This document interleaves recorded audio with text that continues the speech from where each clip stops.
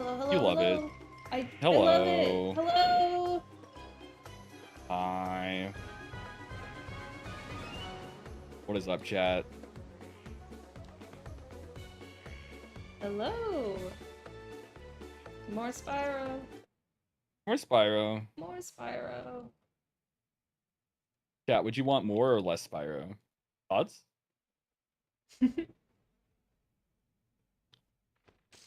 I hope more. There is so much more. There's so much more. Okay. That pixie has like legs and shit. Yeah.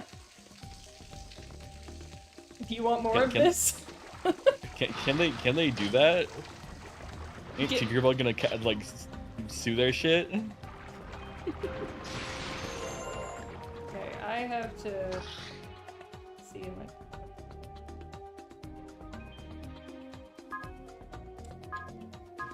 Yes, I like his funny hops. Yay! I also like his funny hop.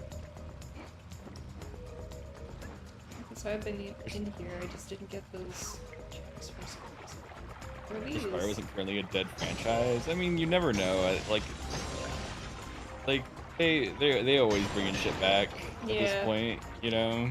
You never know who's gonna be next. I don't know if like if Crash Bandicoot can come back, then like Spyro can come back. That's true.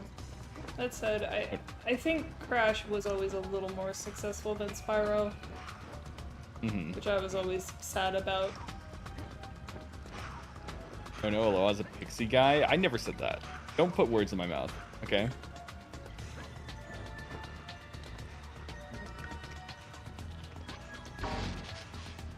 Bubsy came back before Spyro. What a weird timeline. Marissa is in Bubsy 4D. Yeah. Yeah. Opinions on Bubsy 4D. Our friend Vixen is in it. Yeah, Vixen is in it, so. Is this where I want to be going? She what? Yeah, she's like one of the main people. She's like Bubsy's girlfriend, I think. Yeah. Some shit like that. Yeah. I've never played a Bubsy game. Can I go in? Can you? Yeah, I'm just trying to remember what I did in this level versus what I didn't do. Look, Claire, you don't gotta be bringing that up here, okay?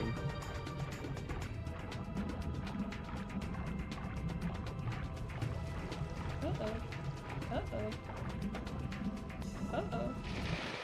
Okay, nice.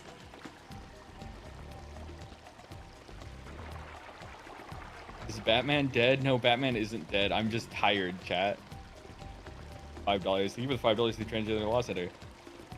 I need you guys to realize I've been doing shit for 3 weeks straight. Besides like the cons I've been doing, it's been like on top of that, like 2 streams a day. And I was like, now that Yam and Jello are back, they've been streaming every day, and I'm like, you know what? Batman can wait.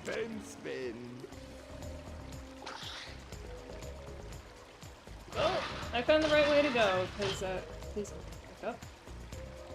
Hello? Let me in. There we go.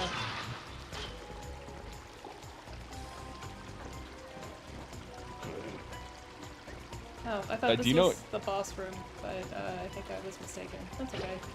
Do you know what I've been doing with the Batman Telltale thing, Yam? Yeah, I've actually been watching them. Okay. It's a good time. I saw what happened last time and what you did for the bit. I respect it. Oh, thank you for $300 to the Transgender Law Center. Oh my god, thank you so much. Yippee! It's amazing what picking ... in a Telltale game will do. And Yeah. I kind of want to do it with all of them, you know? Yeah. You gotta be kind to Alfred. Yeah, that's the only, you know. He's the only one that deserves it.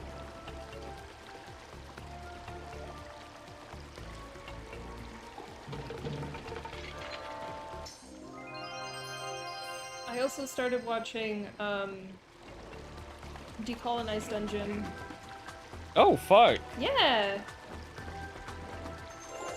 Wowie. Yeah, I haven't watched a good, you know, TTRPG thing in a while, and I think it was It's in the probably... Batman. Yeah. I think it was in the Batman stream you hyped it up, and I was like, you know what?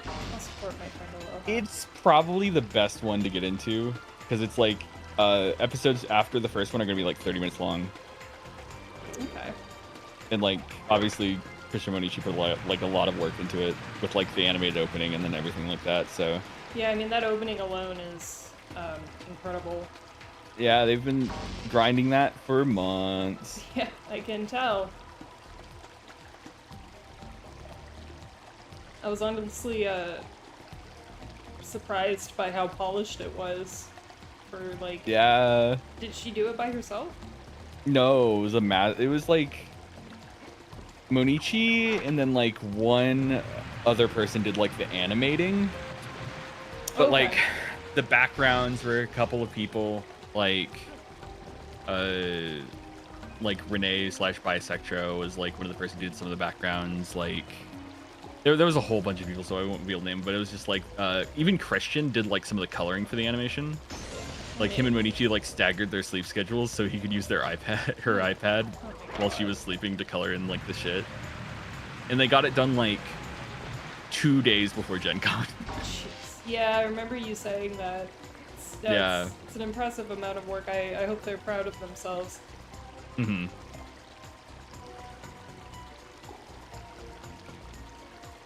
I like just forgetting to talk to Alfred. I just get in such a mood where I'm just like pressing Y, just like brainlessly, that sometimes it's just like Alfred gets caught in the crossfire, you know? Sometimes we hurt the ones we love most. Sometimes you're Batman and even you forget. I never realized that there was like a second Telltale Batman game. Like I didn't know they made a sequel, and I was just like, why? Yeah, like half the Telltale games I didn't even know existed. Yeah. There's a second one, yeah, it's called Enemy Within or some shit. And I think it's the one with the Jonkster.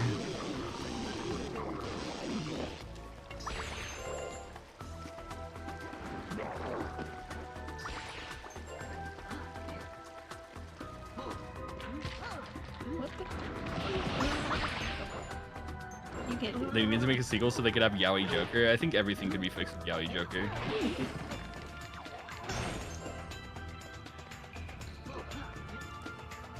You know, they should make a Telltale Spyro game. But they do. Press X to spit fire. Choice: spit fire or charge. Or charge. Your choices matter. Your choices matter. Hunter will remember that. Which Spyro game has the ugliest Spyro? None of them are ugly. Well. Well. Let's finish this game first. Yeah. They make nasty Norca twink. But like they're really coy about his identity. Yeah. You know? They're like, who could this be? Who could this be? And then at like the end of an episode, he's just like, I guess I'm feeling a little nasty. Oh shit! And it'll be like, oh no! How could this happen? Feeling a little nasty. Okay, did I do a full loop? Yes, I did. Okay. All games are so innovative. I wish real life had decisions. Same. I call him North Williamsburg the whole game. Feel free to browse my fine wares, Spyro, and spin, spin, spin. Spin, spin, spin. Spin, spin, spin. Okay, right here.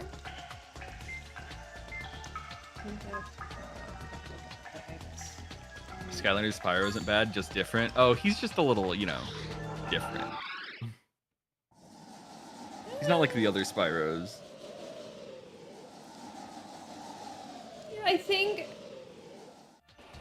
I think Skylander Spyro, like, he's kind of fine, but the fact that he's Spyro makes him worse, if that makes sense. Like, it's such a departure from the original design that it's like, you can't do that, man. He's supposed to be a cute little guy. But like, in isolation, it's like, whatever, he's a little dragon, it's fine. Go that way. Someone's asking how the Legend of Korra show is going. Oh, we haven't watched more since then, mostly because we've been traveling, but, Since the incident. you know, I'm not gonna lie, it takes a lot out of me to watch it. Yeah. Can't say I'm a fan.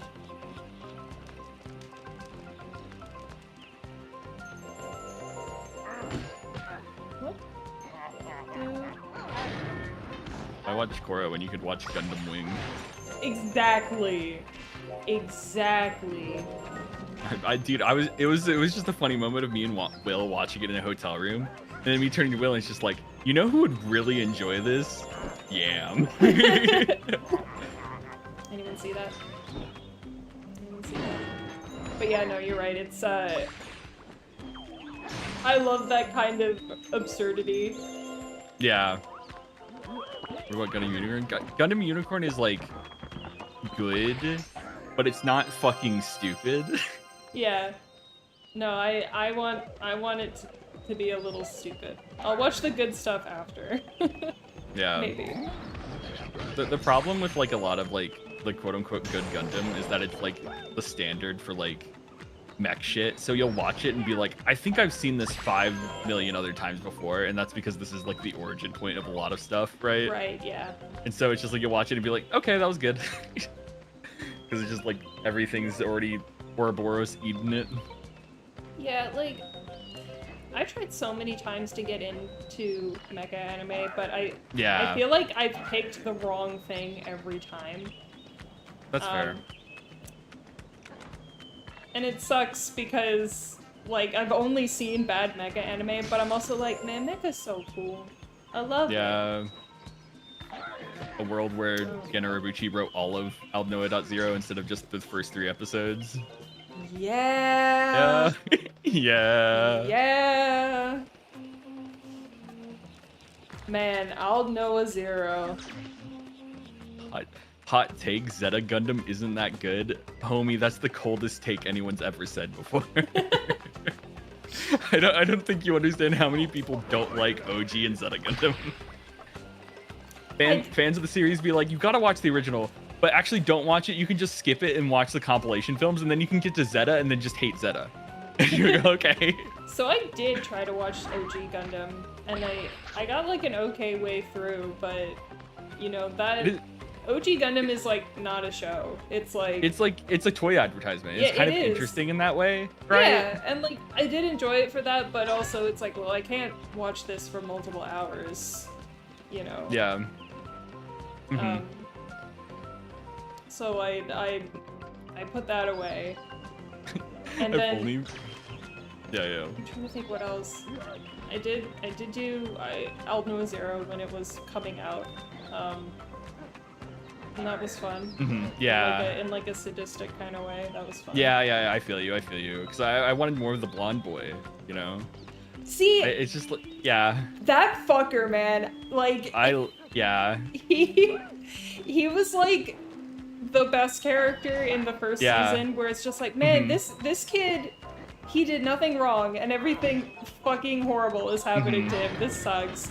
And then in the second season, he became Satan. Yeah. And if only the show was just him. Him as the main character, technically. I know. He was kind of like a secondary protagonist, but like if it was just him, I would have been like, this is the best thing ever. Instead of like Mech Jesus. I know. Fuck that guy. Oh my god. So that sucked. I watched all of Sosei no Aquarion for some reason.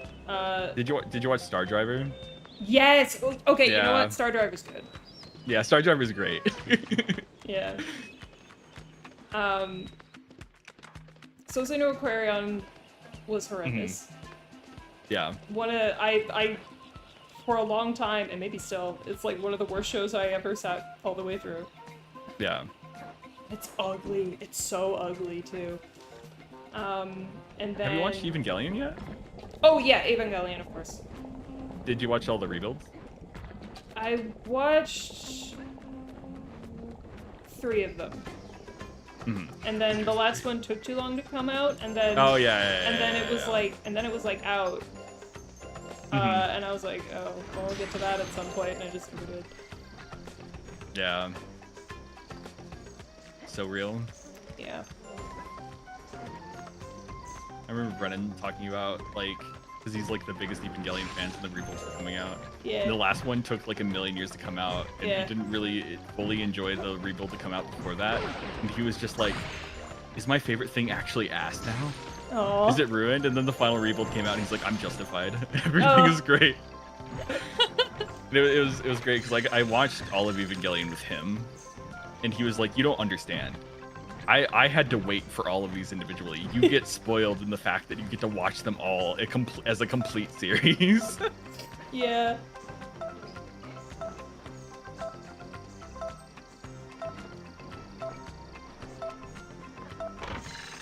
I enjoyed the original running of Evangelion quite a lot. Mm-hmm.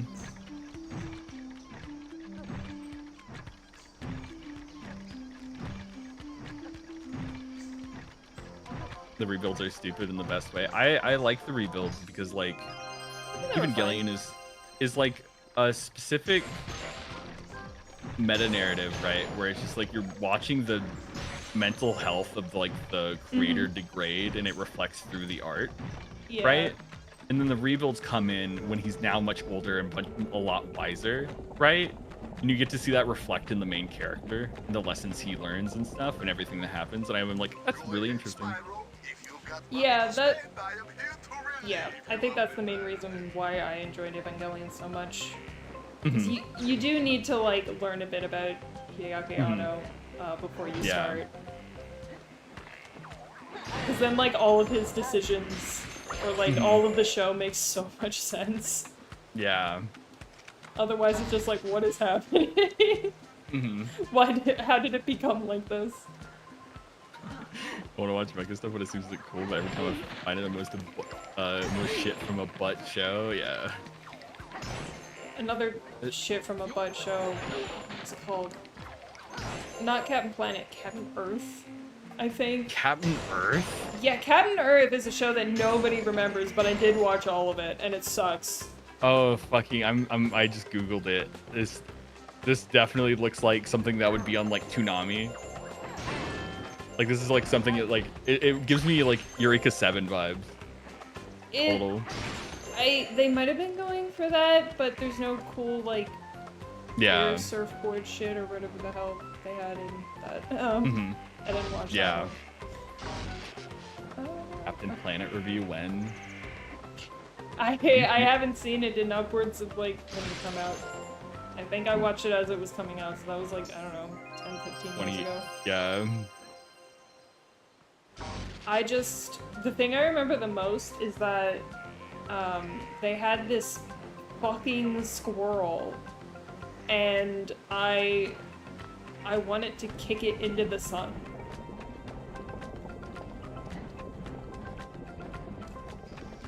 Yeah. Oh, dude. I hate mascot characters. Yes. So fucking much. So there was this anime that came out. I used to consume a lot of garbage. Like from 2012 to 2016 when I was in high school, I would watch just whatever came out daily. Right? As it came out, like kept up with the anime season. There was this anime called Twin Star Exorcist. Okay. In Twin Star Exorcist, the anime had this fucking annoying ass dragon little guy mascot. I fucking hated him. And so it made me drop the anime. And then I would also just read random manga on a website. But obviously I didn't see Twin Star Exorcist because it was his Japanese name. And I was like, I clicked it, started reading, and I was like, wait, this is Twin Star Exorcist. And then I realized that the mascot character didn't exist. They added him in the anime for marketability. And then I kept reading the manga, and I was like, I'm enjoying this way better. And then suddenly in more recent chapters, they added the mascot. And I was like, I dropped it instantly. I was like, fuck this, I hate it. Is that here? I was. Shit. Thought I hadn't done this. Yeah, they did that with Bleach too. With Colin, the little. But he's based though. Yeah. Well, no, they added the other doll characters as well. Oh yeah. Those were. The little lion was my phone background on my shitty little flip phone for so long in this blurry ass image. Aww.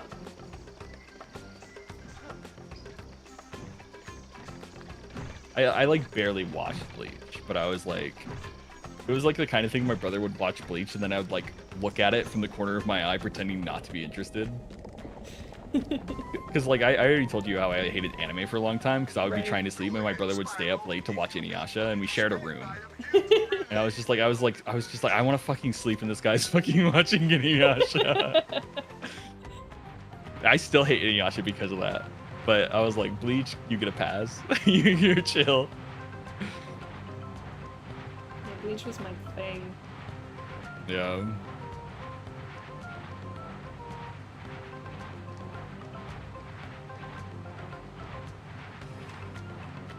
I still have to watch all of 1,000 Year Blood War. I hear it's hype. Yeah, like, I watched, like, the first 1 or 2 episodes when it came out, and I remember thinking, like, oh my god, Bleach, anime Bleach is good? What? This could happen? Yeah. It was, like, crazy to see it, like, well animated and also, like well directed. And it still feels like Bleach, and it still feels like Bleach. I was like, we could have had this. It's the thing of like they plan on doing like a One Piece remake, right? Where they just like redo One Piece, fix pacing issues and everything like that. And I'm like, why don't you guys do that with like Bleach or something? Why don't you guys like, I don't know, man. I mean, 1,000 Year Blood War is popping off. Everyone loves it. What if you just like, I don't know. I don't know. Everyone just fucking hates Bleach for no reason. It's like, it's cool. It's like it's bad, but it's cool. people don't understand the whimsy. They don't. You know? It's just like I love that shit so much. Cause like I didn't watch Bleach completely, but like Bleach's aesthetics and like vibes and characters are just so hype that I'm like, yeah. Yeah, no, the aesthetics are off the charts for Bleach, and that's always been the case. That's probably why I liked it best. Yeah. People hate Bleach. People hate anything that's cool. Yeah. People hate anything that is like unashamed to be itself as well. Like, you know? Yeah.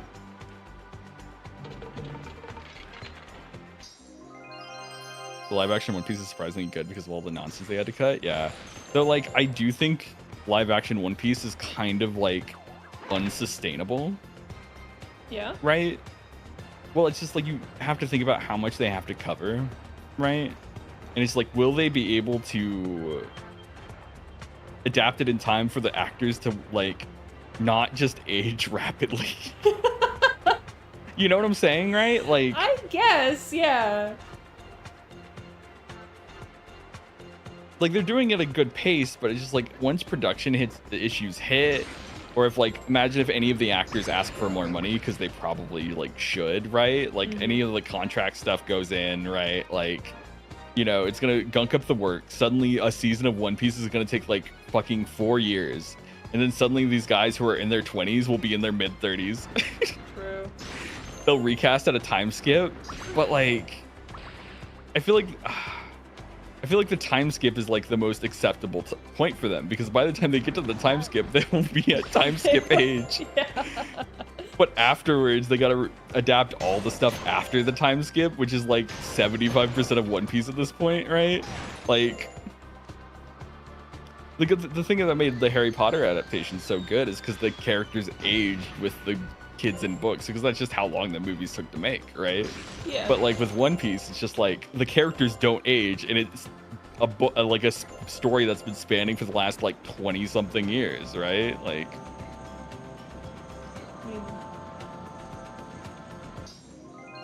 yay! So, I don't know. They'll figure it out. Like, they might have to recast, which I think would be kind of the weirdest shit ever. But like, you know, you do what you got to do. But, or maybe just like, maybe they got some Hollywood magic, and those 20-year-olds will stay young forever. Fucking mandatory in the contract. You must upkeep this skincare routine. You know? I feel like they'll just arbitrarily end it at a point. That's Yeah. probably the most likely thing. They should end it where the 4Kids dub ended.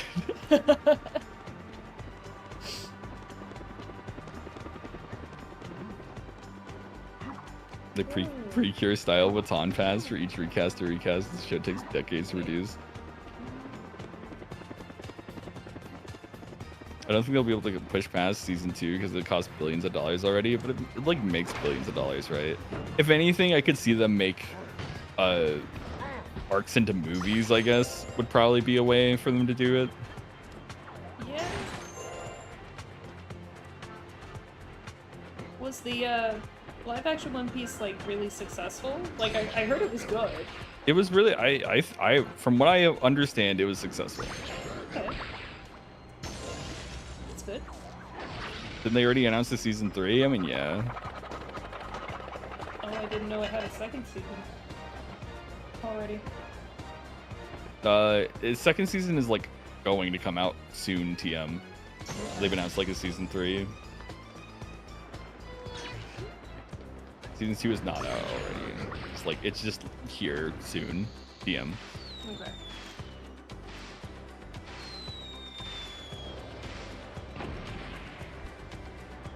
Wow. What a great chest that was. What? It's just full of those little bomb items that I never use.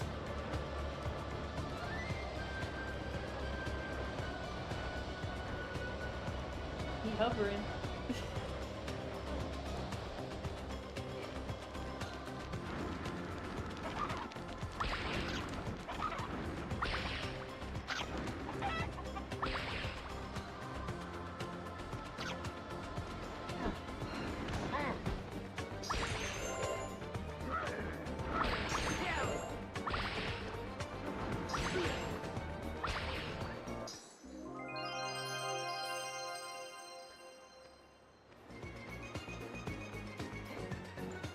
Hey, Spyro, over here. Do I have lockpicks? I think I do. Ah, there.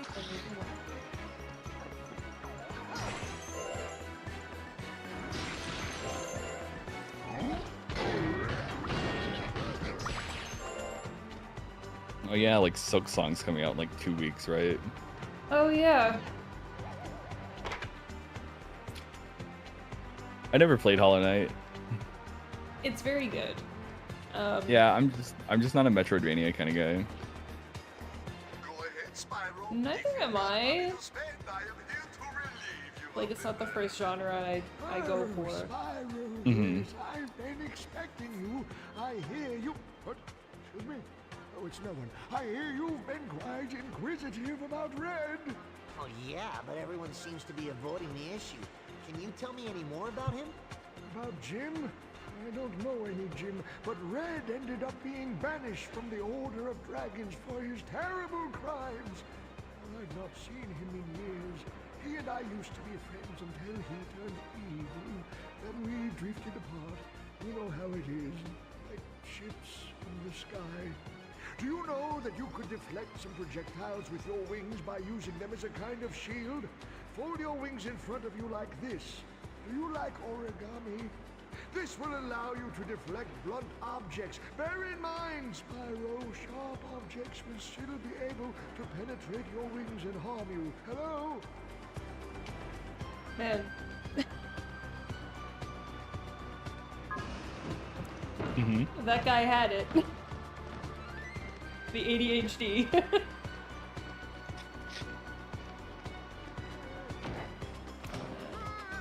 Oh, sorry, dude. I literally forget what I needed to do the... Oh, it's just that. Okay.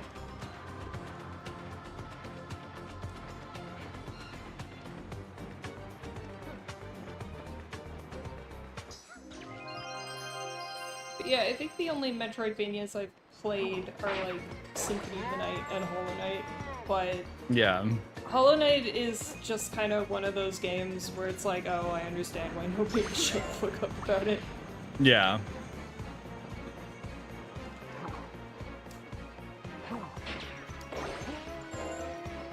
I liked it mostly because it was Dark Soulsy in in the way that it's very like its mood is very Dark Souls. Yeah. That's one of my favorite parts about Dark Souls.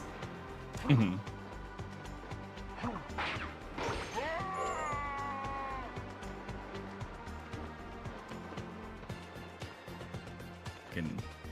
Someone just asked, like, what was it?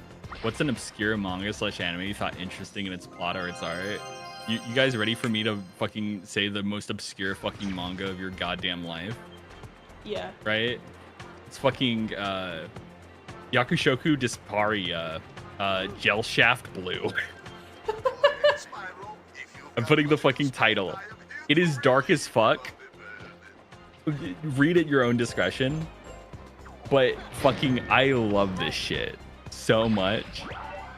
Like, this fucking manga is something you will find no one talk about ever. It got axed near the end, so it had a rushed ending. It is basically stereotypical a world where fucking people have like classes. Like, it's just like, oh, this guy's class is like mushroom shooter, right? And every few shooter? Yeah, it's stupid classes like that, where it's like fucking snot mage. It's like, imagine being born in your class is like snot mage or some shit, right? Oh. And the idea of the manga is that every few years, like, the world is like this flower, and everyone lives on like different levels of like the leaves and shit. Mm-hmm. And every few like years, there's like a typical demon world incursion. And so there are these guys called subjugators, where it's just random people who go like, you thought you were a photographer or whatever, you're actually a subjugator. And the whole concept is the subjugator is practically level 0, right? Mm-hmm. But the way subjugators beat the demon lord is by getting party members and then killing them and absorbing their levels temporarily. Oh. And it's so fucking edgy. But the art and presentation of it, I love it so much. Oh, hi, Savvy. Hello, Savvy. I didn't hear you coming. I slipped in and you were in the middle of doing a talk and I didn't want to interrupt. You know how it is. Okay.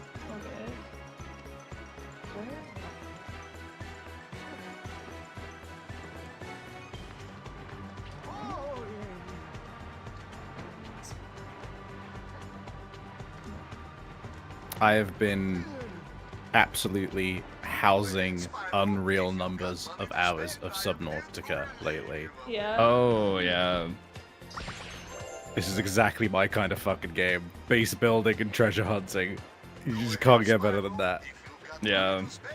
I have an odd feeling that I might like Subnautica. Even though everyone says it's like, I don't know, I just feel like I would. Even though everyone says it's a scary game, but I don't know, I look at it and it doesn't, I don't know.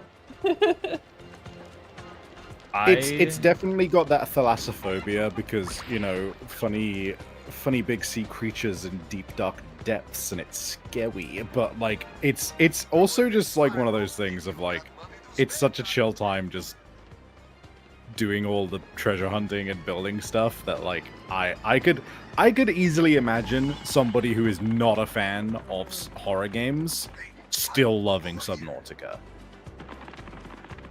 I might try it one of these days. Because like I don't have that fear of like the deep sea. It's just like it's just an area. I don't know. I don't like it when video games make me feel alone. Okay. So I can't. Subnautica is like, nah, I can't. That's fair. I feel like half the games I play are some form of base building and resource management while alone. That just seems to be the vibe that I like. And it'll often be games where like there is some option of just like, oh, you can play it like multiplayer, and I'm just like, under no circumstances do I want anyone else having even a moment's say in what I am building, unless I ask them. The exception is like Minecraft. Minecraft, I'm like, yeah, no, that's fine, but that's because like, you know, yeah. I feel like that's so much better when it's like, you know, cooperative, because the whole point is like you're making pretty stuff as opposed to like, I don't know, satisfactory, where it's like if I walk into a factory and a friend has made it and I see that they have done belting in a way that I consider insane, that would drive me up a wall. I would just be like, I can't do this, I'm logging out. I desperately have been craving playing like the fucking, because I get this every couple years, like craving to play like the Minecraft Pokemon mod. Yeah. Oh, that thing. Me and my brother used to play that all the time. There's like a newer one called Cobblemon, which makes the like Pokemon look all like all like blocky and voxel now. Oh, cute. And it's actually being like supported on like the old Pokemon one. Oh, cool. And I'm like, oh, that would be nice. Just to open a server and have everyone play. It would be chill. Yeah. Play with Vixen Aloha. I'd play it with everyone. I'd just give the server to all my friends. And it'd be like a cool couple weeks. It's just the thing I like about it is the fact that like you have to go exploring for your Pokemon, you know? Yeah. Like finding the specific biome. I remember I fucking searched for like a jungle biome and then staked out that like jungle biome for waiting for a Mew to spawn. Oh, cool. And I was just like made a little hut there, and it was just kind of like a good experience. And I was like, yeah, this is it. This is what Pokemon's supposed to be. This is what Pokemon's supposed to be. Cobblemon's great, but at the moment Pixelmon has more stuff. Yeah, Cobblemon's newer, and plus like Cobblemon's a little bit more quality. So like, you know.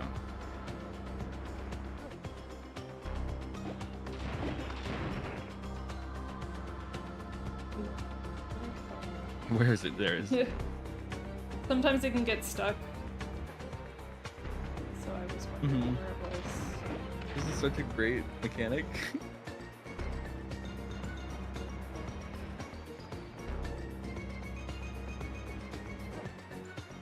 Did y'all see that weird Pokemon trailer? I saw like a preview of it on like social media. I never click on it though.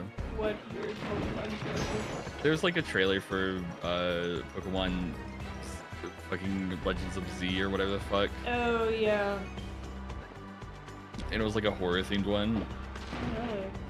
To be fair, that game looks great. It looks really cool. I just don't play Pokemon anymore. Legends Arceus was really good. That was probably the last Pokemon game I enjoyed. Yeah, and this looks like that, but also like just like expanded upon. So like it's gonna be a good time. It's just. I hope so. Also, I'm not gonna buy a Switch 2. Oh yeah, no. I've been off the Pokemon train ever since Sword. Yeah.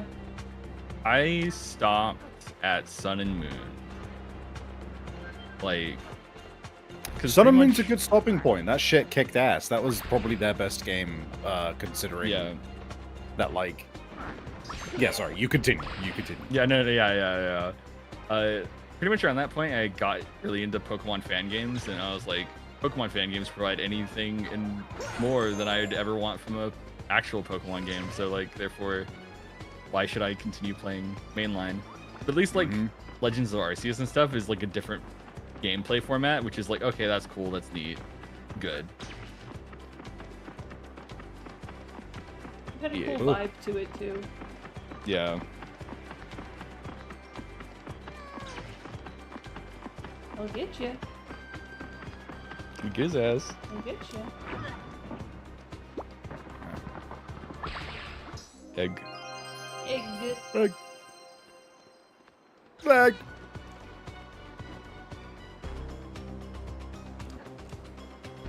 all.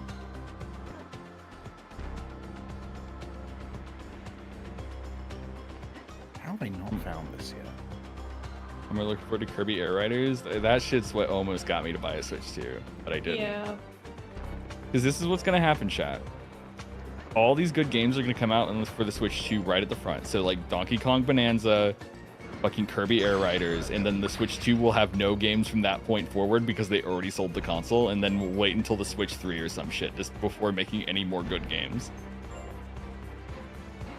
Don't you think it's crazy how Mario Odyssey came out and then they didn't make like a Mario Odyssey 2 or anything? It's because they didn't have to try at that point.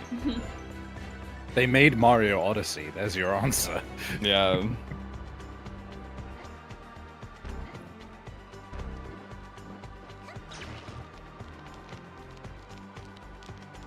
Excited for the new Lego Batman. I'm excited for the new Lego Batman. It looks cool.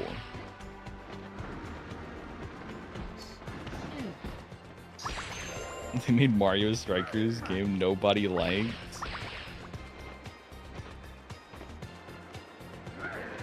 Saw a post today online about like, here are the 4 worst games ever made in my opinion. BioShock Infinite, Banjo-Tooie, fucking Banjo I can't remember. Really? Yeah. Mario Strikers, and I forget what the 4th one is. Now, I wouldn't call BioShock Infinite one of the worst games of all time, but I would say it was ridiculous how much acclaim that fucking game got. Certainly one of the most overhyped games. Yeah. I think Banjo-Kazooie Nuts and Bolts is one of the worst games ever. I think that game is actually terrible. Never I mean, played you're not it wrong. because I've never played a Banjo game, but I remember people being very upset about it. Yeah. Oh yeah, it was Dead by Daylight. Thank you, chatter.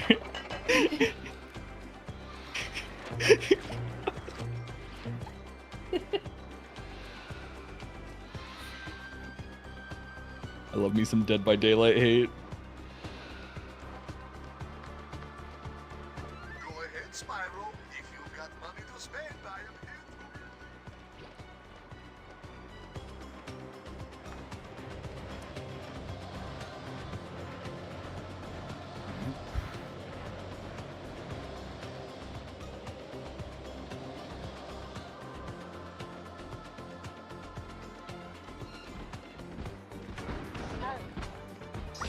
Hate Suicide Squad and Star Wars Outlaws. That's fair. It was important for development of video games as a medium. We haven't seen something like that before, and we're only now seeing the holes. BioShock Infinite's story is doo-doo dog shit. And I'm sorry. That's what I'm referring to. That's what I'm We're not referring just now seeing the holes. That fucking shit is dog water. Okay? And Like- themes like- about racism and shit like that. It's awful. The gameplay is like, you know, I mean, yeah, there was some stuff which was like new, there was some stuff which is shitty now, and there's some stuff that we needed to like explore and discover or whatever, right? Like, but that was not the problem. if the important thing to video game development as a medium you're talking about is how it advanced source filmmaker porn by like leaps and bounds, then like yeah. hey, in that regard, unsurprisingly, I'm all thumbs up about that part of it. That too. I'm just gonna throw out there, people who do 3D animated porn or just animated porn in general are fucking cracked at animation. A lot of people who do that shit end up like getting amazing animator jobs and stuff like that.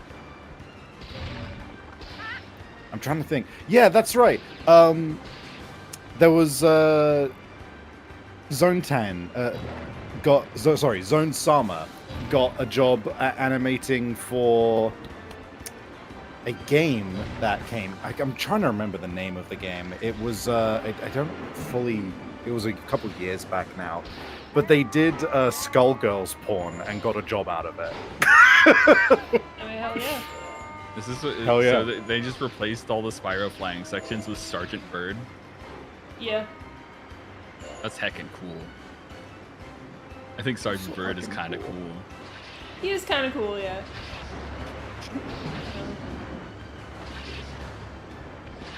Zone Salma, that's a hello. name I haven't heard in a while. They're still around. They didn't go anywhere. Indivisible, thank you. That was the name. Oh of the game. yeah. Oh yeah, Indivisible. I Mhm. kickstarted back that game and have the collector's edition, and I've never opened it. I played the game for 30 minutes and then stopped and never picked it back up.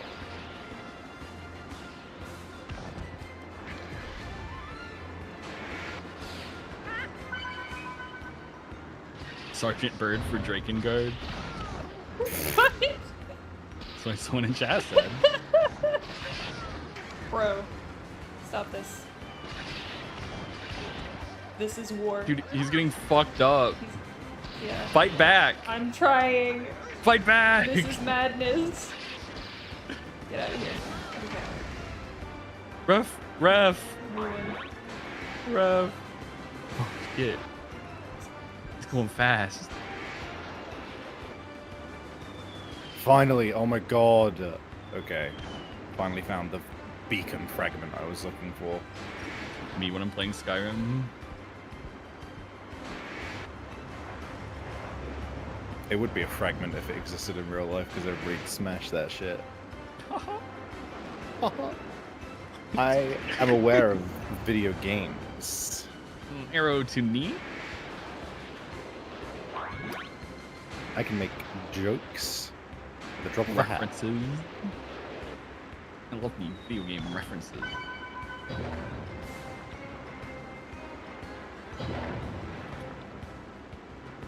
Wait, is Savvy playing Subnautica right now? No. I am.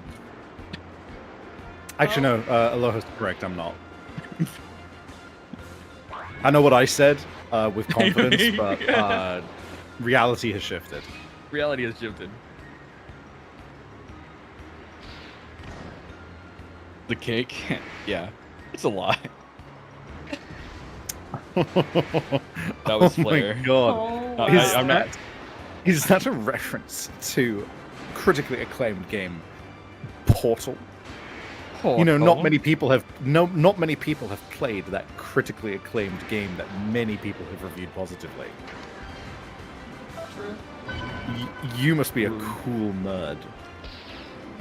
I've never played Portal. I should at some point in 100% of the achievements, because it doesn't seem like it would be hard. It's fun. It's also very short. Yeah. If that makes it any more appealing to you. Yeah. Nah, I only play fucking 100-hour long games. Have you done Portal 2? Spyro, this egg Me? No. Yeah. great with some I haven't Co-op is played really either. fun. Especially if you get someone who doesn't know all the solutions. Yeah.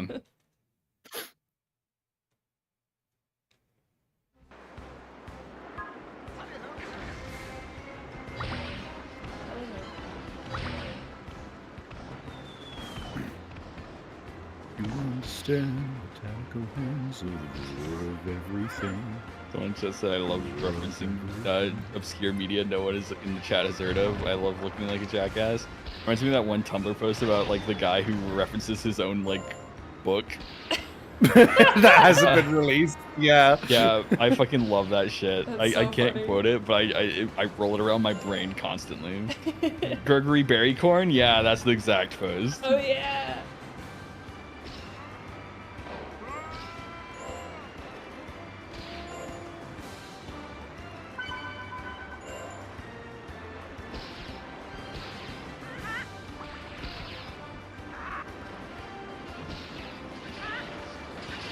Oh, stop.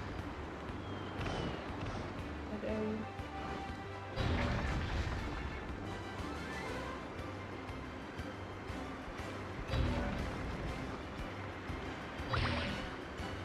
Turn around. Aren't I? Yes.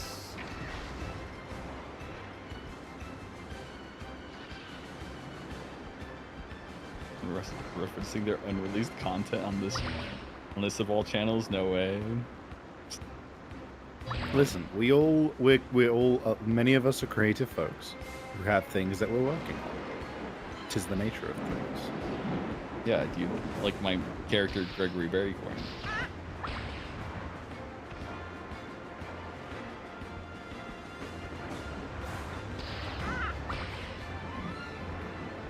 Claire, how was your birthday, Claire?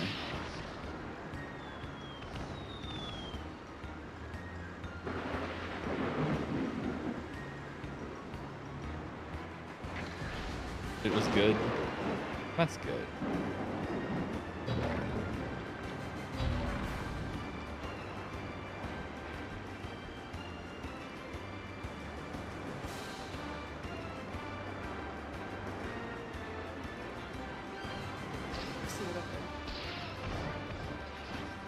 You should save that for a fun date with a girlfriend. So never.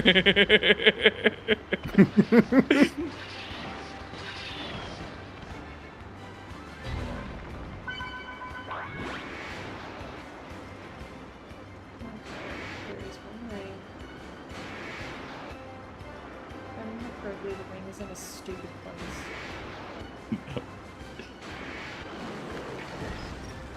Hello, want to talk about Overwatch? I don't want to talk about Overwatch. I haven't played Overwatch in years. I still miss Overwatch. I played Overwatch with like Will and Yam, I think like a year ago. Yeah. For like a little bit. It was a good time. It was a fun time. I'm still low-key waiting for people to get actually tired of Marvel Rivals and be like, what if we tried Overwatch again? Like, I'm down to play Overwatch with you. We should, then. I just have to re-download it. Yeah, me too. But yeah.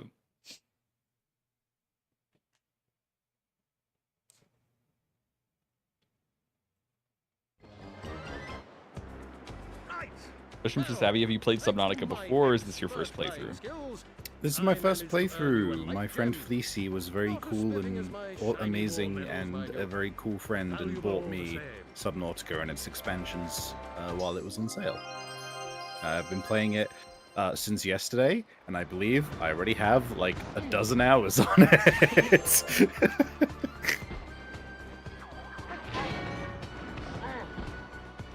Summertime at the game is good. Yay. When the soup is good.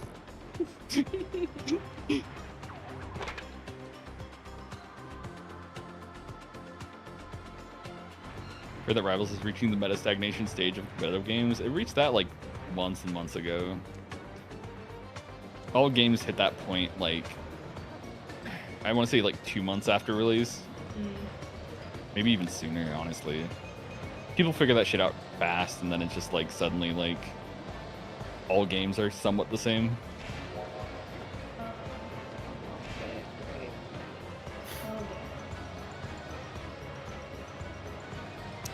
Savvy sounded like she was about to sing, and I think to myself, what a wonderful game.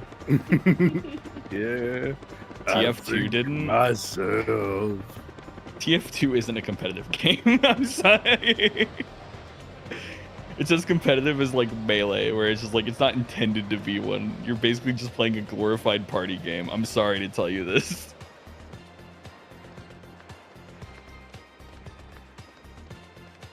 TF2 is a good game, but like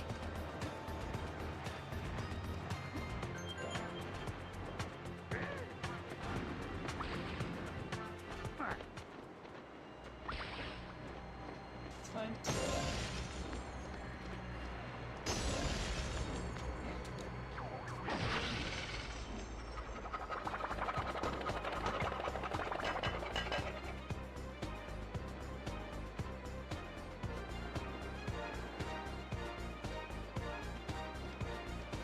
love the webcomer for TF2. I heard they're making a game based off of it.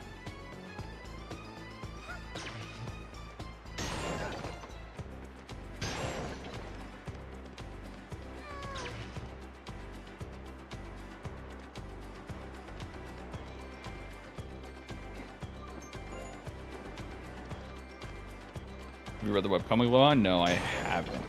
I think I've just seen enough out of context stuff. Do you know about Miss Pauling? Why are you asking if I know about Miss Pauling? I think I do. That's the glasses girl that like Scout has a crush on or something, right?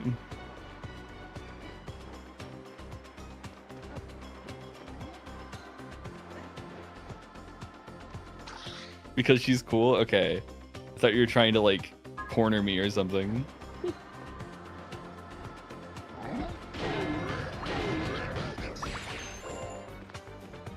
Because, like, slowly over time, I think I'm being misrepresented online.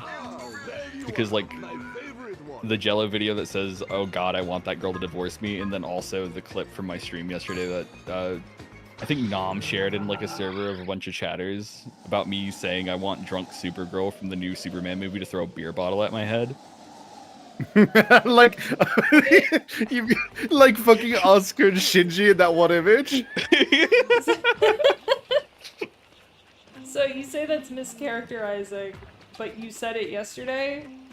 I said it yesterday, yeah, but like, I'm more than that. I'm more than just 2 sentences, okay? Most people just don't Aloha. hear it. Aloha, I put my hands on your shoulders. Yeah. Listen to me. As someone There's who was nothing recently... wrong. There's nothing wrong with it. I know there's nothing wrong with it. There's nothing wrong with me! as someone who has recently come to terms with and began to accept that, yes, I do like when girls are mean to me. It's okay, Aloha. I You know, can I be know yourself. it's okay. I know it's okay. I'm just saying it's not the only thing that's okay, right? There's more to me than just I want someone to throw a beer bottle at my head.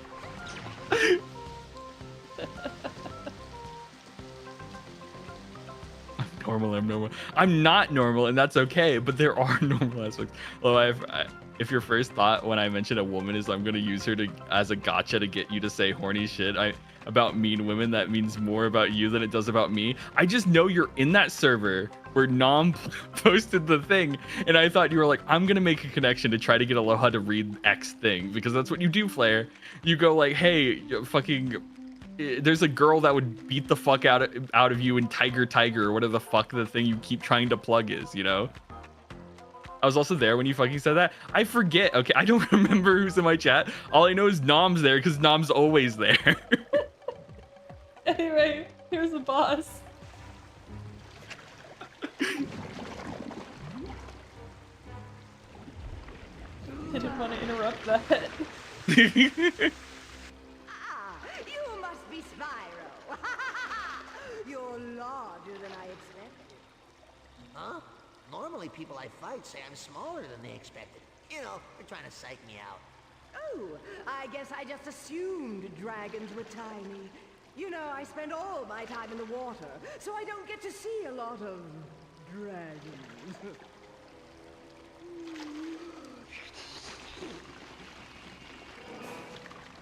Damn.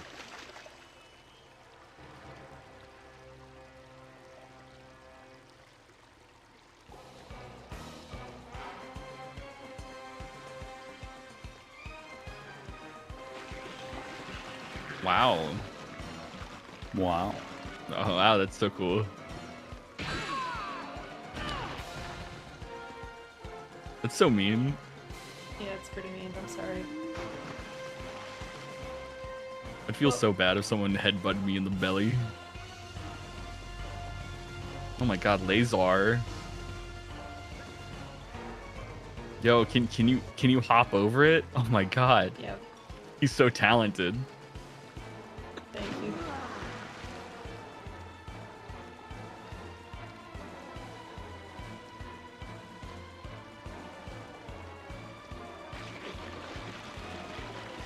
Wow, it doesn't even reach that far. Yeah. I could do better. Like, better as Spyro or better as the boss? You know. No, Aloha. What? I wouldn't have asked if I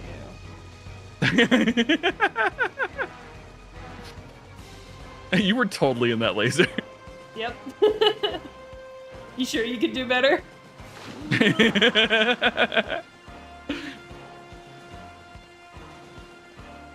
Damn, dude, I think this Spyro guy is cheating.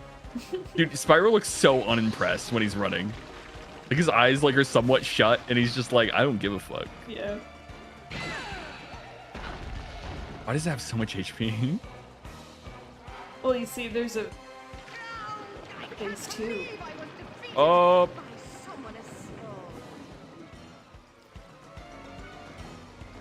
I think this lady needs to get her narcolepsy checked out. So real. Oh my gosh, she's throwing shit. Oh! I just walked off, but it's fine.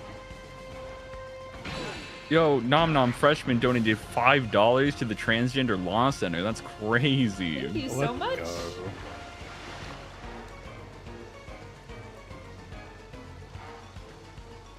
You have 48 hours. Jesus. Jesus.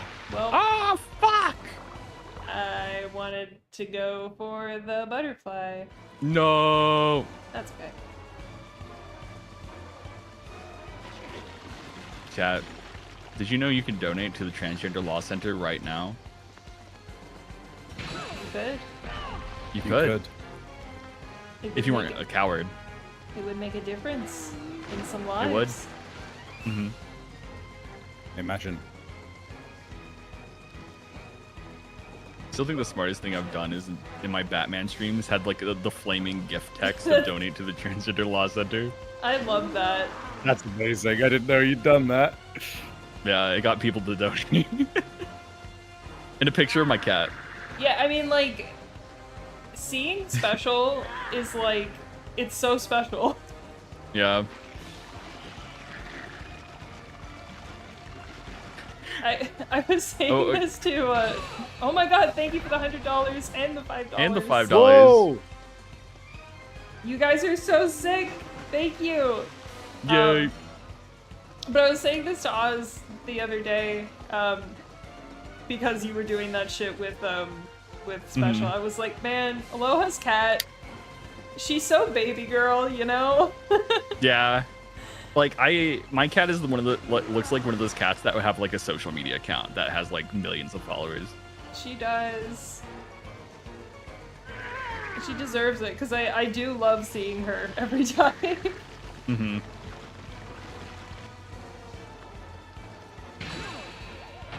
Everyone loves her.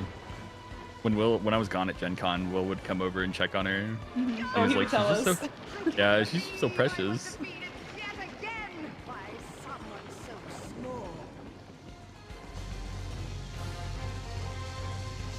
How do you know Yam? Well, Yam sees pictures of Special, but also Yam has met Special in person. I have met Special. A celebrity. Oh, thank you for the $100, pretty spirited lady. Thank you so much. Yay. Thank you. Yeah, when Yam and Jello visited me back when I lived with my parents, we went out to eat, and then we came home, and before they left, I took Special out of the house and carried her. She was so scared. She didn't know what was going on, but I gave her my bestest pets. Yeah. Hopefully she liked that. What's the goal for Jello to play Danganronpa 2 again? 150k. So we're at like 51 or 52k right now, so we have 100k more to go. That knocked me into the water. Boo. Wait, Water. I look away for 2 seconds from my game, and I immediately hear 3 fish slam into my fucking sea ball. Hey, asshole. hey, $100 from Jay Miller. Thank you. Wow. Jesus Christ, Oh my people God. absolutely coming out of the woodwork with $100 donations. Jesus Christ. This is Thank crazy. you. Thank you guys so Thank you. much. I slurp them up. Those are for you. Open up. Oh shit. I could, but I'm not in America, so, you know. Mm-hmm.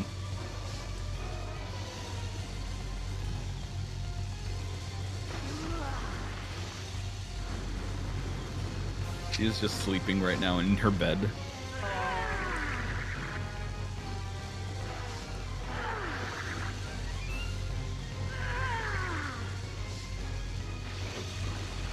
Also, chat, it's fucking over for you this Sunday. Do you know why?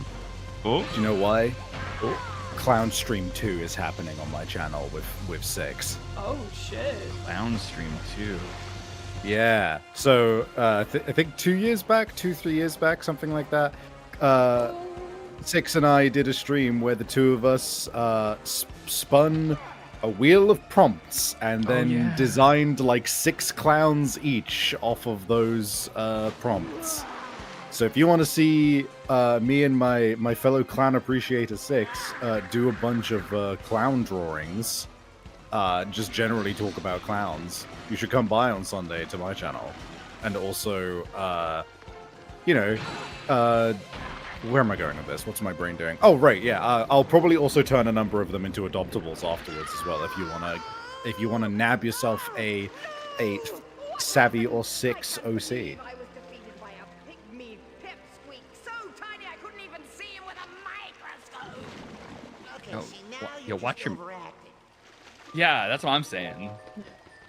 Spyro, thank you for releasing me. As a token of my gratitude, I will grant you the power of water breath. Oh, cool, another breath type. What can I do with this? You can use your water breath to move some objects, solve puzzles, Water and slow breath. down some enemies. You can also use it to add water to dehydrated foods.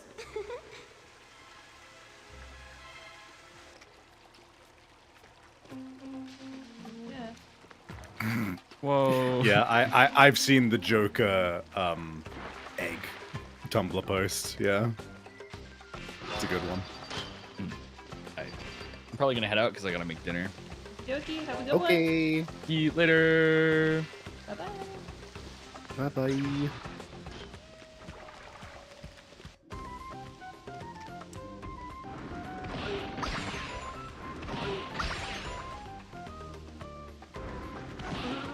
Be careful not to die.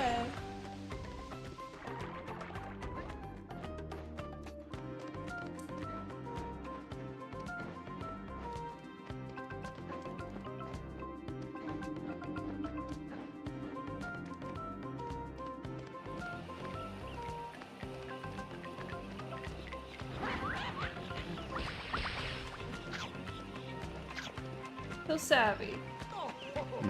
When's a good day to watch Be Gray Man again? Oh yeah, we gotta do that. I mean, I'm generally pretty available with a little warning. I think I'm good on. I'd be good on Saturday. I think even. Okay, we can try and do it Saturday. And if not, we'll just do it sometime next week. Yeah.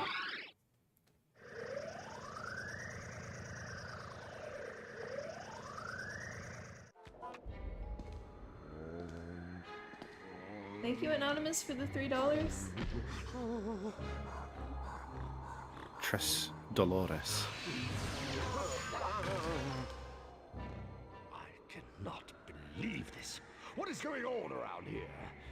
Do I have to deal with Spyro myself? He'll be on his way here looking for me soon.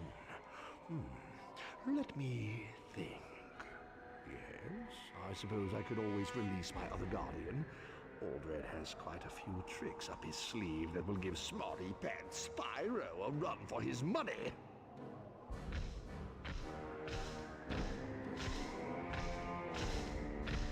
Now, you big lumbering dog, Manny from stand Ice guard Age? over there and make sure nobody gets past you.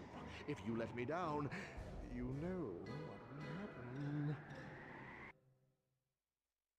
Manny from Ice Age. Someone in chat asked if you've read Cirque du Freak, and if so, were you disappointed by the lack of clowns?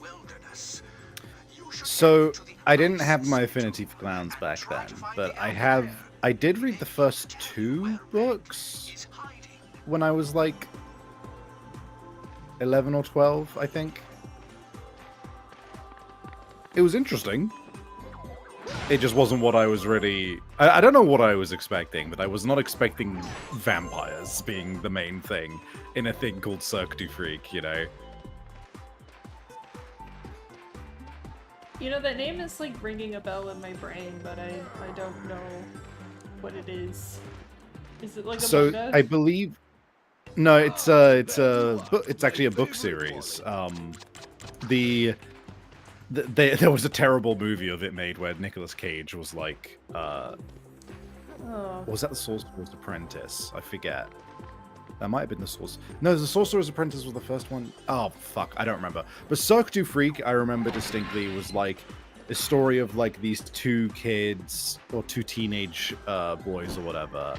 And like, basically this vampire guy, like, shows up.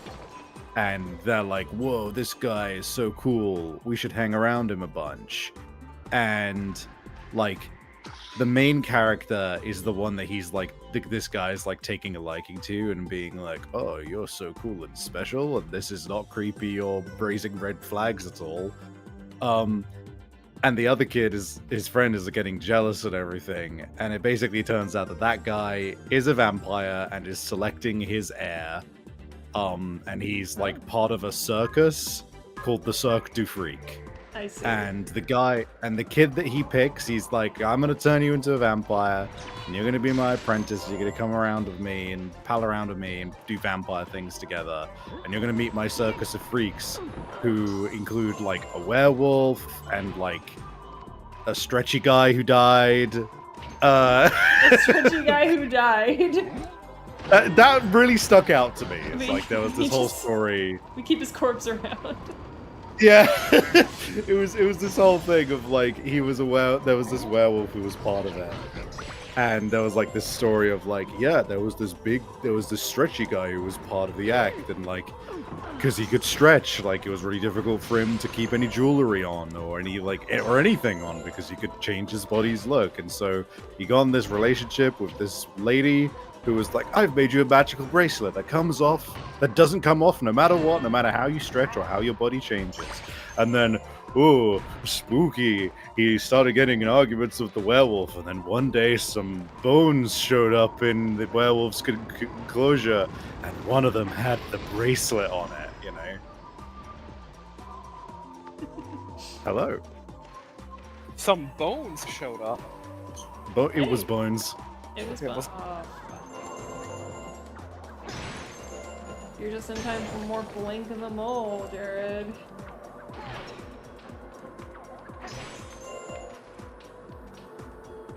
Meet again, Spyro. I'm looking forward to exploring in this area. I'm always up for a challenge. Underground in tight spaces and freezing cold. I love it. Should I explore below ground? I guess, man. Sure, why not?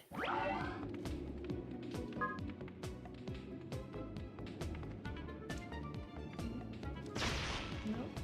There we go.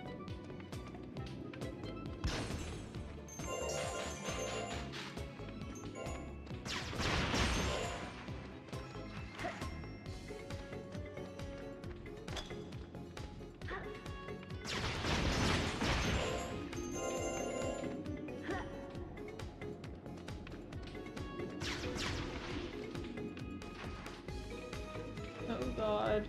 Oh god. Okay. Everything is fine.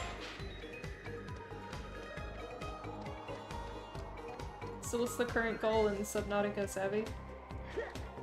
I'm in a big building on one of the very few places of dry land exploring some ruins. This seems to be like I say story, like one of one of the main things that happens in the game, from what I'm aware of.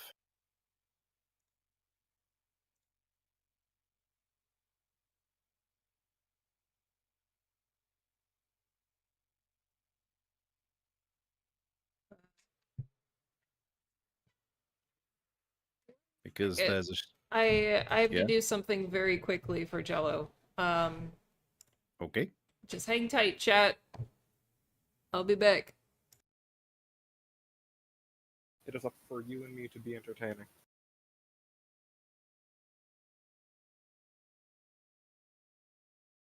We're doing great so far.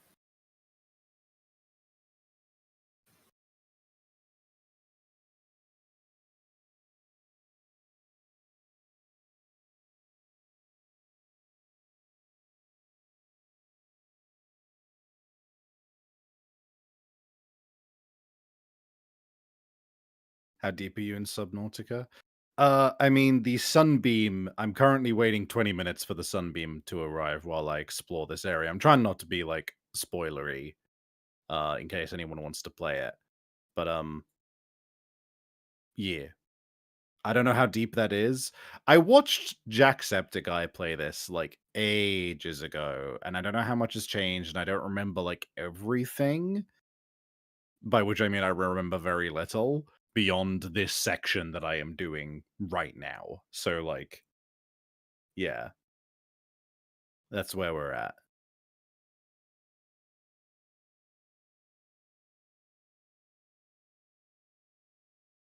Poiple. I see a purple tablet. I like to throw the bones at James.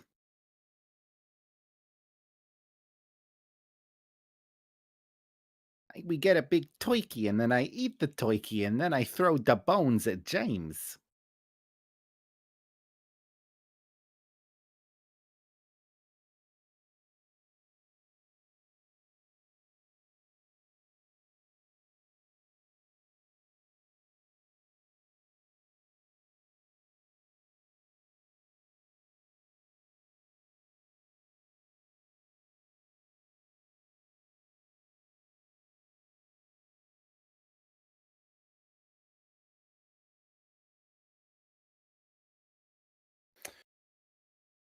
Hey chat, how you doing?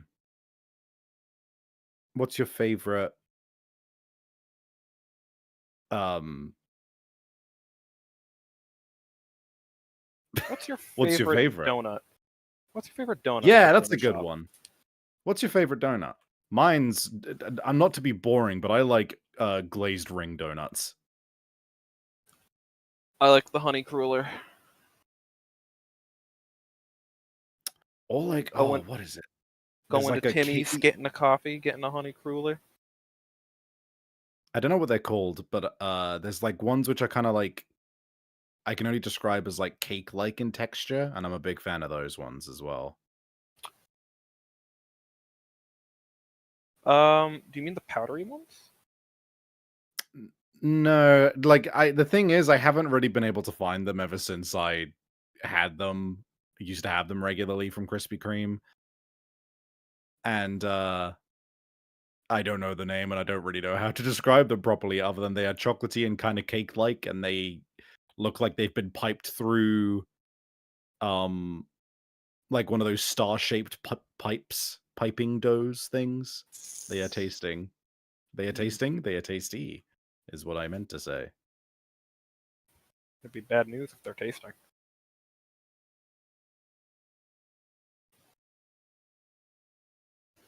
The donut that eats you! Say the Spyro 2018. I mean, it might be a cruller. I don't know. I'm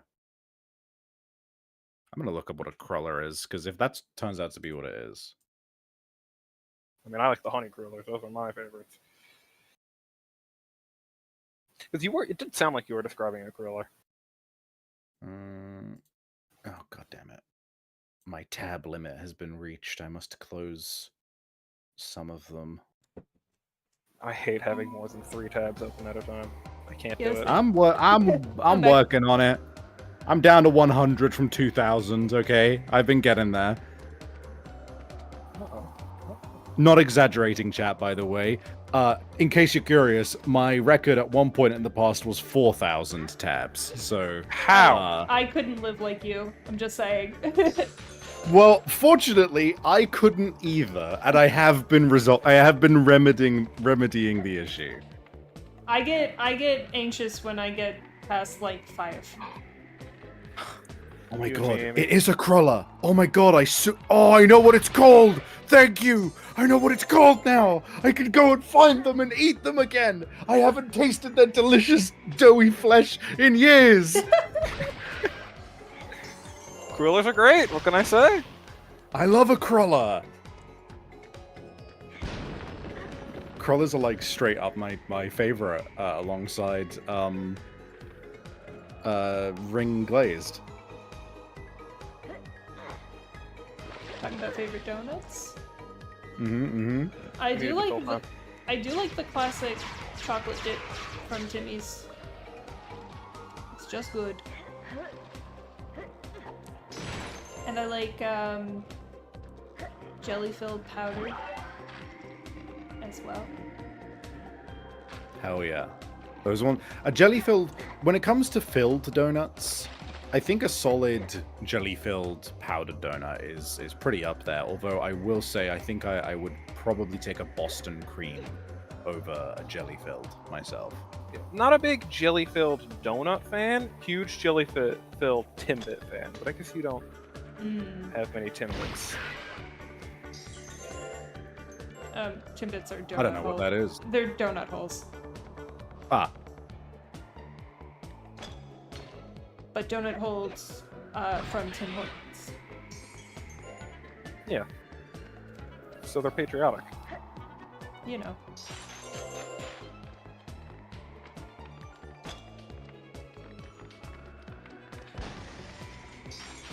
Ah, shit. Oh, look at the bunnies.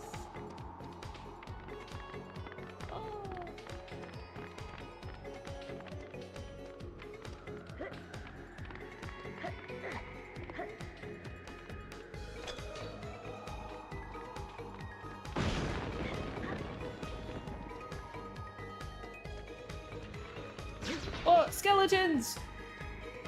Yeah, I thought that was the one. This Blink Mission sucks because of the skeletons, because they are, I think they infinitely spawn. Do they? I think so. But that also, they make a great noise. Ah! Oh god, okay.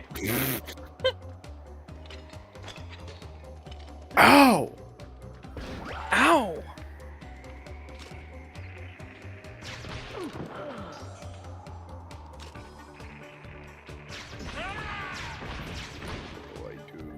Yeah, that's a great scream. Oh shit. That's my favorite one. I was waiting for it.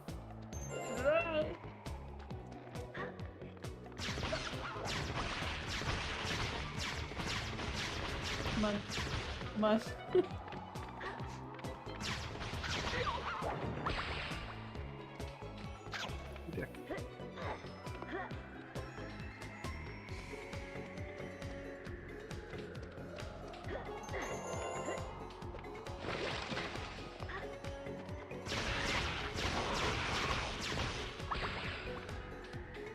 Oh, fuck.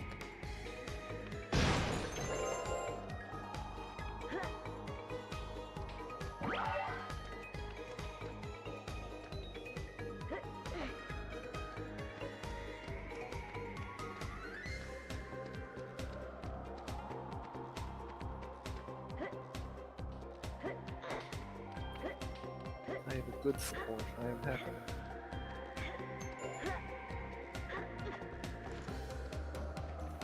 This song fucks. I wish I liked it. I think I've just heard it for too long.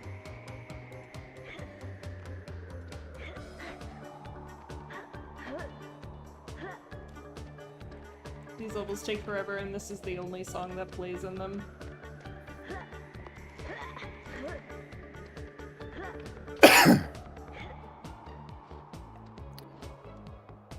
Can I not do anything about this? It's way too same. I guess it's too samey. Like, the song is fine in isolation.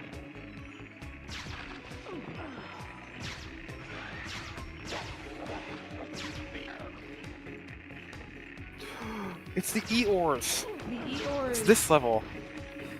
Yeah. Eeyore! Can you kill these guys? No, right? No, they're invincible. I mean, they're killable from their underside of a bomb, I think, but if I remember correctly.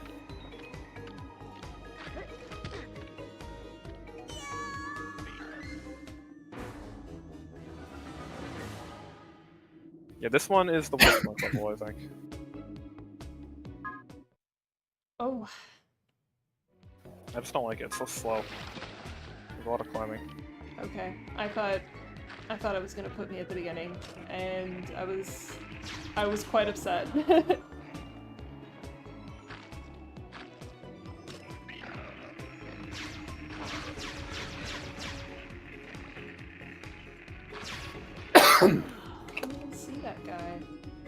He's right there.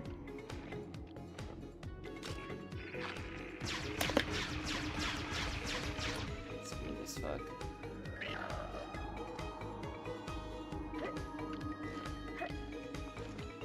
No.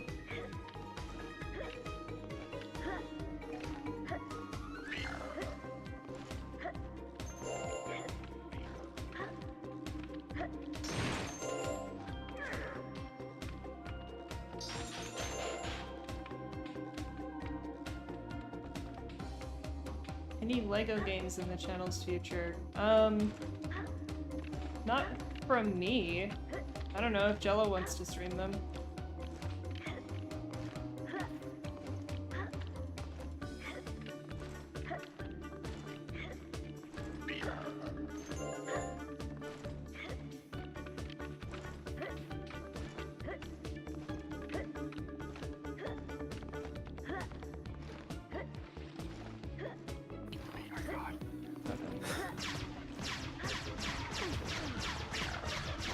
Please die. Okay, good. Will you kill me? Will you kill me, sir? Will you kill me, sir? Will you kill me, sir? Yes.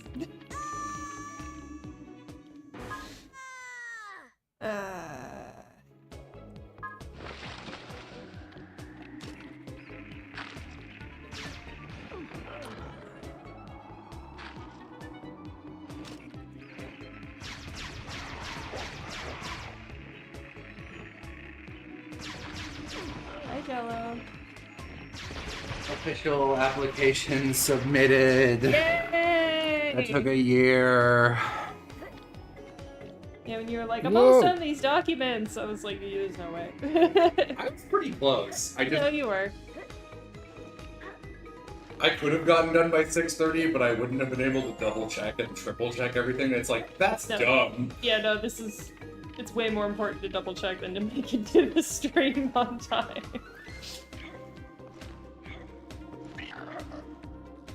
Don't you heckin' touch me. I will be so angry.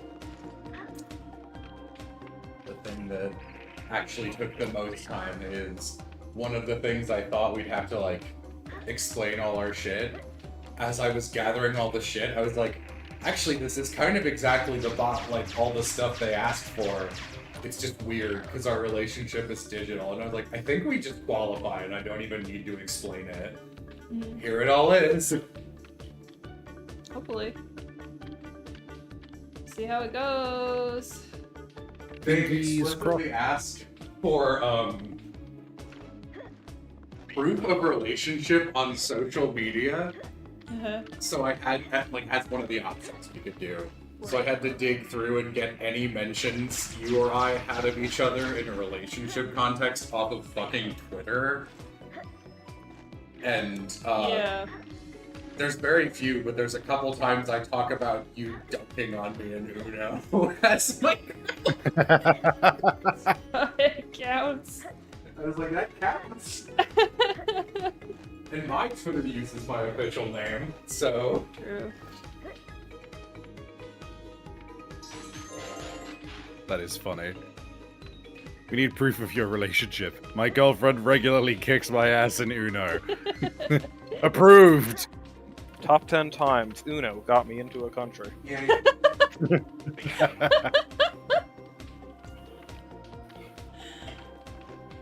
Jared said top 10 times Uno got me into a country. Number 7.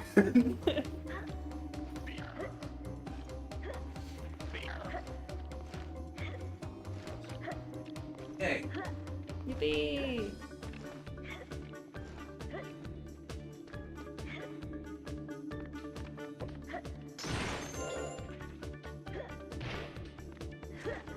Yeah, I have to blow him up.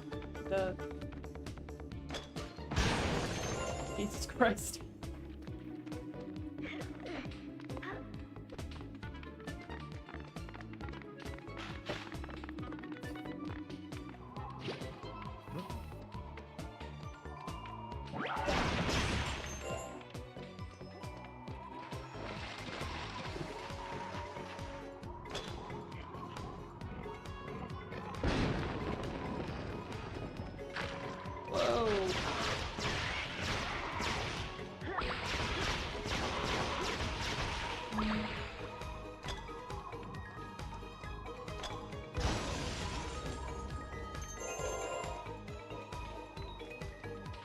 environmental storytelling.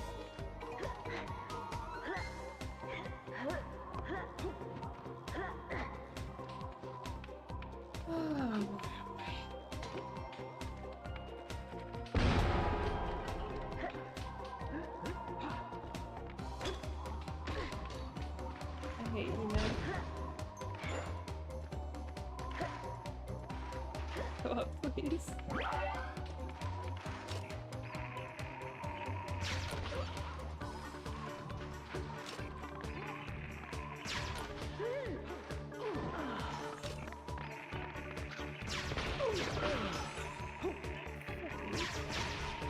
No.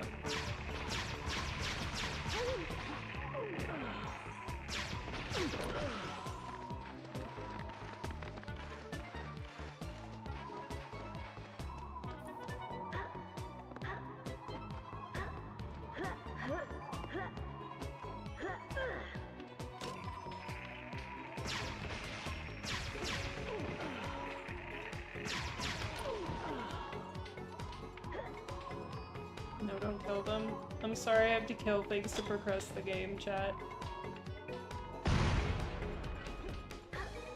Tis the way. Can't believe you, the player, would do this.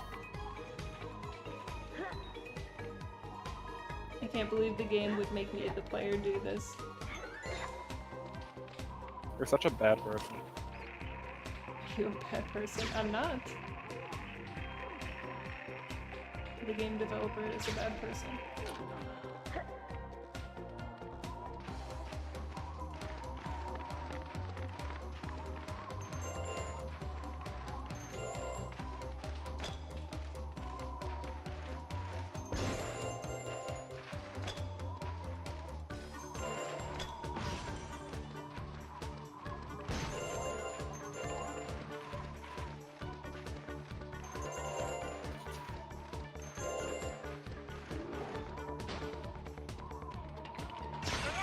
God.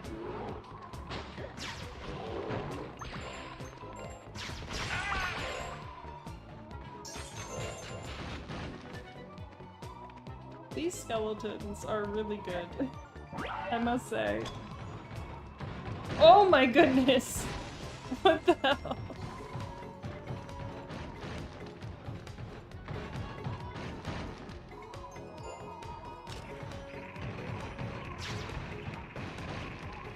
That's all it takes.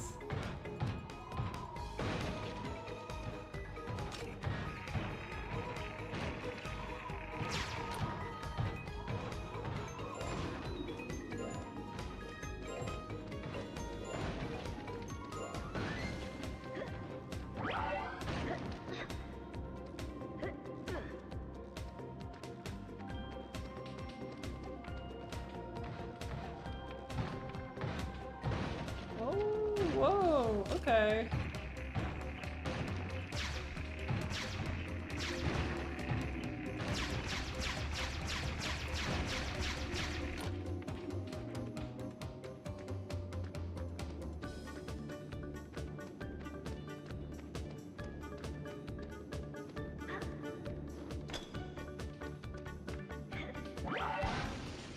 Oh, that was it. Good.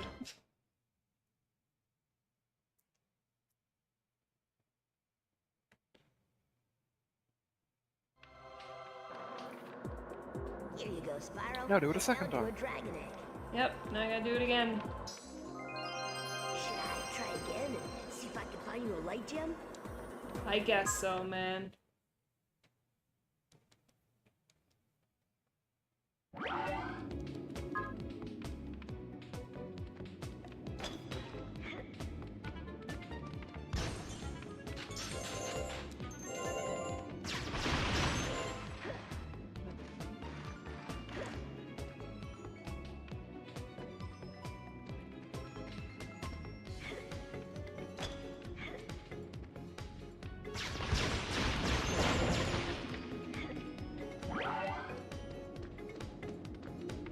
Hello.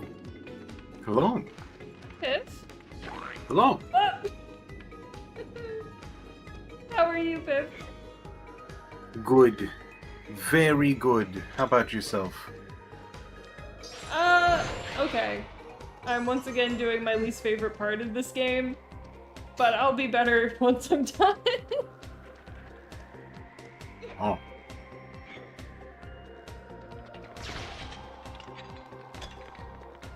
I kind of get that feel.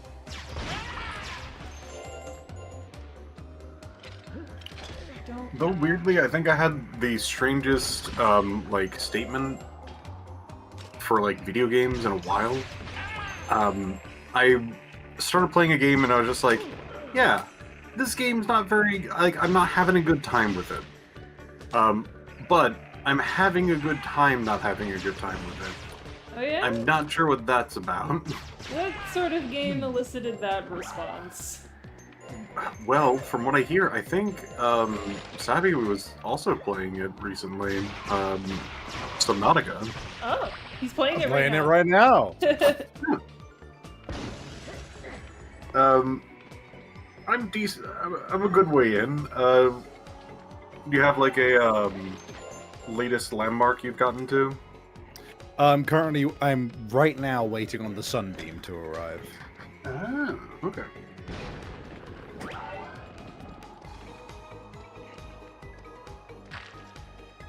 It's taken me a bit to get there. Yeah, as mentioned, I've been absolutely housing a dozen hours of gameplay of this game. Well, thank you for the $100 to the Transgender Law Center. Whoa! Whoa, nice! Sorry, did you say 1,000? 100. Oh. Did I say 1,000? You said I I don't think know. you said 100. Okay. Good. Thank you. You guys No, have no, been sorry. really, really the generous hours, so sorry, far. They have been. It's crazy. I did not mean the dollar. I meant the time playing Subnautica. I thought I heard that. Oh. No, I said I've played a dozen hours. Oh. Did I say 1,000? You probably said dozen. I just need to verify. So, call full of ADHD people be like... Did I? Did number? Did you say that? I don't know. Did I? I don't know. I wasn't listening. Hey, can you confirm? Did I say that? I don't know. Chat, you need to help us. What the hell did we say? Did anyone say the number 1,000? Clip it. Chat, Can we I get trust you to tell the truth. $1,000?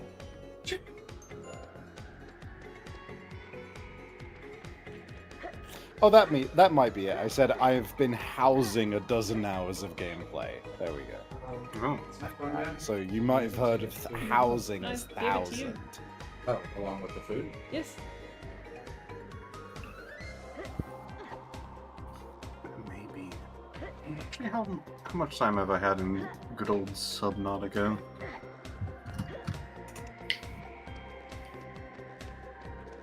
Huh. Yeah, I think my first playthrough was around 3-ish hours, and then I started a fresh one, and that was, I think, 14 so far.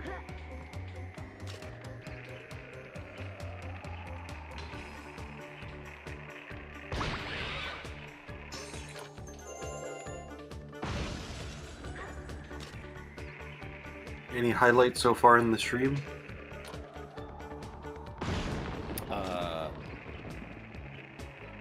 Me and Aloha had a good talk about anime. Anime? About that, yeah. Different mecha anime we've seen. Oh.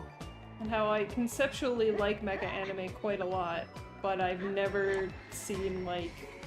I usually tend to see, like, really bad ones. I see. Oh.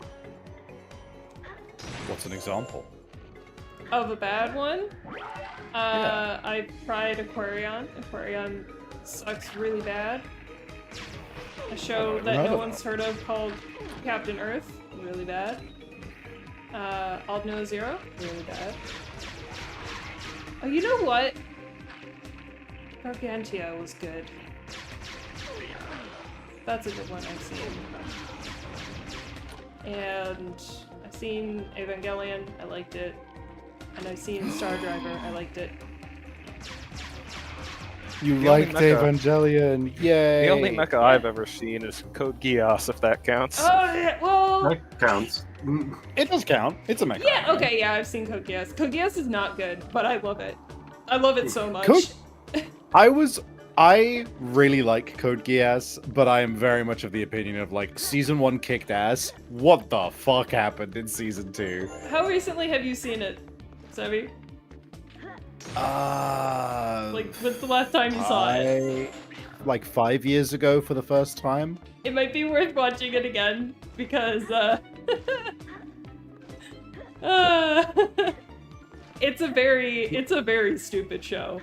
I gotta be real. Oh, it is! But that's why I liked Season 1. It was dumb as hell that it was always just like, and I'm the most amazing genius ever! Okay, then you get it. Oh, don't you touch me! Okay. Shows are allowed to be stupid, and I like it when they're stupid. You know, no, it's just, I find it funny because the narrative when Code Geass was coming out was that, it was contemporaneous with Death Note, right? And people were like, Yeah. oh my god, what the fuck? Alright. Well, it's because it's like normie shit. Yeah, but people were like, oh my god, who would win in a smart battle? Lelouch or Light? And it's like... Look at the fucking dumbass. It's like, Lelouch is so stupid. Lelouch just, like, fully coasts on his Geass for the majority of the show. Yeah. And when it isn't a result of his Geass, his success is a direct result of just, like, the most insane happenstance benefiting his bullshit. Like, he 100% like fumbles into a win. It's so funny. Yeah.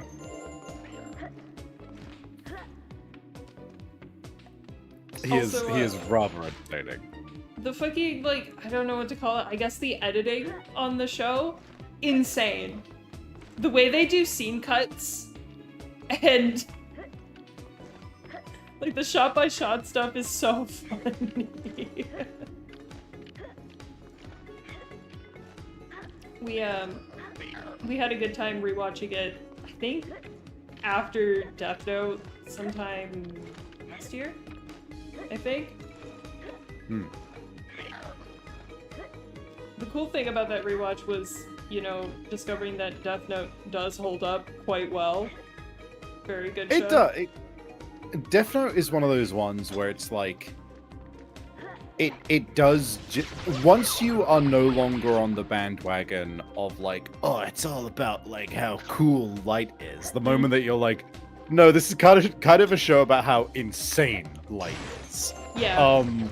The moment you're on that train, it's like, oh, this is good. This is really good. It gets a little weaker in like the second half / the last third, you know. The Light is fucking stupid. That's the thing, Light isn't stupid. He's a little dumb. Within like a week of getting the Death Note, they get it down from like, he could be anyone in the world to, he could be anyone in Japan to, he could be anyone in the city to. He's probably the son of this one specific police officer. Yeah, no, I know, but like, it's not that he's stupid, it's that he's just very like narcissistic, and that's like his character flaw. And that's interesting because otherwise, he might be unstoppable if he was willing to not be so obsessed with being the coolest fucking asshole. Yeah. And if he wasn't a freak, you know? Yeah, if he wasn't a little freak, he'd probably win. I will never, until the end of my days, get over, I'm being observed, so I can't act suspicious. I need to act like a normal teenage boy. I'm going to purchase pornography, get on my bed, on my belly with my feet up like a schoolgirl who's gossiping, flip through the pages, fully like clothed, and go, I'm reading a fucking dictionary. And just go, this is kind of shitty, actually. If he was really committed to the bit, he would have fully jacked off on camera. Hey, who joined? It wasn't even a porn Bello. mag. Hello. It wasn't even a Jello. porn mag, it was just like a swimsuit magazine. Right, yeah. It's okay, I assume you're talking about Light Yagami. Oh, we are. Yeah? There's a little stick figure drawing of him that someone used to make fun of that scene, and it's the funniest thing about Death Note, in my opinion. It's so good. Someone in chat, I watched that scene when I was younger. Didn't realize I was ace. Just thought people read porn that way.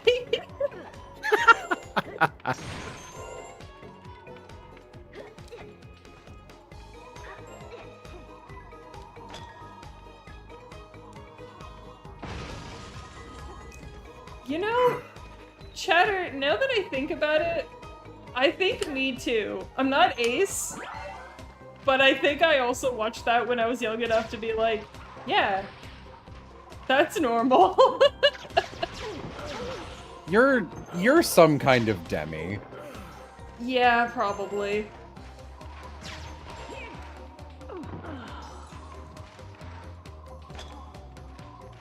Chat, do you enjoy the latest installation of my horrible Amy thumbnails for this ongoing project?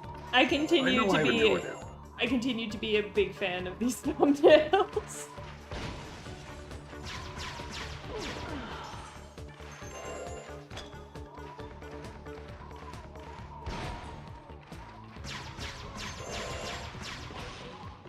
Just skeletons running around in circles.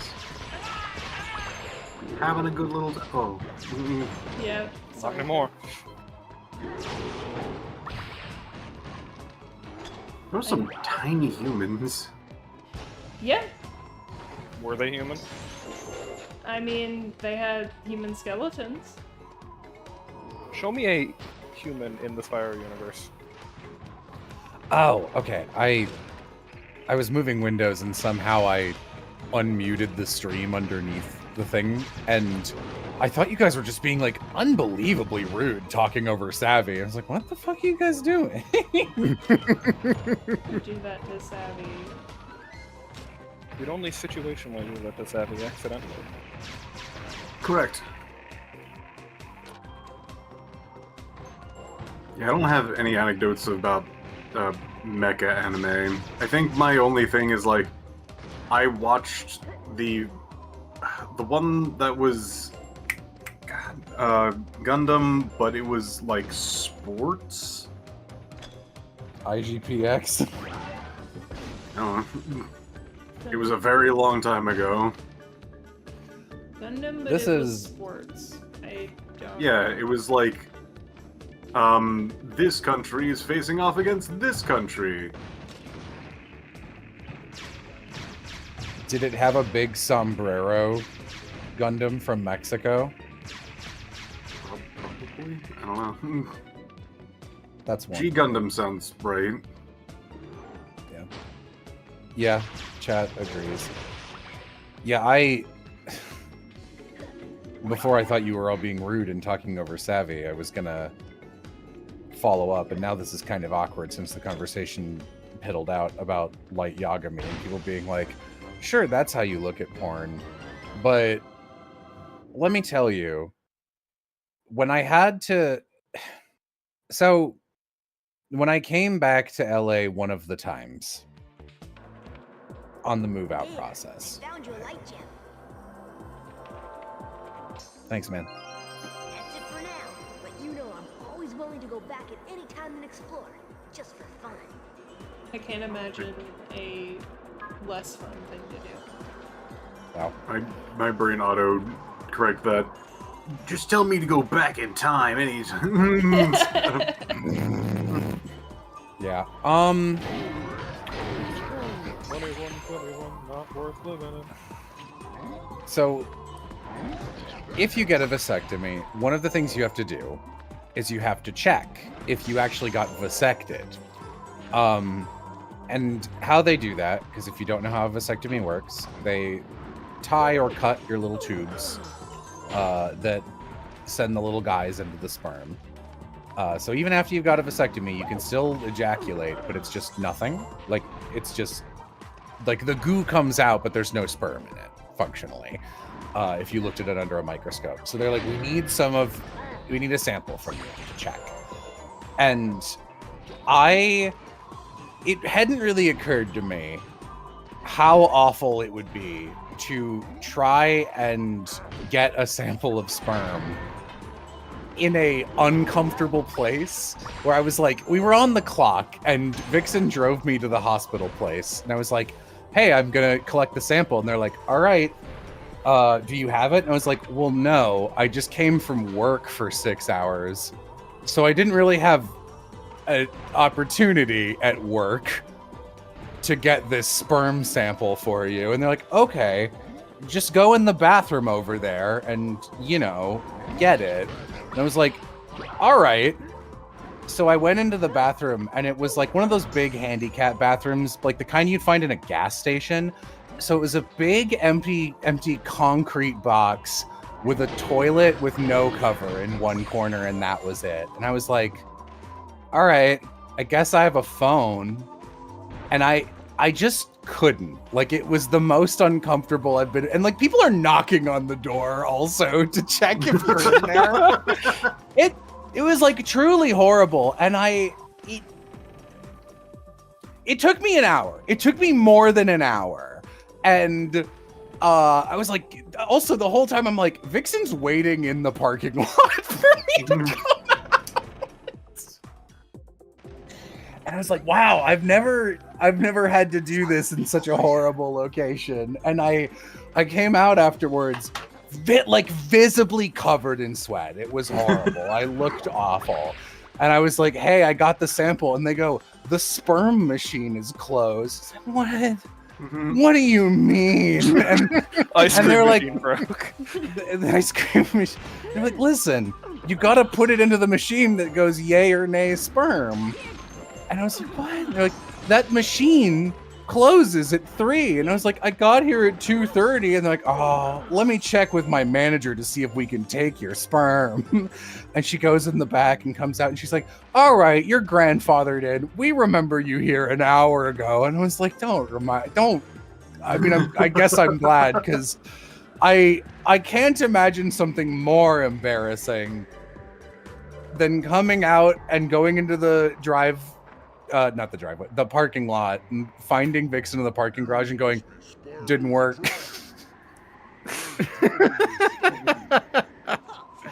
Holy shit, man. Can you imagine going in there for an hour, coming back out, and they're like, they're not accepting sperm? That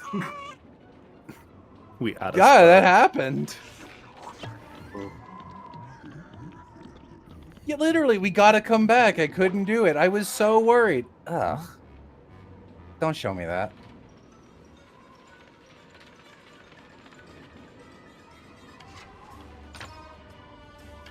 How was the chat with Vixen? She had been asleep the entire time, which was good, because it meant time was an illusion to her. Hunter, it's me, Sparks.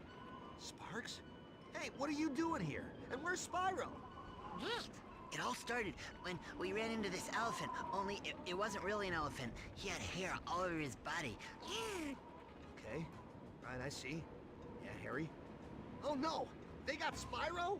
We have to rescue him before it's too late! I didn't say that. But what if it's already too late? Relax, He's dead. Spyro's You're my alive. friend now. No, because if he weren't, we'd be You'd going get back to a stepped on. previous save. I rock. Ironic.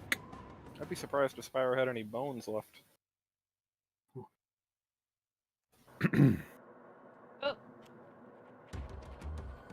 Forced Hunter segment.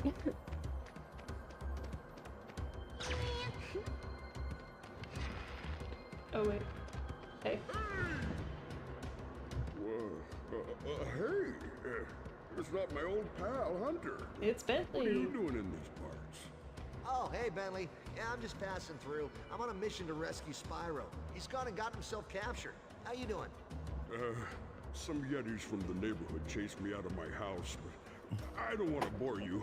You're busy looking for Spyro. Oh, cool. Okay, then. Are you sure you're okay, Bentley?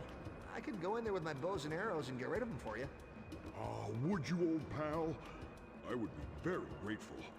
My cave is through there, and you'll have to climb the wall to reach it. But you've got to be careful. There's quite a few bad guys, and they're very tough. If you get rid of all the Yetis, I'll give you a reward. You're a Yeti. You're a Yeti.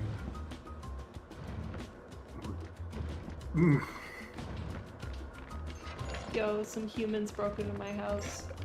If you Yo, kill... 400 Nokias, thank you.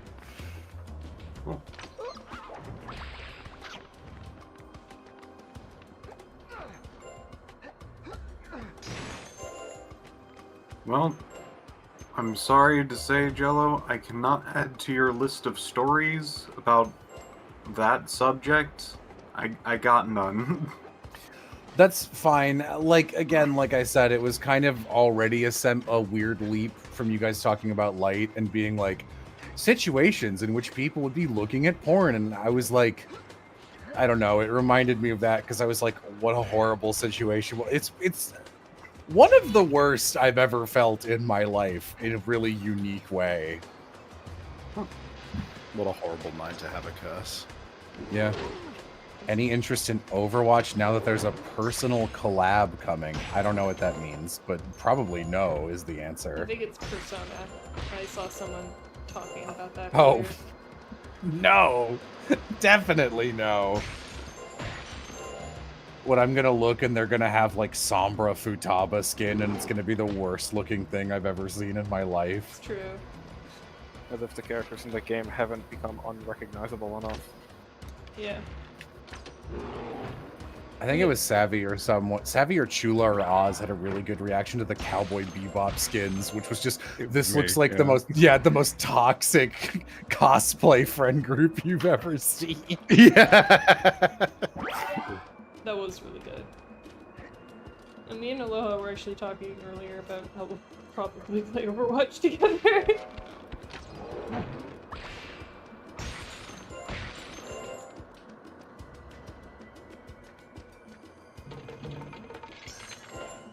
I love looking at Overwatch trailers and not recognizing characters.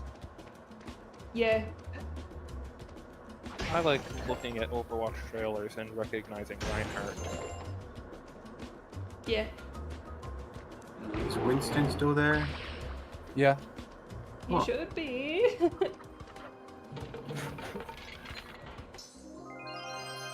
Winston died tragically in a fire.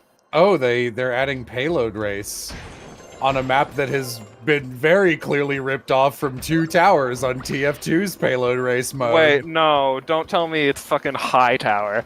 It's Hightower, dude. You gotta send me that shit. No way they added. Hightower is famous for being horribly designed in an objective-wise, and just exclusively being a deathmatch map. No way they took that Hightower and said, yeah, that's a good competitive environment. Here, I'll link this to you. Gotta go in the stream chat. Give you a timestamp. Like, it doesn't look like the exact loadout, but you look at this and tell me it's not Hightower.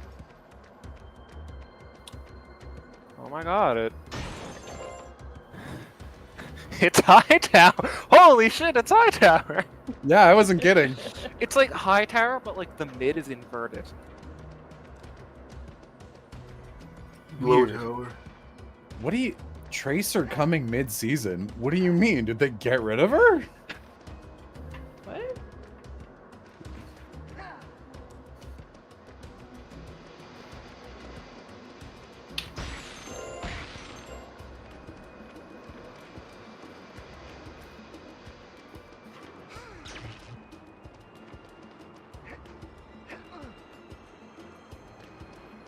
Man, they're just announcing new heroes. Zero fanfare in the middle of trailers like this. That's crazy.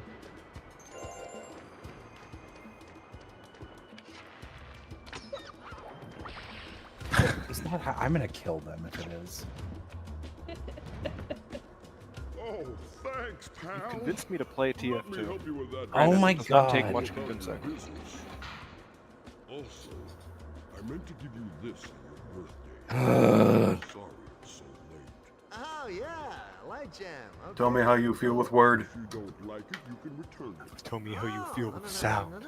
No, they just cast an actor and it's an Asian character. So I didn't even hear them talk because one of you guys was saying something, and I roll it back and I was like, I bet it's Howard because it's a male Asian character, and it is. It just is the one Asian guy they cast.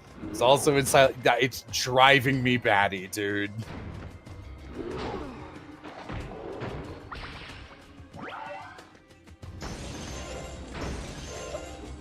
Hire other people.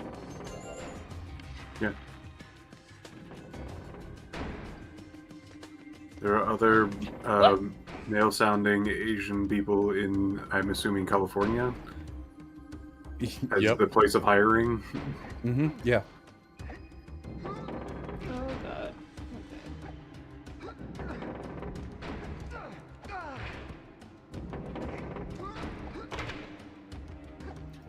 Yeah, you got Howard, Xanthi, Susie, Stephen Fu, and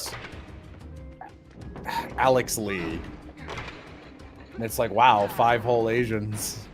New show coming to TBS.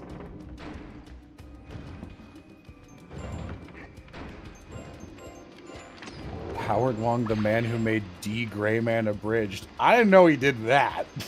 Really?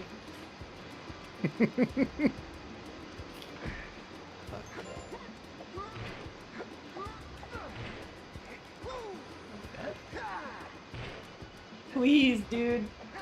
Okay.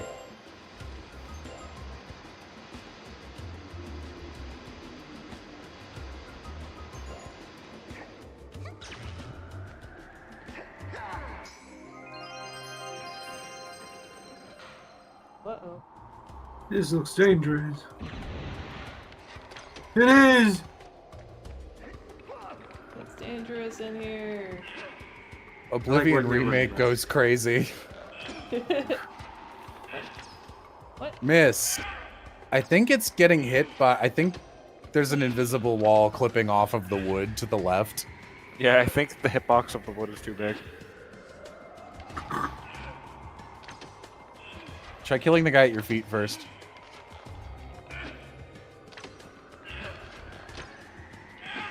Unrelenting action, dude. They're immune. Oh. Oh my god. This is rough. Yep.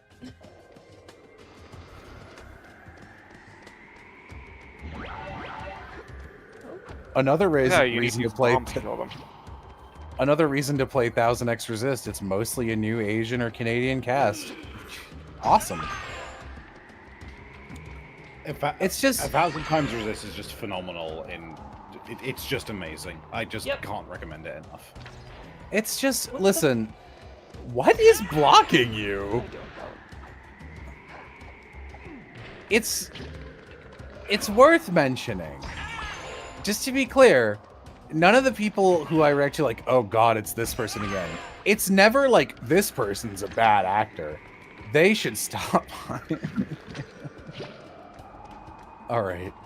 They should stop hiring them. It's casting directors in Los Angeles are the laziest people, and they're operating at a community theater level of these are the 8 guys I'm friends with, and they will be in everything.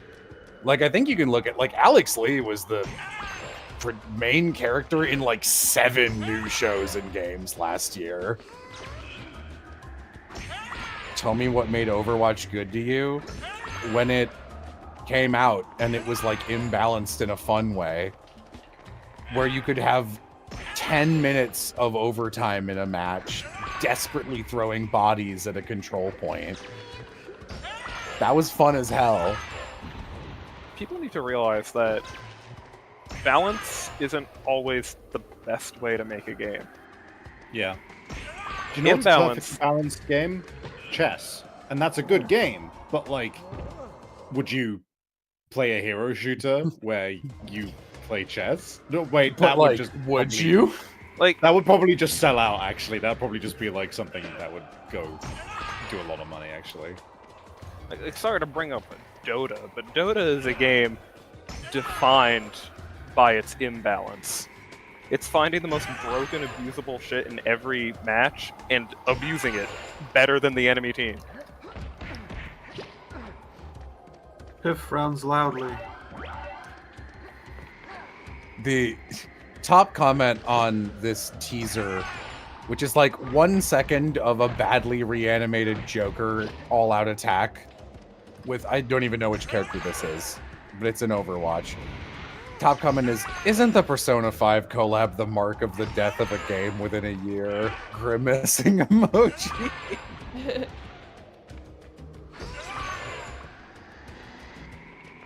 Smash managed to hang on for a good bit. God.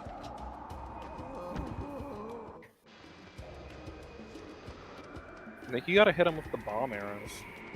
No, it didn't work.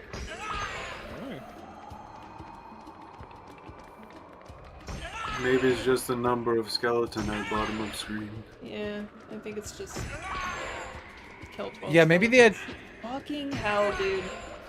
Jesus. I guess this guy is supposed to be summoning the skeletons endlessly, and the idea is that you can't hit him, but he's like so clearly hittable. Very weird. Sad and weird. Sad and weird. Oh no. Dude. Get iframes. Please. You can do it. Okay, he's gone. Good. Can you... Yeah, okay, good. It saves.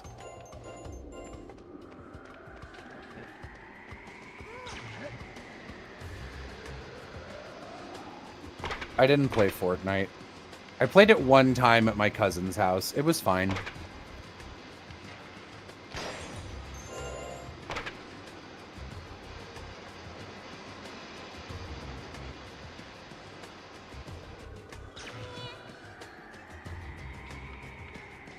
Oh yeah, I should actually watch the Silk Song release trailer now. Oh, I'm so happy. I was gonna say, I assume you have opinions. The opinions are Silk Song, Silk Song.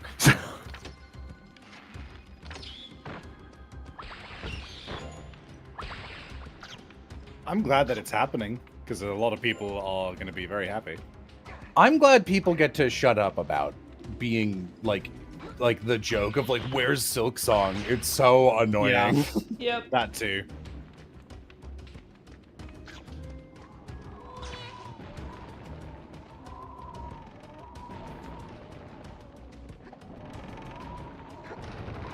Yeah.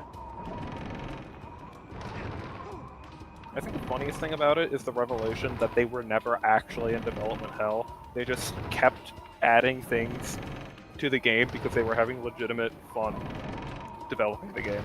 And they lost track of time. That's funny. I mean, you got to imagine that happened with the first Hollow Knight too. It's just that no one was waiting for Hollow Knight. Yeah, well, wasn't it Kickstarted backed? Yeah. So they then... kind of were. That's the whole reason the Godseeker update exists. And a lot of the DLCs and the Nightmare Troop. But also there's a whole level that's just like, these were our Kickstarter backers. That's true, you're right. It's been a long while since I played this. You're right. I'm gonna do one Pantheon of Hollow Nest run just for fun.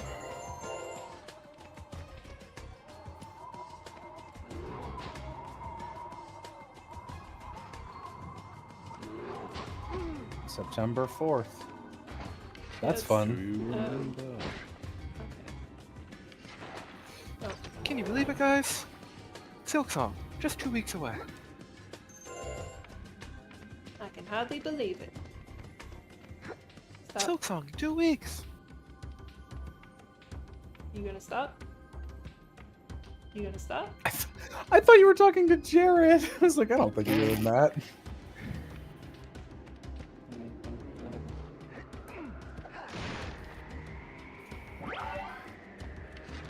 That reminds me, Amy, you never finished the Nightmare Troop DLC, did you? Nope. Or even got to Godseekers. Nope. In my opinion, that's fine. The Hall of Gods is my favorite area in Hollow Knight, just because I just love boss fights. Yeah, you really like challenge bosses though, and it's just a big challenge boss room. Thoughts on Switch 2? Fuck it. And if you bought it right away, fuck you, frankly. I know, I don't want to buy it, I don't want to, but I really need Kirby Air Ride 2. It's very important to me. What? I hate my job. Oh no. I'm really debating it.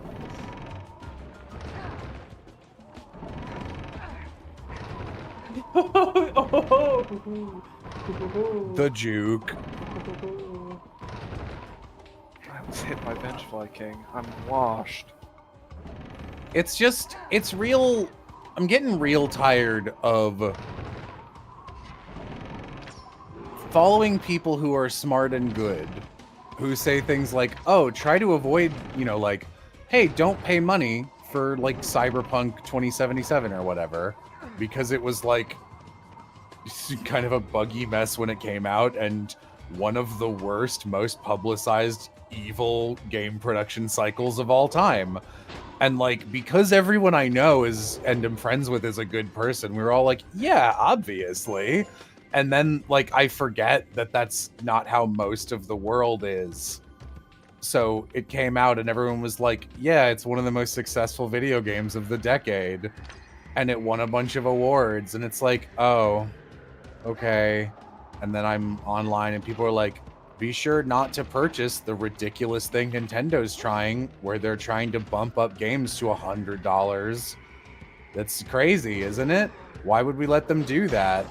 Nintendo's been the worst of the companies in terms of, like, releasing unfinished garbage. And it always doing well, so we gotta stop it. We did this for the 3DS, and it went way down, like, a month after launch. So just do that again, and then, like, everyone I see on my timeline is like, I got my Switch 2, it's not that much better, but it sure cost a lot. And then you see these updates and it's like, Switch prices have actually gone up because they know they can do it, because people will buy anything now. And it's like, well, you can play Switch games, there's more now, so they're more valuable. And it's like, I want to gouge my own eyeballs out.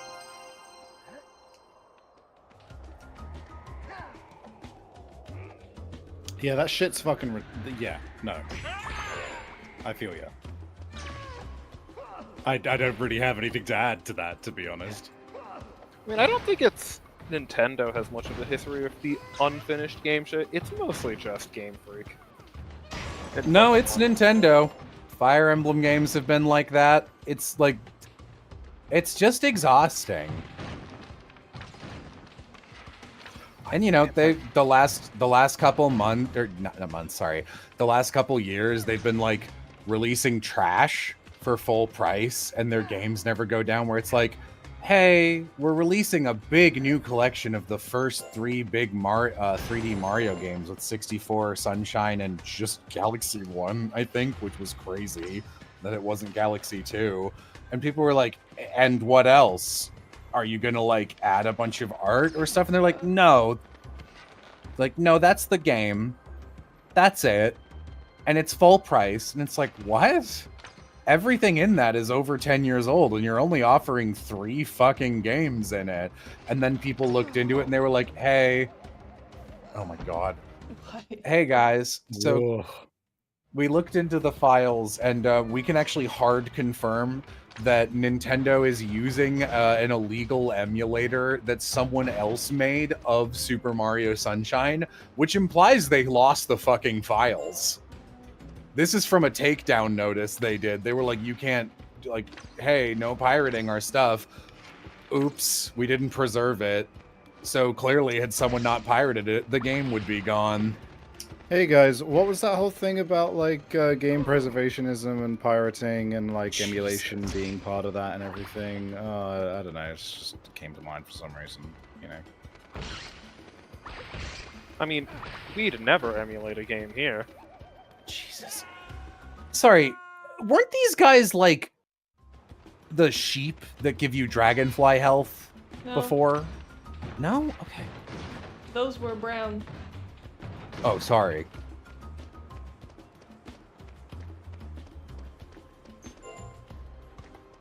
Yeah, and then they also do stuff where it's like limited time.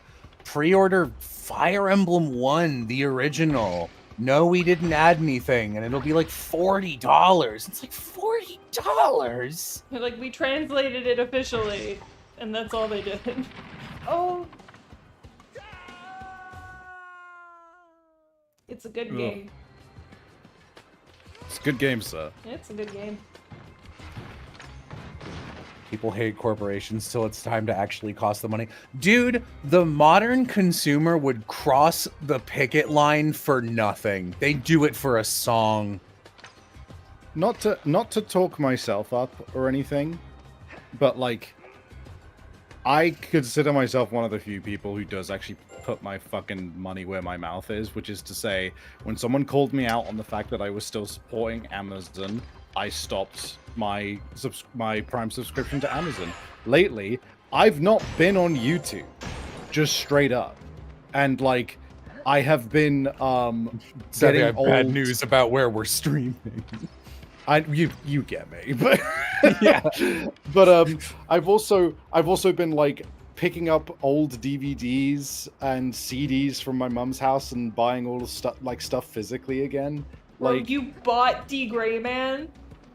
I bought D. Gray Man even. That's like the Lord's work. It's dude, like, I'm just saying, a lot of people, part of it, I'm not gonna sit here and pretend it's like, oh, people just don't want to do it. It is that is a big That's a part lot of it. People It's are a lot just of- fucking flakes. It's embarrassing. However, if you're someone who's on the side where you're like, I do want to do it, I just don't know how, you will be shocked at how much you can do with so little. One of the big things, start buying CDs again. Start buying DVDs again. Oh, but I don't have a DVD drive. It's one plug in your computer. If you have a PC, if you have a tower, you can buy a disk drive for, I think, like $25, and you can just plug that in, and then you just have a DVD player. Do you have an old PS2 or a Wii? That's a DVD player. The Or, Wii play you know, DVDs? The Wii cannot play DVDs. Oh, never mind. Okay, do you have an old PS2 then? The But, PlayStation 2 definitely, PlayStation 3 can as well. It's why people bought the PS2. Yeah. Yeah. And another big one is for music. When it comes to CDs, the Windows Media like program, at least on Windows 10, just has a burn option, as in like download the music from the disc onto your computer as an MP3. Yeah. And there if you is- don't have that one, VLC does it. Yep.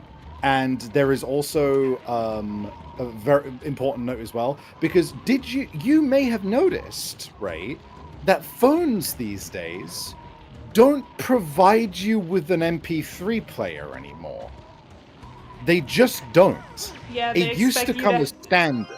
Yeah, they expect you to have Spotify now. Oh. Yeah. Well, oh god, he fucking Well, you got literally just saved. Yeah. The nice thing is, because I looked into this, if you're on, I only know this for Android, I don't know about Apple, but if you're on Android, there is exactly one app still around called Oto Music, OTO Music. No ads, nothing, just an old-fashioned MP3 player. Download that app, you will be able to play your MP3s. I think like I it used was that one back in 2000. high school. Yeah. I had, And you can like- send them money to support the dev as well, if you want I had, to, like, but it's all- not required. I had like all the Metallica albums downloaded on my phone. Walk to school. Are you gonna explain what's funny about that? Metallica is a big part of the reason that copyright is so annoying online.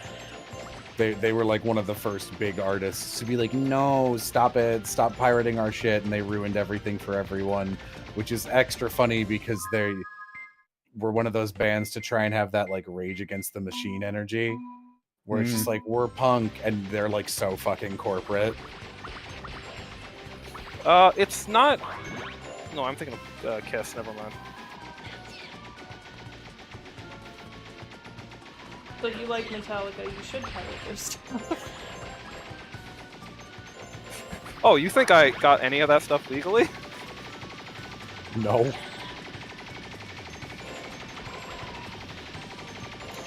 Yeah, it's like, I don't know. It's exhausting. It's like one of the things I always bully people about if they're like, I don't know, I just thought I would like give a corporation money, and it's like you're a class traitor, dude. Like, another thing as well, right? If you think, oh, but I really want this game, just if you hold back on it, I guarantee you, how many of you in the audience right now have a massive Steam backlog that you need to be getting through? Just play your other games. Just play your other games. Or like fucking with me being away from YouTube, right? So one, it's been really nice for me to actually like I've been drawing a lot more. I've been doing a lot of other shit. But also when I do have the hankering to actually watch something, I watch Dropout. Dropout TV has incredible content. They're not shit bags, and they're very funny. Here you go, Hunter. I got a dragon. It is easier than you think. It is easier than you think to be to see if I can find a light gem? to be like moral in how you consume things is what I'm saying. I'm not intending to sit here and like guilt people and say you should feel bad. Look, I get it. I am very much the kind of person as well where like I have been like, well, there is certain things which are just too much to even think about sometimes. Like something oh god, I'm being spooked by something in Subnautica. Oh. We're gonna pause and give that a second. There's an alien talking to me, and it's like asking me questions, so I can't focus while that's happening. But yeah, no, I get it. There is just gonna be times where it's like, hey man, I can't really think about how shitty the meat industry is. I certainly don't have that on my list of stuff, and there's a lot of people where that's a deal breaker if you're the kind of person who eats meat, you know? And because like let's not mince words here. The industrial like meat farming complex is terrible. It is one of the worst things out there. Why mince words when you can mince meat? Yeah. We have to pick our battles, is what I'm saying. And sometimes there is battles which take not all that much extra energy. And for me, I found it's been like, oh, it's actually sometimes it's like actually energizing. It was a lot of fun to just go through my old CD collection at my mum's house and just pick out like a stack of 20 CDs from when I was a kid. And if you don't have a CD collection, you can go out to like fucking secondhand places or whatever and just browse through and see what you find. Same for vinyl if you're into vinyl. Same for DVDs. You can go to CEX in the UK. I picked up DVDs for £1 each. I got like Hellboy 1 and 2, Underworld 1 and 2, Dread and Hellraiser today for like £7, £8 total. You can have fun with it, is what I'm saying. Also, it can be nice to just own stuff. I rearranged our bookshelves today, actually, and I love looking at a bookshelf full of nice things. Makes me happy. Yeah. Okay, Hunter, I got that light gem. Makes the house looks nice too. There was nothing else down there. I think but I can I've been buying. Got a vinyl player recently. Hell yeah. Vinyl's great. You do need a decent set of speakers in order to take advantage of it, but it is great. What the fuck was I about? to say? Oh, I've been collecting the manga I read these days. I don't really read manga online. I only purchase it, and I've got like Chainsaw Man. Oh. Okay, you piece of shit. Whatever. Oh. He's just gonna be a complete ass to you today, I think. Yeah. Oh. People have been really getting on your ass in this game today. Yeah. Oh yeah, Yeah. Chat brings up another good point. You can go to a library. Yeah. Brother, those are still around, you know? Yeah, and like, not even just for books. Like, most libraries now have CD collections, they have DVDs that you can rent. A lot have video games as well. Just like, that shit's free, bro. And if you're worried about the legality of it, it's free and legal. It's free, it comes with your community. Yeah. You know, I don't know. It's just... I know I rib Vixen about a lot, but this is like the one I rib her about the most. Is like, Vixen is like such a scab. It's like... Are you serious? Jesus. He stopped? He stopped to go Eeyore?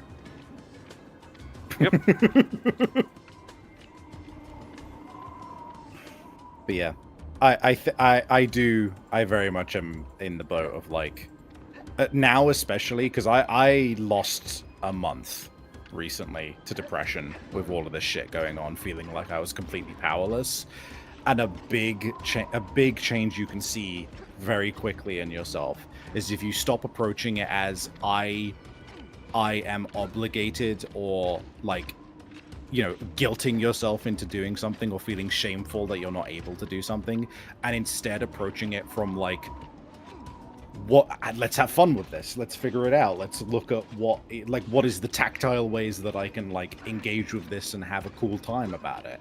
And like, brother, let me tell you, that does wonders for your fucking fortitude of mind. To be able to not only go, yeah, fuck the system and fuck all this bullshit that's happening, but also have a fun time with your toys while you do it. You know?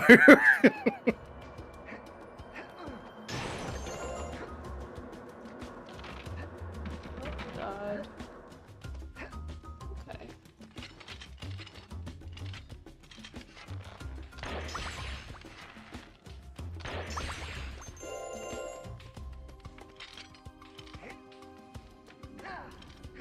Oh my god, there's so many of these. Oh my god, there's so many of these. Okay. Oh, this was the right way to go? Oops. Dang, there was more in there. Fuck! That means I'll have to go back. Oh well. Hell. So you are going for 100%? You okay? Yeah. Oh, Hunter, am I glad to see you. Do you think you can get me down? Yeah, just hang in there, buddy. Ha ha, very funny. Did you return to Bentley and get the life gem from him or whatever? Yeah. Hit Spyro.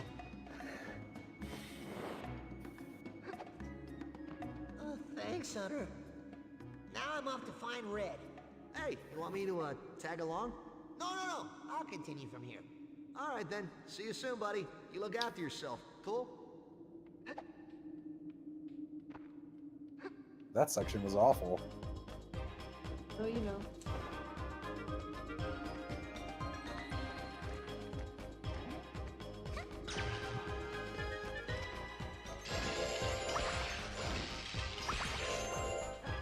Honestly, I feel like I'm losing the whole decade to depression. Yeah, it's a bad time. It's nice to, like... I enjoyed... The one thing I did like about the trip Amy and I were just on is, it is nice to just be around and talk to people. We were in Buffalo, New York, and everyone was very nice. Yeah, they were... We had a lot of... Buffalo, New York... Everyone was universally so kind and sweet. We kind of couldn't get over it. that is a massive way to alleviate some of the worst of like feeling alone and depression and everything. Is just like just experiencing cool, nice people around. Big part of it for me as well is I've actually started to. I made like a new friend recently, and we went like on a big long walk together, and it was a great time. It helps a lot to be out physically. Am I the new friend? Are you counting our falling out as the restart of our friendship? Yeah, don't you remember the hour-and-a-half long walk that we took through the fields together, and we held hands and we skipped through the blossoms? You, went to see Savvy and you didn't take me? I was on the phone. Yeah, it was kind of weird. Jello was just like on the phone to somebody the whole time while we were hanging out. It was kind of rude. We're having a falling out. I was floating around on my phone like a magic carpet ride.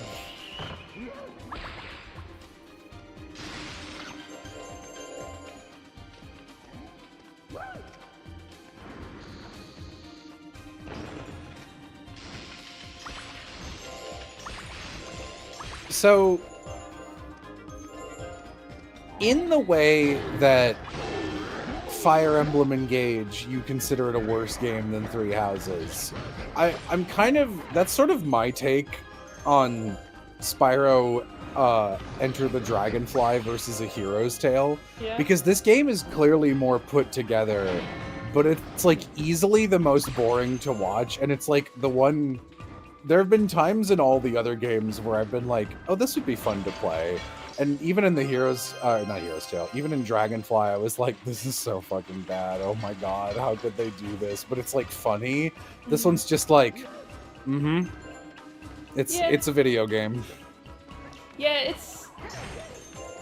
it's weirdly a little uninspired in a lot of places, which is a shame because I think the art direction is really on point.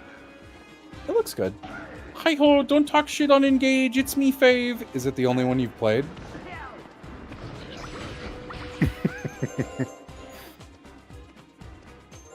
I was literally thinking the other day, I was like, why would Engage be someone's favorite Fire Emblem? Is it? Yes, it is. Okay, well then, play a different one. Yeah, play a different one.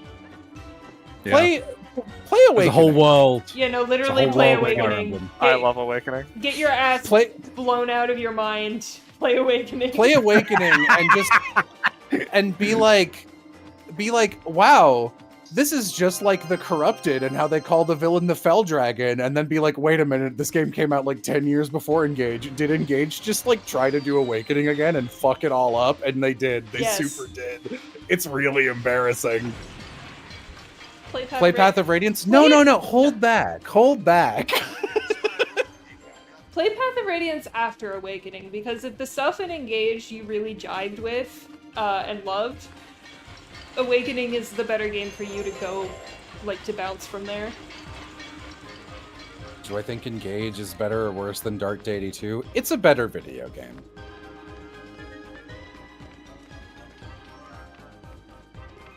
But, like, also, it's made by a company that makes millions of dollars rather than, like, the 4 people who make Dark Deity. So, like, the fact that they're even on a compatible playing field is embarrassing.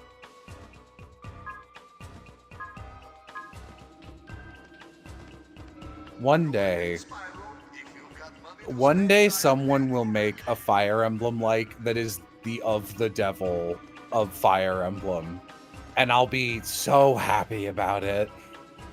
Oh, speaking of Fire Emblem likes, Jello, did you see? There is a clown Fire Emblem like coming out. No, I didn't. I am very excited. It is a Fire Emblem type game where the characters are all clowns and harlequins. What's it called? I believe it's Clown Prince or something. Hold on, let me double check. I've not committed it to memory yet. Let me check on my wish list. Here we go. Clown King. Someone in chat, is it called Engage? I was skimming through my old I was skimming through my Engage review and my notes on it, and I did write under Hortensia, is that her name? The awful squeaky girl who looks like she's made of rubber balls. Yeah. The Ivy's younger sister. I hate her. I gave her a 1 because I hate her. And the description is this game keeps introducing fun, wacky clown girls, and it has the audacity to fuck every single one of them up. My favorite engaged girl was the one in like the green dress with the red hair. I like her. He dress some red hair. Yunaka? He doesn't have a green. I don't remember. Can you post a picture? Fighting Nosk. Actually, I can pause this game. I forgot.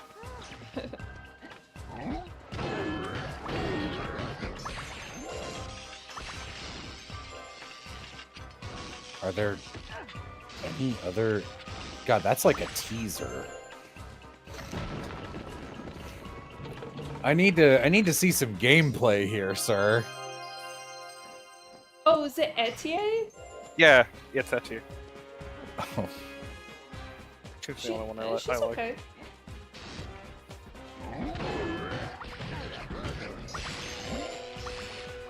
The map design looks closer to Disgaea.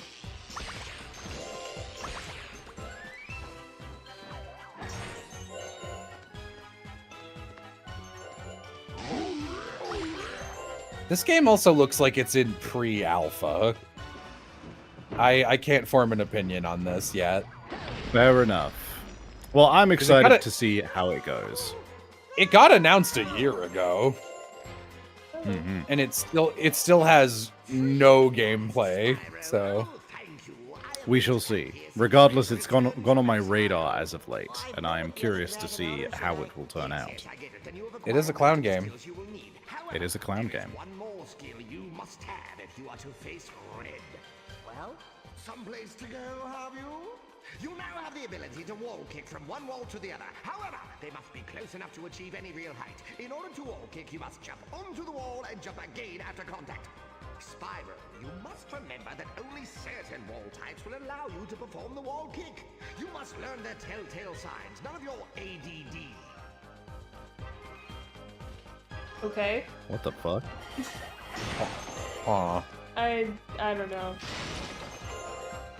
I don't get why Etienne has a tiara. She's like a retainer. Just kind of a messy character design there. Yeah, the character design in Engage is terrible.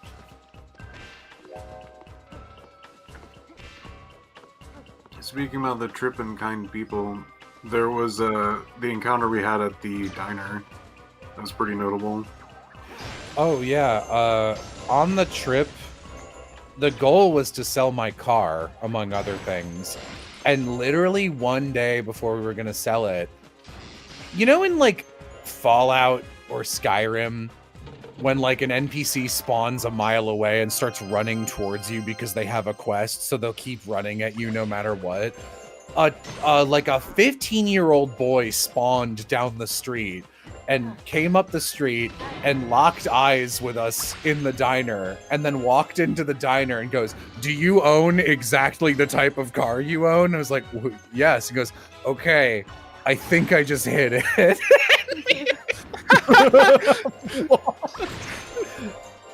And astounding. Like, it seemed like it had to have been multiple places that he checked.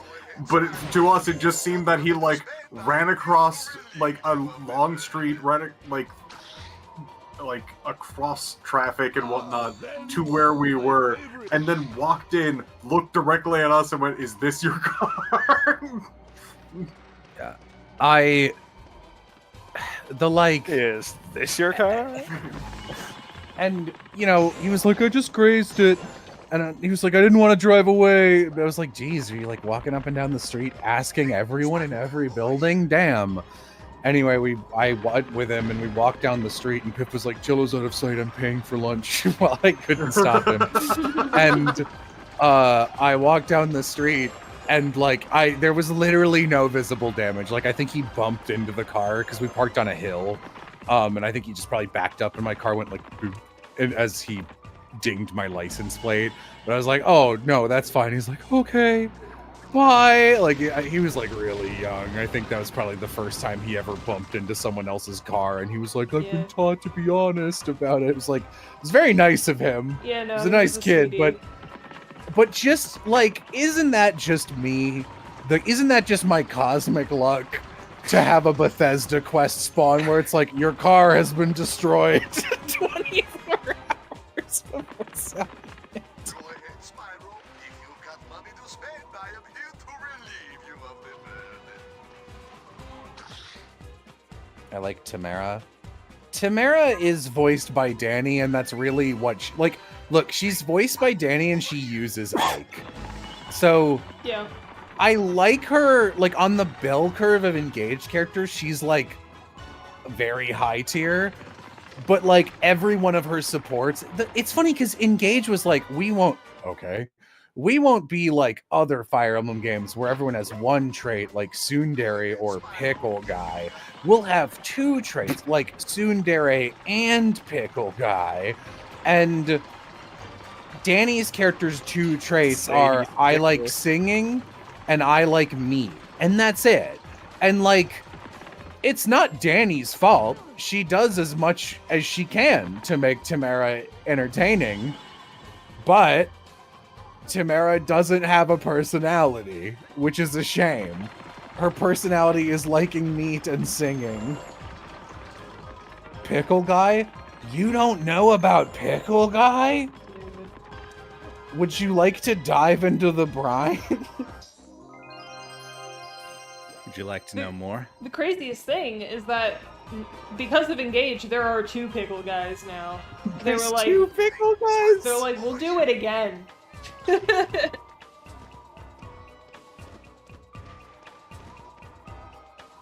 There's a guy, I don't even know his name. That's like how little impact. Engage does have a Pickle Guy, but Kisame, is that his name? Yeah, it's Kisame.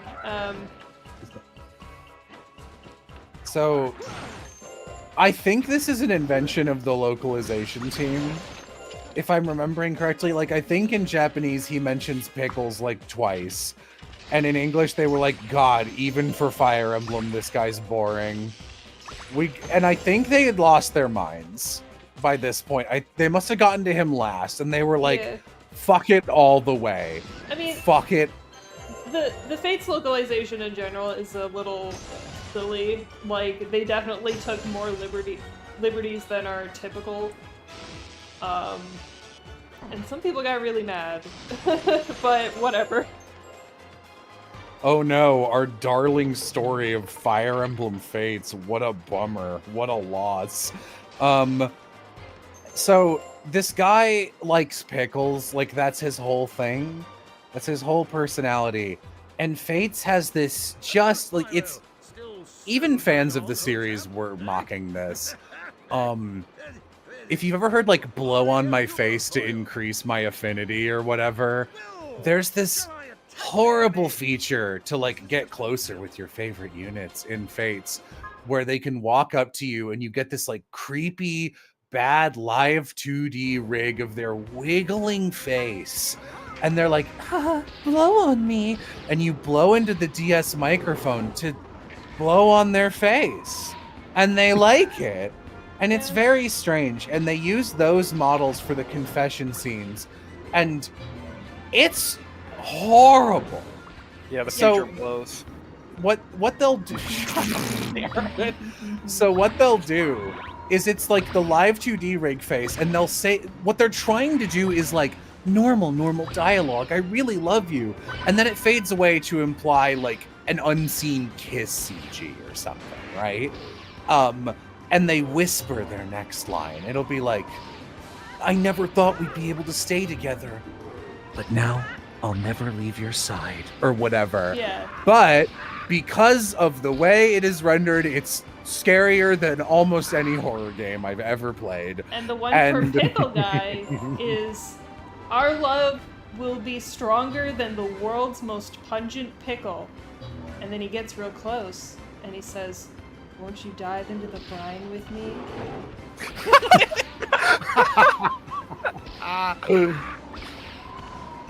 Real. Real. Look it up if you don't believe me. Like, that sound like they were fucking around by that point, right? Like, they delivered that line and the engineer and the director started cackling and they were like, we're putting it in. And that's Pickle Guy. And then in Engage, they were like, we got Justin Briner and we're wasting him on this character who's just like, I really like you, main character. I mean, I've mostly just been staring at your lifeless body for 10 years, but I really like you. And he's just willing to die for you. So, like, one of his 2 traits is Justin Briner will now die for you. And the other one is Pickles again. They were like, man, we're out. We're out of personalities. Is it now because that we're his name doing is Briner? No, he was Pickle Guy before Justin Briner voiced. If I were in the Briner voice him because he's Pickle Guy? That I don't know. There is a character named Saphir, as in Sapphire, and the voice actor Cassie Iwulu, whose stage name is Sapphire, voices her. So that one I assume they were doing on purpose. Where was the other bird? Pickle. Jello, if you were in the same situation, would you have done anything any differently? I'm not joking. Most of the reason I decided that I was like, I've completely made peace with not pursuing voice acting anymore so that I can move to Canada and swap my life and go full on into like making videos and writing and living with Amy. The reason I was able to do that is because one of the last things I recorded was like, yeah, at the time, one of the biggest. It was, I'm that party member in Neo Fantasia. And it's like, this is a Square Enix game, and I'm one of the party members, and I think I'm the best party member, personality-wise. I think I got the most fun one. And it's not a big game, but like, you know, it's a Squeenix RPG. And like, I was in that, and I was thinking about the dialogue in that and the process for recording it, and I was just like, this just makes me sad. Working on these projects where like you'll come in and the directors and engineers will like kind of not care and kind of not get it, and they're just like, we've just been doing this for 25 years. Do the anime voice. That's what we do. And you're like, oh, should we try and have a little fun with this one? And they're like, no, not really. And you know, you look at what gets popular and it's like, what's the ideal end game of being a VA in Los Angeles, right? So like, we were talking about Howard earlier. Let's say like Howard's been working the field for a while and he's a good actor. And like now he's booking all this stuff. Like he's in Silent Hill F as Howard, and he's in Overwatch 2 as Howard, and he's in Octopath 2 as Hikari. And it's like, but like, do I want that? Like, would I want to be in Overwatch 2? Wouldn't it be a little embarrassing to be in Overwatch 2? Where the fuck is this bird? Is it like Oh, there it inside? is. Oh. And you know, it's like, you know, with like Xanthi's another great actress, and she's in Overwatch 2, and she's in Octopath 2, and she's in fucking like Marvel Rivals. Huge game. The dialogue's awful.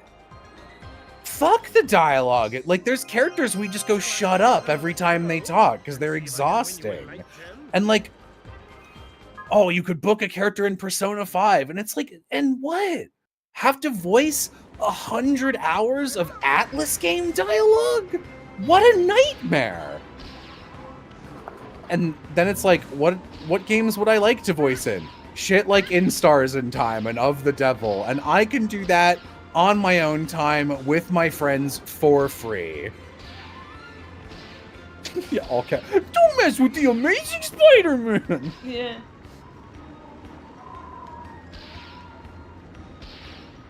So you don't want to voice act big... Oh, God! Big, terribly written games and shows? No, I don't. It makes me so sad.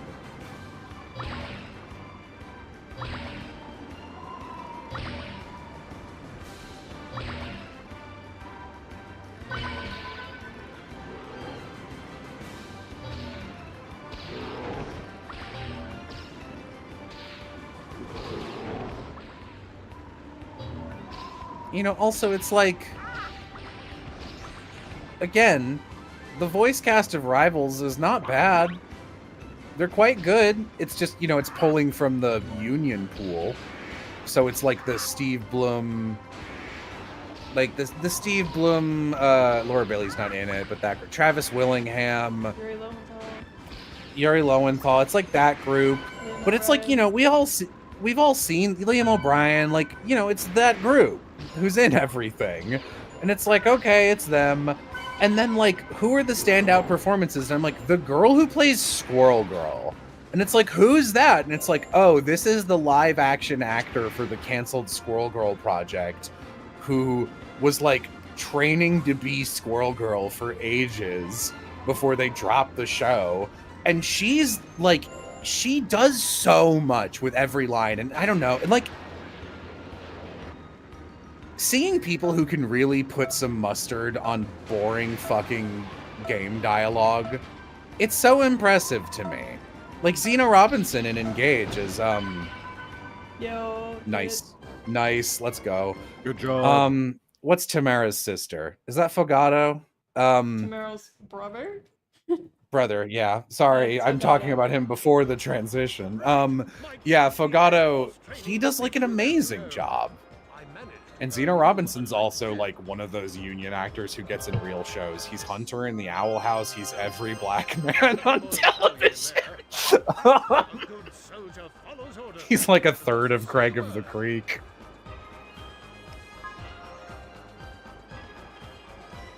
Laura Bailey is Black Widow. Oh, I didn't know that because no one plays Black Widow.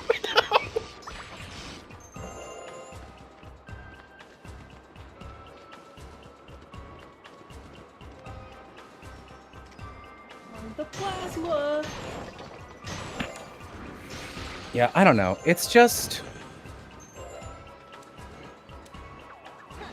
you know, that's why I'm friends with Marissa, because Marissa puts interesting people in shit.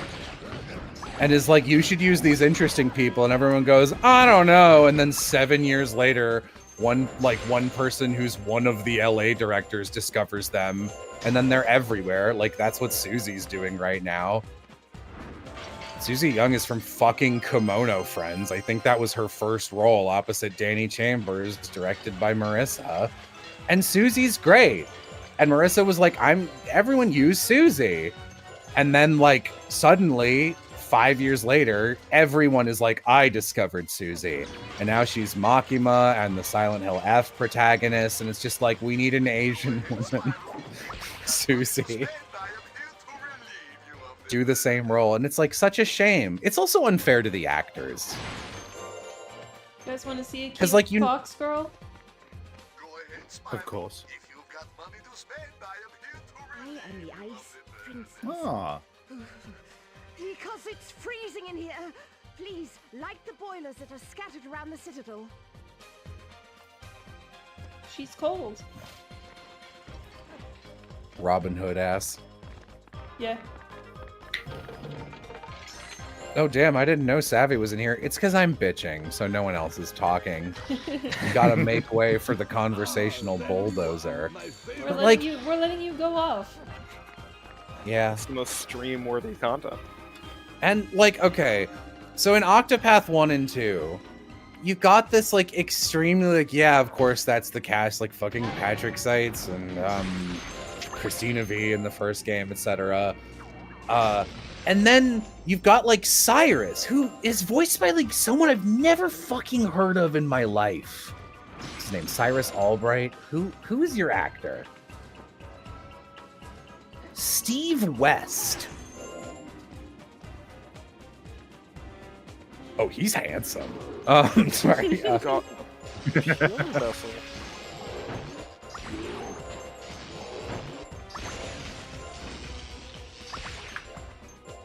Yeah, it doesn't look like he does a lot of voice work, but he was in that, and he was great. And then, you know who the best character and the best actor is in Octopath 2? It's fucking Particio. And they got someone who's done, I think, 3 or 4 voice roles ever as Particio, and he kills it. He brings so much uniqueness to all of his reads. He's so fun to listen to. And everyone else is doing these just like, it's an anime game, and this is how we're supposed to read stuff. And like, then you get these actors who are clearly not from the anime world, and they're like, I'm acting. Like, I get to act, so I get to act a little bit. And then I'm sure the LA director's like, wow, what are you doing? What is that? I'm scared. Stop it. I'm not going to hire you again. I mean, even going all the way back to, like, Death Note, which we were talking about earlier, like, the guy who voices L is also not a typical voice actor. And that performance is legendary. It's incredible. And you know what? He's one of those actors who... He's a stage and screen actor. He's from like television, and he's Canadian, I'm pretty sure. And they, Goblin. Get out of here. What the? You are getting cheap shotted nonstop tonight. Whatever.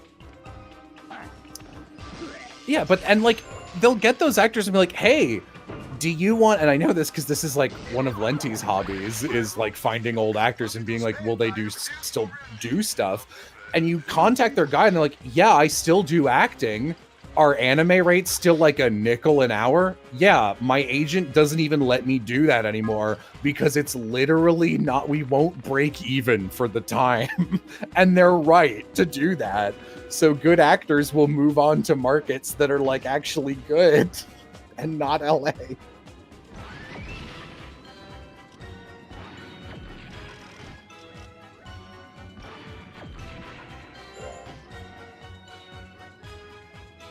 Can I just say I'm proud of myself that after like 6 months of not playing this game, I've managed to get to Absolute Radiance on my first try. Wow. Hell yeah. I don't think I'm gonna win. Love the VIA for that scholar guy in Octopath 2. Like, the main scholar? Oswald? That's Alejandro Saab. He's one of the dudes who's in everything. And he's good, but he's in everything. He's one of the guys. Temenos is VIA. Yeah, Temenos is nuts. That's Jordan Dash Cruz, who is in a lot of things, but he's not one of the guys on speed dial who they just call to be in everything. He's so good as Temenos.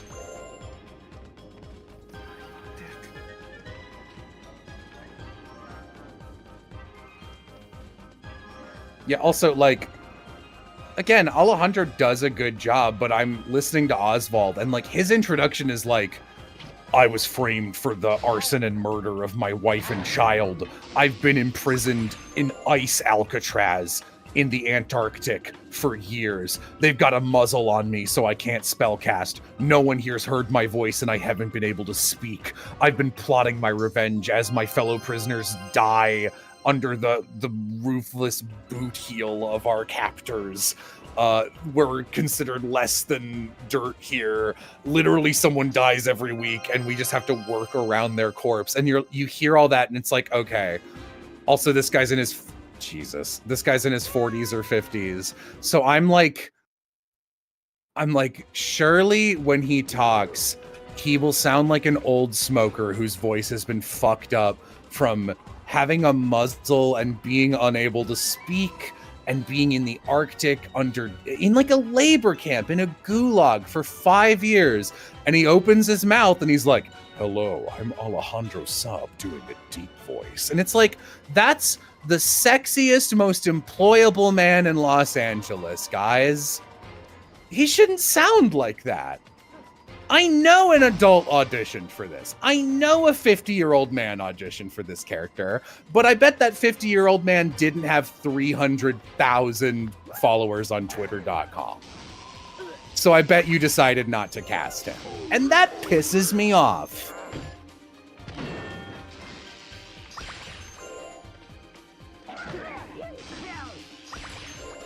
And like, again, he does a good job. But given that I think it's weird to cast him in that role.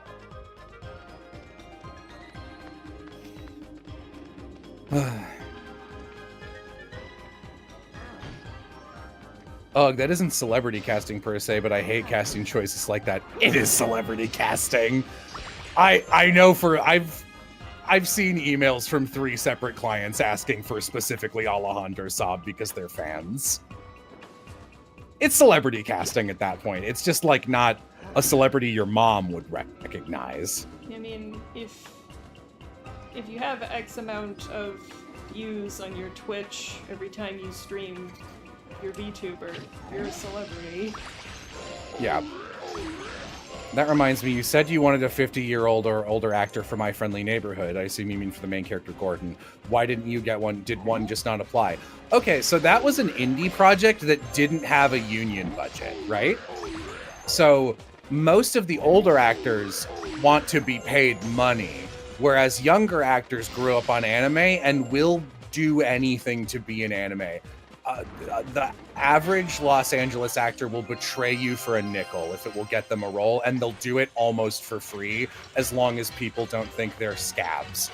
But actual like old men will be like, please pay me for my time, and I'm in the union, and we were an indie project, so up front we're like, we can pay you like $200, and that's about it. And they were like, no thanks. And like maybe two people who were actually like middle-aged auditioned, but they weren't better than they weren't as strong of actors as Tom was. Would you do any projects for indie developers? I do shit for free if people are small enough and I think their project looks cool. I guess I won't need this portable heater anymore.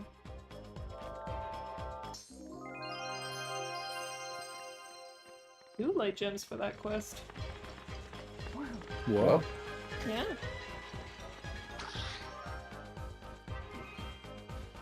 Just up there, I guess. Example, Unicorn Tales. Yeah, I mean, there was no theater work then, so we were... Unicorn Tales literally was, will you do this for free?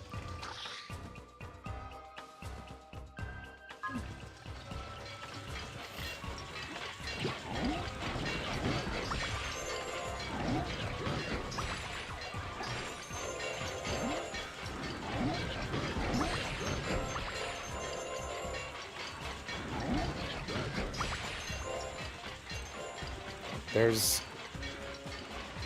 Oh, and like, another one. You know who was another good rando who did a good job in Engage? The guy who plays Prince Alfred. Oh, yeah. Or I think that's his name. The blonde male prince from the good guy country that you started out in. You know who voices him? Fucking Finn Wolfhard. From Stranger Things. Shit. Oh, really? I'm pretty sure. Am I talking out my ass? Why would I think that?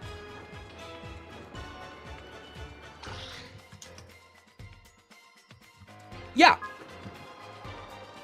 Wow. Sick.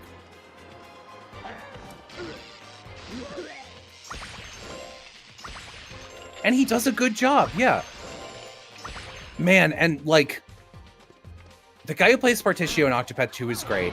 And he's got this villain his name's Rock, Mr. Rock. And he's just like a capitalist. But he's got this kind of like breakdown, and his actor, I was like, who's this guy? He's really doing a cool job too. And again, it's like a stage and screen guy. It's like a weird actor. And he's doing such a good job that the capitalism guy is the most well-rounded out antagonist of everyone in that game. And it's like, huh? Who is this person? And it's like, they've never done any other voice work. And this game was recorded during the pandemic when everyone was doing remote. So you didn't need to be in LA and you could get anyone. So you just get these really good performances out of nowhere.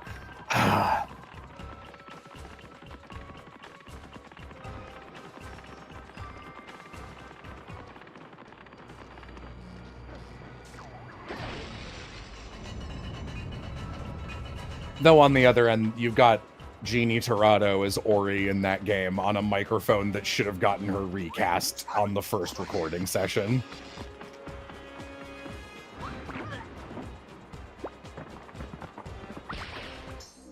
Is that why the reporter girl's bouncing is bad? No, her mic is straight up peaking. They should have recast her. That was just them not firing someone.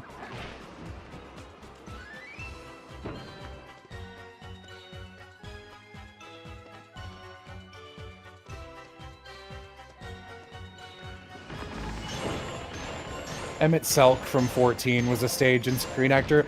Yeah, Final Fantasy 14 has British actors, so they're all good. Yep. And you know what? It used to not have British actors, and they would do things like, such devastation. This was not my intention.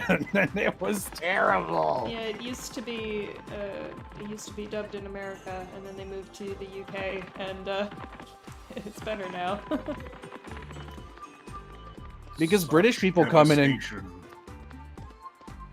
they'll get British actors from stage and screen, and they'll be like, oh, we're acting. All right. And then they'll take it so seriously and do like a good job.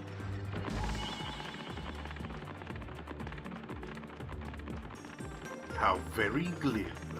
It was funny, but it was like a guy doing like a cartoony voice and like acting, but also doing a voice that doesn't exist naturally. You know what I mean? Yeah, it was Richard Epcar doing his Bobobo voice. Yeah. And it was funny, but you know. People don't like such devastation. This was not my intention, because they're like, this is peak, dude. I mean, not for sincere reasons. Yeah. They like it because it's funny and entertaining, and that's great, but can you imagine Shadowbringers hitting that hard with voice acting like that?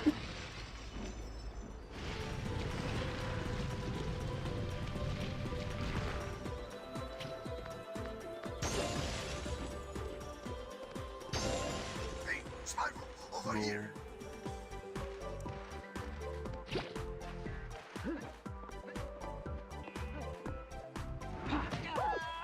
Go ahead, Spyro. If you've got money to spend, I am here to relieve.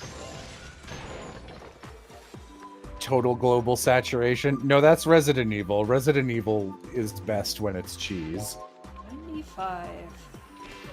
Like, honestly, even when it's cheese. Hey, you know who doesn't do a lot of voice acting work? The guy who plays Ricardo Irving in Resident Evil 5.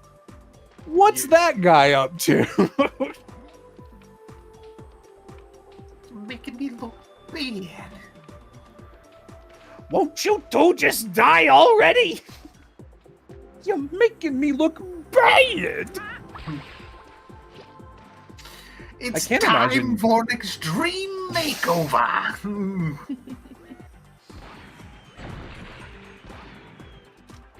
Fucking love Ricardo. Ricardo Irving is so underrated in the greater Resident Evil canon.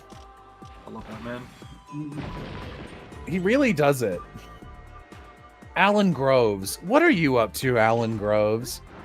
Also, can I just say, like, what a psychological fuckfest it must be to do mocap for a character like that, and they use you as his base, and then they like fuck up your features just a little bit to make you uglier. Like, they give you an impossibly wide mouth and like a caveman brow because you're a villain. How weird. How horrifying. I wish someone would do that to me. What?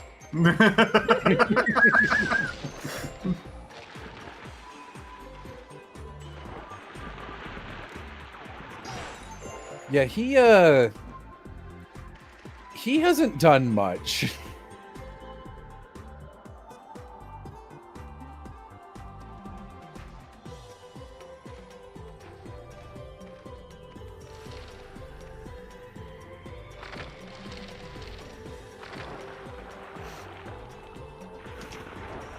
Does he not have a website? Alan. Oh no. Not a lot of time to do that. I don't think you can be doing double jumps between them, Yeah. Probably need to single it. which is sketchy. Yes.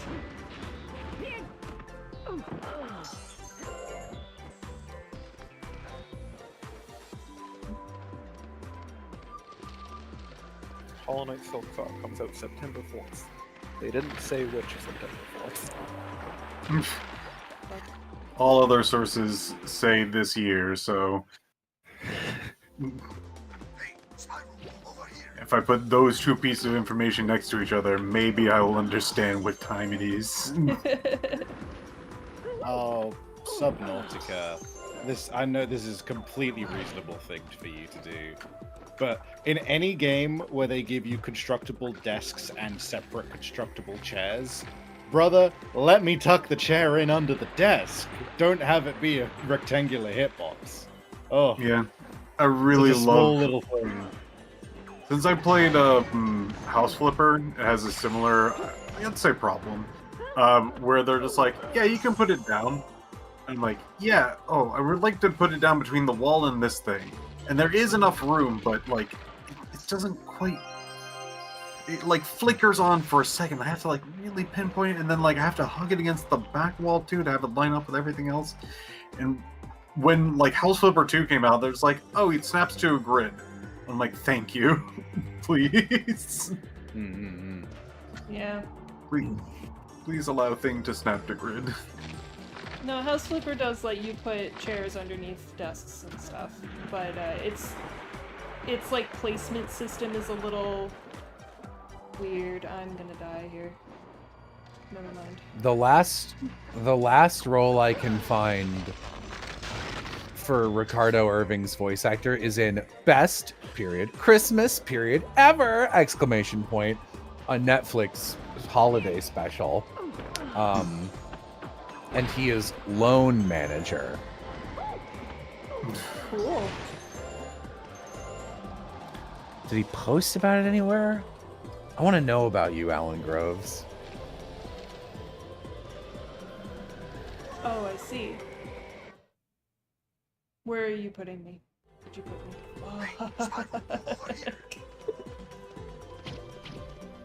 Oh.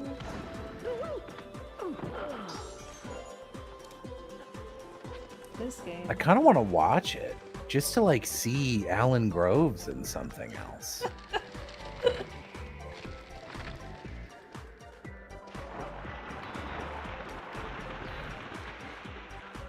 Oh my god. I hate it in here.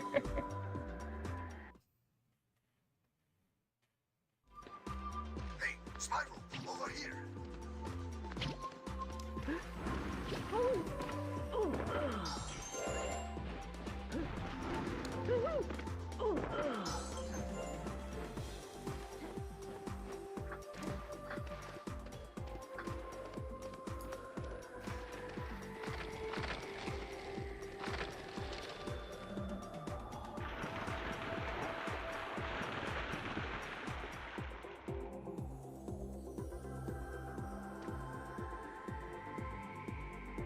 They don't stay up for long at all, and they take forever to come back. Come on.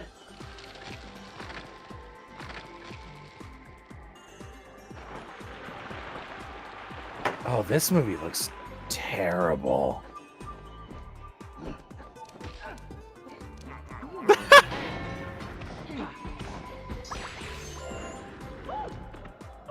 I don't think Jello will play more Trails. We like a year ago, Aaron was like, "Do you want to do Cold Steel?" And to me, Austin and Mo, and I was like, "No, it's voiced already for one thing." He's like, "Well, they randomly don't voice 2/3 of it," and it's like, "Yeah, but like, come on." And also, all of us hate it. I was like, the only one I'd be interested in doing is maybe we could go back and do Sky 3rd Chapter, which is the weird Gaiden game that's like just... It's like you can play it on YouTube, like it's just long cutscenes.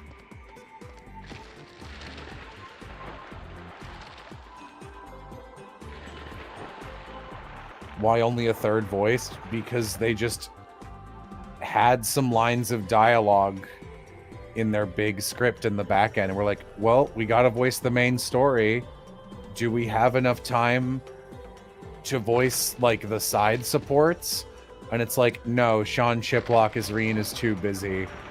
But the side characters have enough time, so you'll get these scenes where it's like Reen talking to a girl who wants to be his girlfriend, and she'll be like acting her heart out opposite him, and it cuts to him and he's unvoiced. That's just how all of them are. Ain't that guy from Pikmin? Shut up.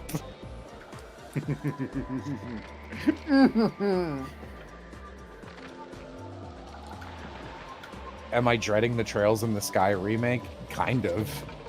I mean, if it's good, if they don't fuck up the story, then great, because we'll finally have a game in the Trails series with a good story that is fun to play.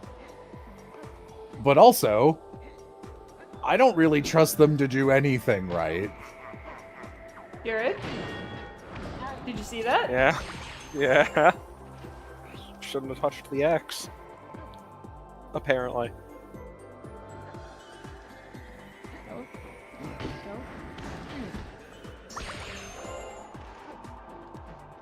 So what are these big gems you're collecting? These are light gems. The gems of light. What do they do? They unlock pretty stuff. light. Huh.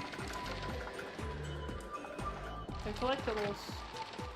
You collect them. So I take it you're this... I take it this purple fellow, that is Spyro. Yes, Era. Would you like to learn more? I would love to learn more. Okay. Do you have any questions? Now, it looks like you're trying to hit that bird with a flamethrower. Yeah, that's... Do the birds I'm playing damage a dragon. you? I'm playing a dragon, so it's my flame breath. Sometimes they can drop bombs. I see. Hideo Kojima-ass conversation. Very good.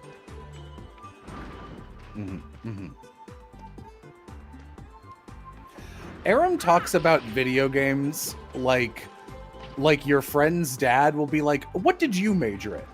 And how do you get money out of that? Like, what's the job field like?"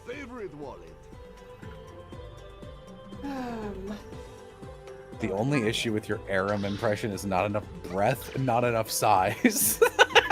It's pretty funny. I suppose you're right. I suppose. That's dead on. Yeah. I love the comment of, I miss Aram, like something happened. He died, he's gone forever. Oh.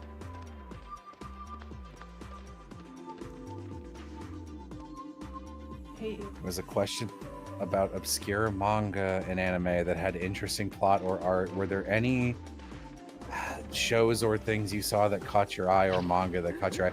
I'm gonna be real, I haven't been interested in anything in a hot fucking minute. But I've also not been seeking stuff out.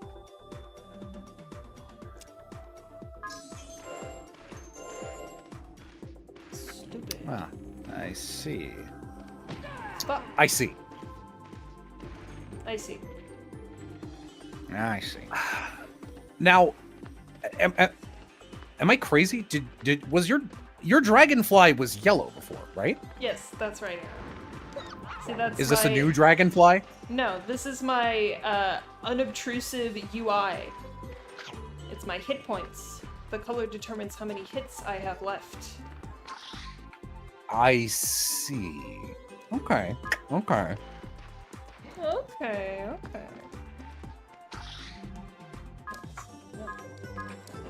This way.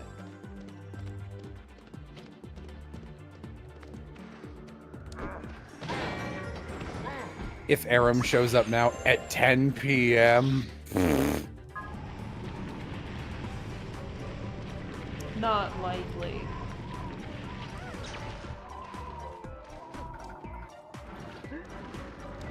maybe if we were in like a general non-stream call, Aaron would come in and go, just got some work done, and I am in here for a moment before I make myself a nightcap and go to bed.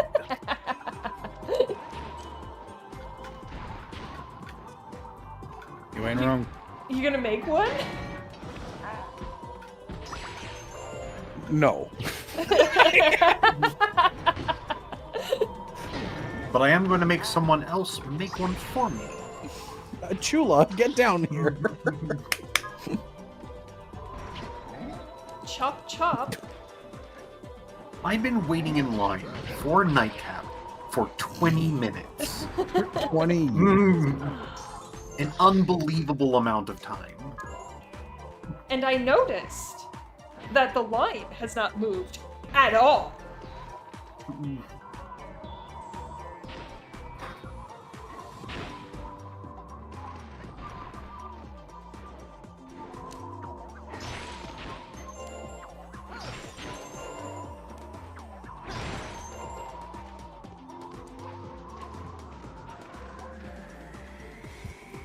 No. I don't know why, but my mind immediately went to speak about lines. Do you know where the Parthenon is? They actually believe that there was no straight lines there. Can you believe that? Not a single one in the Parthenon. You know those pillars? Those motherfuckers are snakes. One time, I stepped on a snake. I didn't hear you say lines at first. I thought you said lions. Like, did you know there's no lions in the Parthenon? I'd hope not. Wherever I go, I expect there to be lions, and if there aren't, I got a fucking problem. I gotta put them there.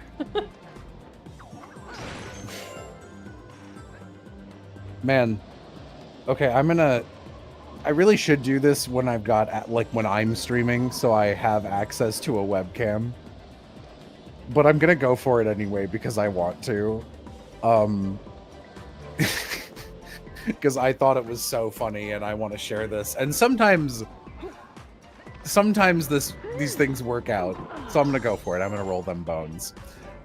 When we were on the train coming home from Canada, we to kill some time between stops and stuff, Amy and I sometimes play a game called I'm Gonna Hand You a Little Guy, which I think we stole from like a Tumblr user who's like, I'm handing you a little guy, and then you have to, like, it's like a game of 20 questions with a tiny bit of charade. So you mime the little guy and they'll be like, is this guy reptilian?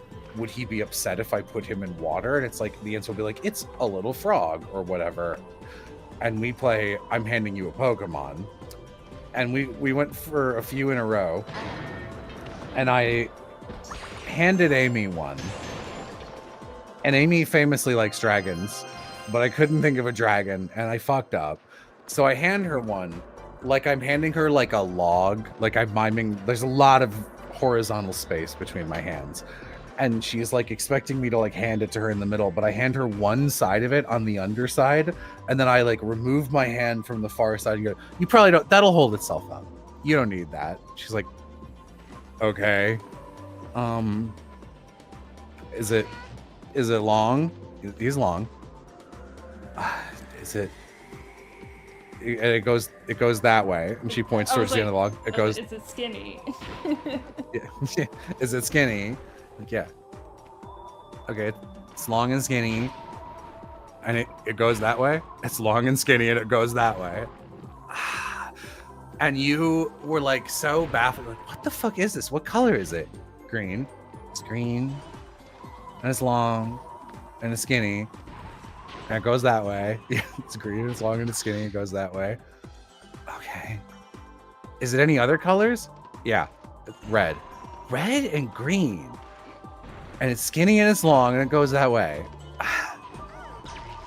What type is it? We go through the types and eventually I'm like, it's a bug. You handed me a bug. And Amy looks at me like I just ran over her dog. And the saddest puppy dog eyes, because Amy hates bugs so much. It's like, you handed me a bug. Wait, I and think it's I know long. what it is. And it's long. And it's skinny. And it goes that way. So we started handing each other things that were long and skinny and went that way. It was Yanma, which I'm sure you got. Yeah, because you couldn't think of a dragon, so you thought of a dragonfly. Yeah. Would do it in no time. Okay, cut to the chase. What do I need to do? Hey, bada bing, I'm Spyro. In this area, within the time limit, and the gate will open. It's actually as simple as that, really. Nothing comes. It's weird how photorealistic some of the animals in this look. It's fucking Happy Feet looking. You call this photorealistic?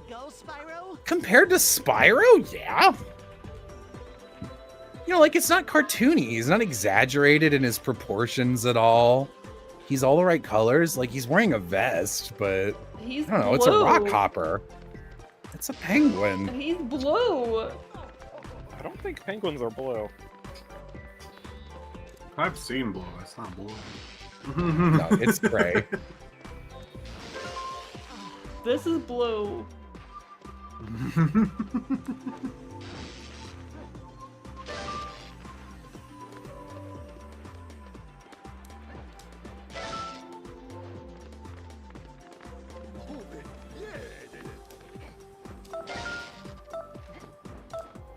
Probably not gonna find the other one. In the... Oh, no, there it is. Damn. Oh wait, I did it. You've killed me, Spyro. I won. I did it. Oh, I knew you could do it, Spyro. Man. Best Christmas Ever's official trailer on YouTube has 155 views. Hmm. Whoa. I will. Hello. Hello. It's long. Yeah, it's skinny. It goes And it goes that way. Snakes be like. Yeah, and then I was like, I also put, like, mimed a very heavy ball on the seat opposite us, and I was like, I'm presenting you a big guy. Like, is he heavy? He might. I think that seat might support him, but it's a little close. Was he nerfed in Gen 3? You gotta get out of here, man. This Graveler. I didn't even do that. You like put him over there and you're like, I was like, you're putting him over there? And you're like, yeah, I can support him. And I was like, it's Graveler. And you're like, what the fuck? Shit. Whoa.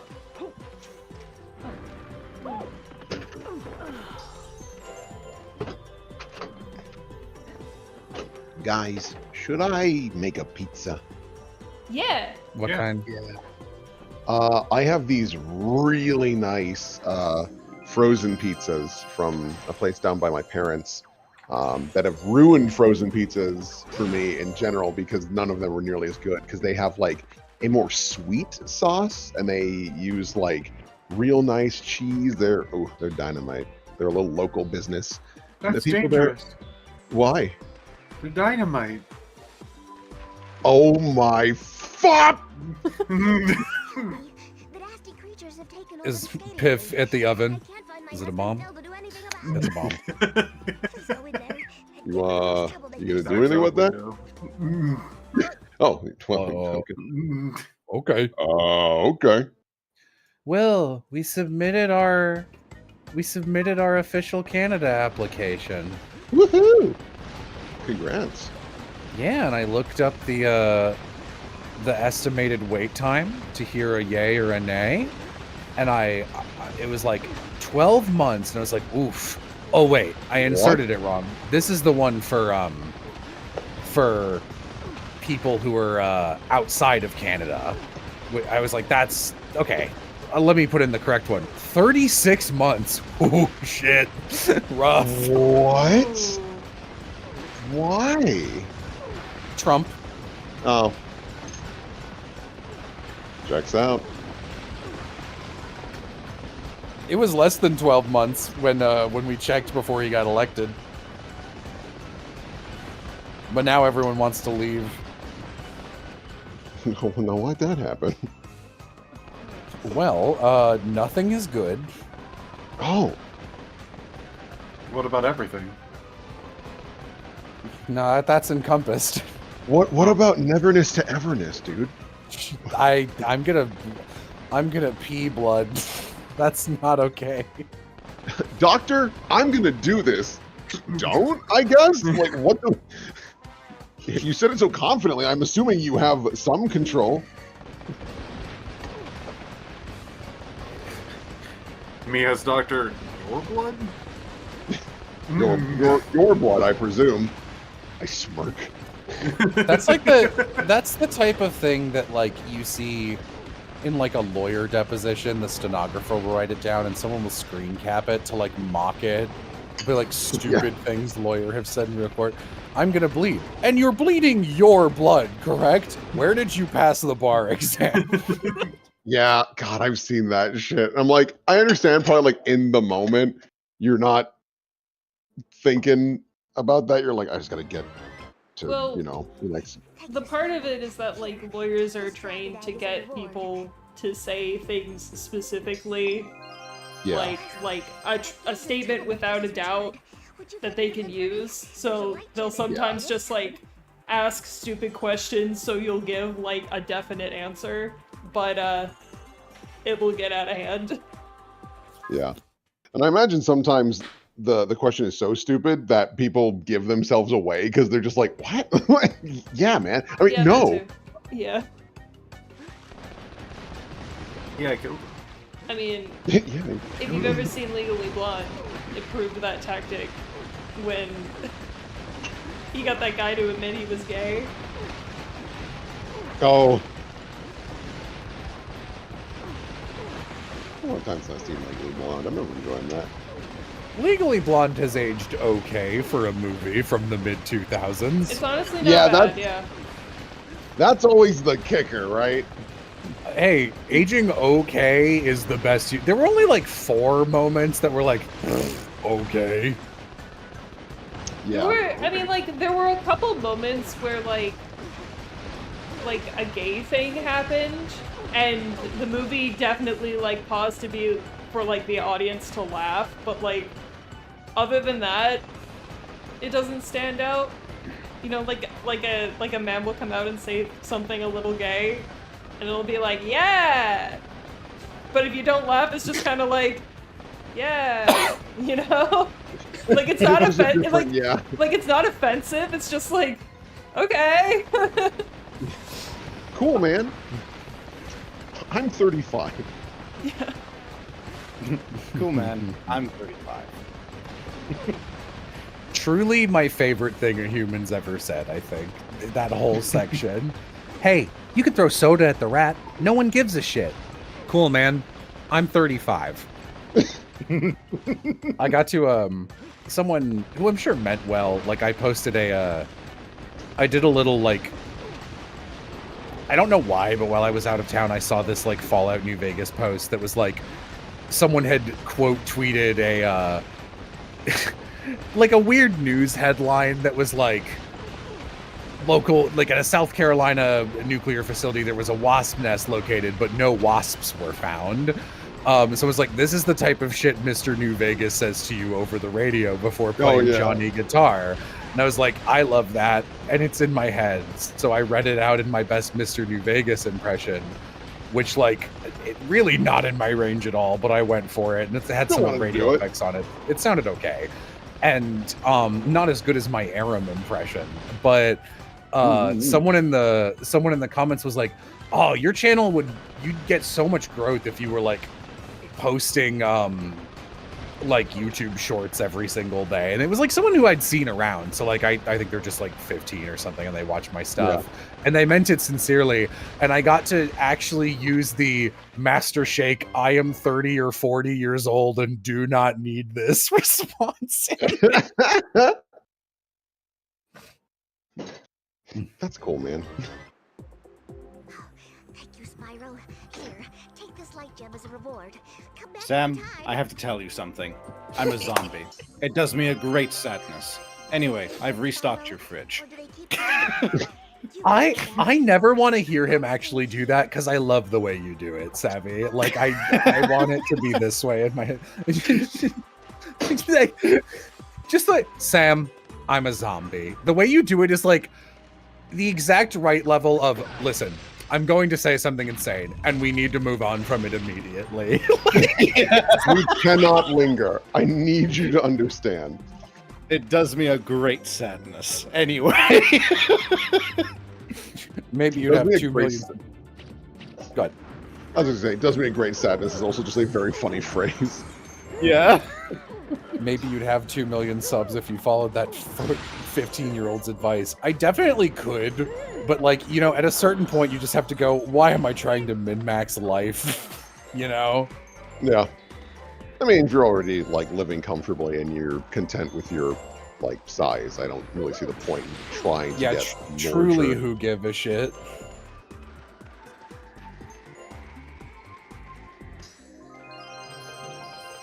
Weren't you going to upload clips from these streams at some point ages ago?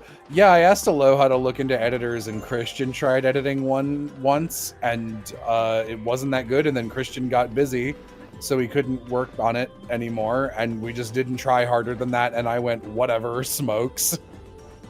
Yeah, fair.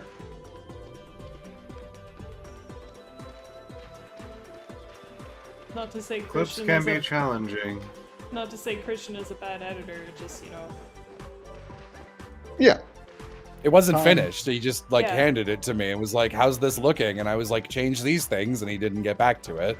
And like, I didn't care that much, and Aloha didn't care that much, so. But Cello, you bingo list wretch. Oh, that's wench, sorry. Wretch is a good one, though. Flair posted a favorite character bingo earlier, and I got a lot of 4s in a row, and I was like, I am a bingo list wench.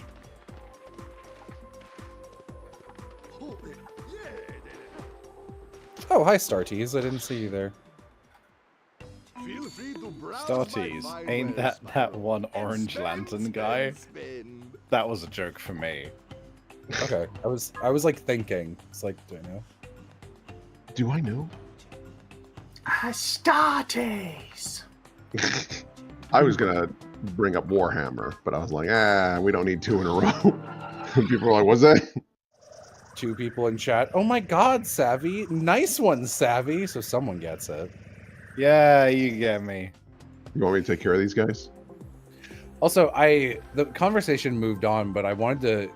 It was very funny. We were talking about, like, preservation of media a little bit a while ago, and Lovey very quickly, you know, Savvy was just like, buy DVDs and CDs again, and Lovey was like, you said something really burying the lead about, like, yeah, I support that or whatever also. But Lovey, you will routinely post like, I got this thing to work on a Game Boy Advance or some shit. Like, you've got all this analog media from 100 years before you were born, running shit from 1,000 years before you were born. It's pretty crazy. Bro, I got the Bible working on my calculator. Yeah? That's what Luffy do.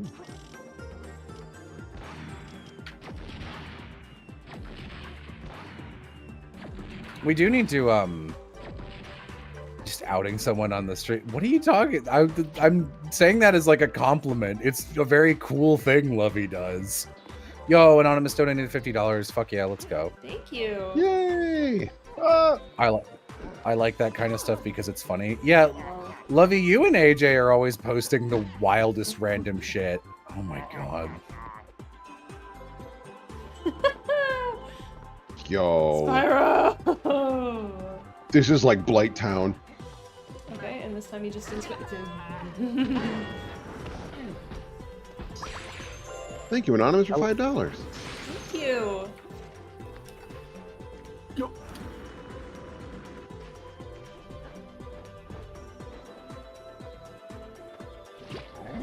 Pom, pom, pom.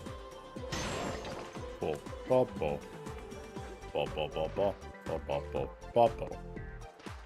Excuse me, well, Blighttown. Someone has not played Dark Souls 1. This truly is the Dark Souls and Spyro games. Exactly. AJ and Lovey are always posting the wildest shit, and I'm always posting about how you should read Tiger Tiger. Yeah, I literally stumbled upon this like slow burn monster guy, normal cute girl romance webcomic, and I just read all of it in one afternoon. And the whole time I was like, Flair would be so mad at me for not reading Tiger Tiger. What is Tiger Tiger? It's a webcomic. It's about gay pirates, so Flair's always like, "You'll love it," and I'm sure she's right, but also like Flair will bring it up repeatedly, even if we're like, "Yeah, I'll read it," and then Flair will be like, "But have you read it yet?" while I'm on stream.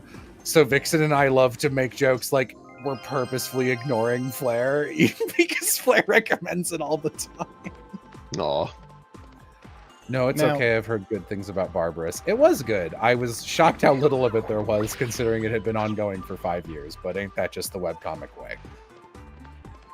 Now, I've personally learned about myself is that if somebody continually recommends something to me, I will not engage.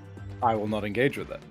The more it is recommended to me, the more I get like huffy and arms crossed in a way that's just like, well, now that you're the 12th person to suggest it to me, I'm not gonna watch it for 5 years, you know? Okay, Hey, then, that's fine. then definitely don't play Clair Obscur Expedition 33. If that one I've just decided I am gonna do. What, like, if I make the choice, we're good. But if it's like, if I was on the fence, you know, That's fine. If one person recommends something to Lenti, she's like, "How dare you?" and then we'll never read it out of spite. Oh man, there's a speedrunner and YouTuber who I found by reading Steam reviews because I'm a freak. Because his Steam reviews were very funny, and I don't know. I spent like 2 hours reading all of them. He's a Silent Hill runner named Punchy, and yes, I love Punchy. Oh, cool. He has a review for Claire, like just in the middle of all his other shit, where he does like rhythm games and horror games, and then he's got one for Clair Obscur that I thought was very funny because he's got a lot of vested interest in ports and how quality the ports are. So he'll like separately review how good the port is versus whatever, yada yada yada. And then in the middle of all of them was his Clair Obscur review, and I'm gonna dig for it right now, and I'm trying to buy myself time to find it because I think you will find it very funny, Will. Oh. It's a positive review. It's I imagine so. Clair Obscur is one of those things that, like, if someone was like, I don't like this, I'm like, you're gonna have to explain. You better have a good reason. Like, I understand if you don't vibe with certain aspects, but if you're like, it's a bad game, I'm like, that's just incorrect, actually.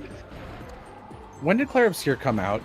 This year. Came out May 29th, I think? Let me double check. No, because I would have been traveling. When did Expedition... I thought it was like March or something. Maybe I'm mixing up my end months. April 24th, okay. Okay. Right, because it came out 2 days after the Oblivion remake. Oh, fun fact, they sold 3.3 million units within 33 days. Hee hee. Very fun. That's really cute. I had Expedition 33 on my wish list, but It's good. it's an expensive I'll get game. back to it eventually. It's one of the cheaper games, being at $45, which is I can't believe how cheap it is. Info put out a video today where he did a full run of Expedition 33 without dodging or parrying, so he like face tanked the entire game. treated it like an actual, just normal RPG. Yeah. That's cool. That's what's neat about that game.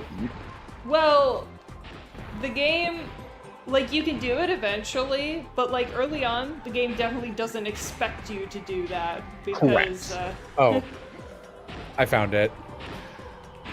Oh, I'm Expedition 33. I'm really damn good at juggling intriguing narrative hooks in an oppressive atmosphere with an enthralling sense of whimsy. I have 3 battle themes for every area, and all of them slam. My final boss theme is 11 minutes long and is the coolest song ever composed for a video game. My combat system has interesting risk-reward mechanics that allow for a great degree of player exploration in how they're approached and how said system evolves in noticeably distinct phases that really open up the possibility space in previously unthinkable ways. I am so good with the ladies, but I don't even really make a big deal out of it. It just comes naturally to me. Like, yeah, whatever, man. Show off. Recommend.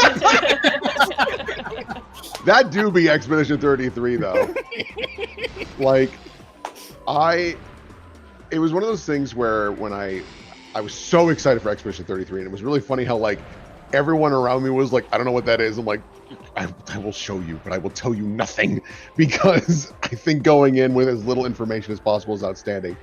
And I was already so excited, and then once the hook happens, which is like maybe an hour in, I was like, oh my god, it's even better than I could have hoped. I just needed to like yeah, it's, oh man. Yeah. The reason I found this guy is because he left one of the, at the time, only other negative reviews for Heartworm, and it said all the stuff we said, and I was like, who are you? This is a well-written review, and I like, which is a thing I've never done on Steam before. Yeah, just someone that goes against the trend, and it's like, okay, what do you think? Oh, it's not just, it's stinky and short. It's like, here are my actual reasons and qualms with this game. It's like, thank you. He's like, I hate to be mean about this, because like I don't want to. I want this to be good, and then like, yeah, I hate to be mean about it. I was. Oh, go ahead. I'll just read this. Yeah. I hate to be here. I can read both of our reviews, honestly.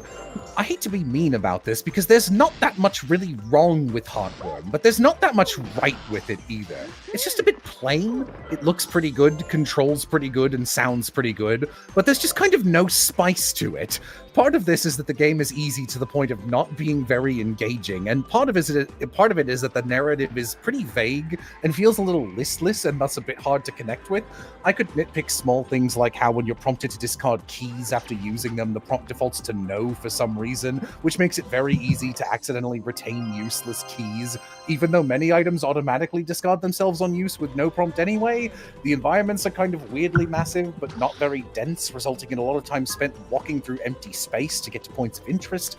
But the petty problems aren't really what holds Heartworm back anyway. It's just missing something, some spice, some unique mechanic, just anything to liven things up a little. And then, which is honestly that's a nicer review than the one I left. Yeah. It's funny because like Heartworm's one of those games that like Will, Amy, and I were quite into for like an hour and a half. The first and then area like was we really were good. Yeah, and then we were really rude by the end of it. Not even like in a way where we're like, this sucks or whatever, but like every time a character I mean, the fucking, are you a bad person? Are you a bad person? This is reminding me of, have you heard of Hollow Body? No. Oh yeah, I wish that was better. I think I've heard of it, but... Hollow Body was similarly a very promising looking, somewhat like low-res horror game. Inspired by, Silent Hill, Resident Evil, Yada, yada, yada. Mainly like Silent Hill. Yeah, looked very promising. Played through the whole thing with Fleecy, and we got both the endings. We got both the endings that we could access, considering. Because Hollow Body was like, oh man, it felt exactly like what it was, which was a guy who went, I want to make a Silent Hill type game, and then but like doesn't understand why those are good. Yeah, like there was like it was like kind of a cyberpunk future, but kind of like never really took advantage of that. It never really explains anything, Look at his but little not walk. in a way that leaves you questioning anything. Sorry. He was fucking when you walking. Oh, I'll let him talk. How did you make it this far? He's so cute. No matter. I will deal with you now. I was hoping. This villain is also Rizless. You have forced my hand. Am I supposed to be scared of you? I've spoken to the elders, and from what I can make out, you're just a traitorous coward. Ah, well then. Prepare, young dragon, to be taught a lesson or two. Is this the final boss? This is the main antagonist. Okay. Oh, Something I I like just didn't about expect Red we'd. is that he I didn't expect. just tries to fight you midway through the game because he's like, I'm not letting this go out of hand. Oh, that's neat. Right. Yeah, as I was saying, it just like you do a lot of wandering, you do a lot of like just finding shit, and like you initially think, oh, is it doing something interesting with like picking up radio signals, and not really, because it's just like extra scenes where you hear people talking and nothing else. Yeah. And the thing, and like it, you just kind of like get to this point where you're just like, okay, what's happening here? And then you end up underground, and then there's like a big plant, and then there's like this big flesh thing, big flesh spider that you blow up. You fight well. You remind me of me when I was your age. I just hope I fight better than you when I'm your age.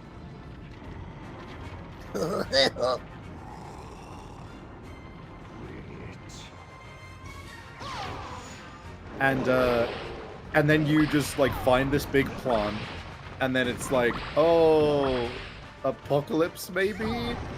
And then we were like, okay, is there another ending we can get if we don't answer the phone? And it's like kind of slightly different. And then we looked it up, and it was just like, oh, there is another ending. And it's like, oh, how'd you get it? And I was like, oh, so you remember that guy, like 15 to 20 minutes into the game, or like 30 minutes into the game, you encounter this guy on the rooftop of a apartment complex, and he's about to like commit suicide, right?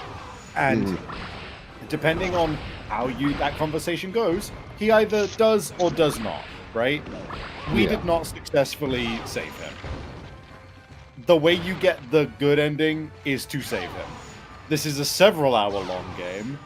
If you want to get the actual ending and you fucked up the first time, you gotta play the whole thing again.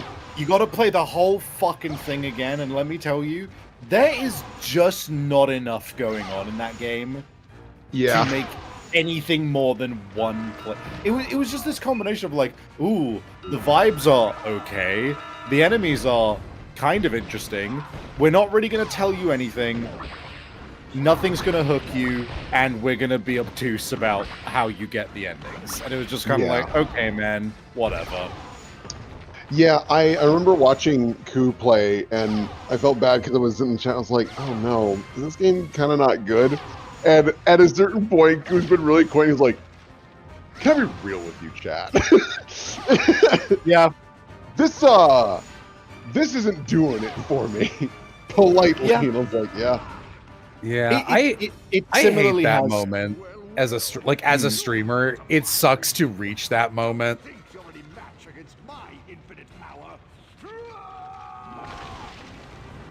Whoa! But Things change. It had the similar thing that you were mentioning with Heartworm as well, where it's like you can also mention the fact that like there's just a lot of shit which is just like you could have just tightened this up or neatened this up. Like I believe one weapon in the game just fully has a different name to what it actually is in one. What the fuck? What? Okay. That laser Yeah. just spawned on. Okay, cool. That was a checkpoint. That's nice. Oh, okay. Well, that just happened. At least you got a checkpoint. What? Yeah. Oh. What? Oh, that's why he does that. I was gonna say, I was like, why Yeah. does he even do this part? Because you can't fall off. Oh, lol. But it's just if you get too close to him, he whips you. But just don't get Anyway, close to him. My half of the Heartworm review is Heartworm is a game with loads of cool ideas, but it doesn't build on any of them. Exploring the house in the opening feels incredibly tense. The beautiful evening atmosphere leaking through the creaking ruins, the evocative notes you find, the camera flash mechanic to light your way through the dark is genius, and the moment you see it, your brain is abuzz thinking of all the tricks the game could pull using it. Will monsters react to the flash and chase you? Will there be hallways filled with creatures that you can silently tiptoe around in the dark so long as you keep the light off? Will certain areas look safe, but the instant you flash your camera, creepy silhouettes and figures will slink along the wall? Maybe. The game never does any of those things, or anything else with the idea of the camera. You get camera mods instead of weapons, so instead of a shotgun replacing your pistol, you get a burst shot. 3 blasts of camera instead of 1. Cool idea. What other mods are there? I have no idea. I only ever found the 1 in the very first area, and I have looked it up since. There are no other items in the game. Fuck off, really? Mm-hmm. Could I have missed every one in the game? I suppose that's possible. I never felt underpowered. I never died. Enemies are so slow and easy to dodge, there wasn't a feeling of danger even in hallways filled with a dozen creatures. The only time I almost died was when 2 statue enemies stun-locked me into a corner and I couldn't do anything for 35 seconds, but I don't think that was intentional. The theming of the game is incredibly weak. There's no narrative through lines linking things together other than death is kind of scary. And that's a problem in a surreal game where past traumas are meant to manifest and inspire the horror. If you have nothing to say with your story, the monsters and area design are going to fall flat, no matter how beautiful or scary they look, because there's no emotion or meaning behind them. You go from fighting television static monsters to a giant spider, to earthen dogs and statues. Why does your camera hurt this spider? Why are you fighting it? Why do dogs die when you take a picture of them? Come to think of it, what relevance do the static monsters... You're stronger than I thought. Can't believe I underestimated you. Well, looks like your He's really disappointed in himself. after all. I love that he looks at us to say this shit. There's a lot of that in this game. Don't jim the camera. Thank you for releasing me. I will now enchant you. I think it's Don't cute. do that. I think it's cute. He dies. Ice breath can be used to freeze enemies and stop them in their tracks. It can also be used to freeze small water jets or cool down hot geysers. Cool down hot guys. Why do dogs die when you take a picture of them? Come to think of it, what relevance do the static monsters have to Sam or her life, or even the magical otherworld house we're exploring? Where is this aesthetic coming from? The answer? Who cares? The creative director had an idea for a thing, so it is in the game now. It's extremely easy to see where the inspiration for this game comes from. And I don't mean that as a compliment. There's homage, and then there's heartworm. The music in the game is beautiful, but that might be because some of the tracks are absolute dead ringers for famous classic horror tunes. I don't mean they sound similar. I mean, they sound the same. Like, hey, this might be plagiarism the same. For example, the song Into the House bonus on the creator's Bandcamp for the game's demo is almost a beat-for-beat recreation of Resident Evil 1's mansion first floor theme. Heartworm's third area is a giant clock tower resembling Resident Evil 1's mansion, fused with the RE2 police station to the degree there is an exact stairwell from said mansion recreated shot for shot, camera angles and enemy placement included. I played the game with 2 other friends, Will and Amy, and all 3 of us recognized it on sight. I'm so disappointed I don't want to recommend Heartworm, because I really loved my first hour with it. It had so much potential and so many great ideas to build off of, but it just didn't. In the end, this really is just a game where the creator said, what if I made a Resident Evil game? And then they did. And that's the end of that. There's no story being told. There's no unique ideas being presented or explored in the writing or mechanics. So there's just not very much to say about it. Play Crow Country instead. Yeah. Crow Country's great. Yeah. What's the one you like, Piff? Alice? Alyssa? Yeah, it should be Alyssa. Let me double check that, but yeah, it's an extremely well put together game that does old PS1 so well that every single time I show it to people, people just go like, "What do you mean this is new? What do you mean it came out after 2020?" Right. Sometimes people know what the mission is, sometimes they don't. Horror is one of those things that I really enjoy, and I get kind of annoyed when like enemies and things don't stick the landing. Oh, what's going on here? He's flying. Flapping. He's flapping. It's funny because I wouldn't call myself a fan of horror, but I do find it really interesting. I believe he has a secret underground lair somewhere on this realm. I'm going there in a while with my new gadget. Yes, I, being a mole, will dig my way down to Red's lair. Meanwhile, see if you can find a way into the volcano. Okay, so Yeah. I'm gonna finish this area, and then I'll probably call it there. And then I can probably, Fair enough. the next time we do a sitting of this game, I can probably finish it. Ho ho! You keep going, It's John. long. That was pretty much all of the business. Just Yeah. Music here rocks, by the way. I generally do enjoy writing reviews as well. I've actually done a couple on Steam myself. I'll have to go back and actually write some reviews for some of the games I've liked and disliked as well, because it is like an exercise in writing in its own way to be able to like clearly organize your thoughts in that regard. I was pretty happy with the way I put things together for the review I did of An Octave Higher, a visual novel that you should not play. It is not good. Uh-oh. Uh-oh. We played that one on stream as well. That one was particularly sucky because we'd been doing like visual novel streams quite consistently and solidly at that point, and pretty much every single one had something cool going for it. We did Hustle Cat, which like it definitely had its pain points, especially in regards to just like not having great quality of life, but like other than that, it was a fun time. We did Analog: A Hate Story, which is a really phenomenal journal reading, diary reading type visual novel. We'd had like such a good track record, and then we hit An Octave Higher, and it was just like the slow dawning realization of it just being such a drag, and then matched up with oh, you're writing a character who's a shit person, but you don't think they're a shit person. Okay, great. That doesn't feel good. We're not finishing this one. Yeah. Also, real quick, Kiel, thank you so much for the $100. Yeah, I just... Whoa! Sorry I missed that. Thank you very much. No worries. Yeah. Whoopsie poopsie. Yeah, I believe I'm I up to don't 6K now?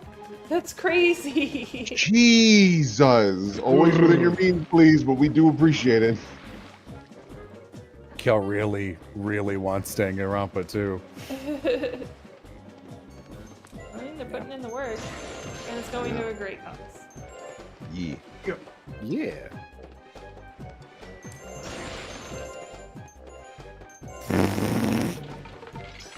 Yeah.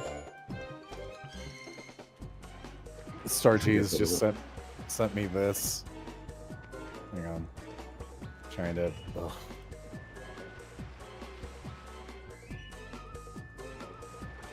Open the chat, please. God.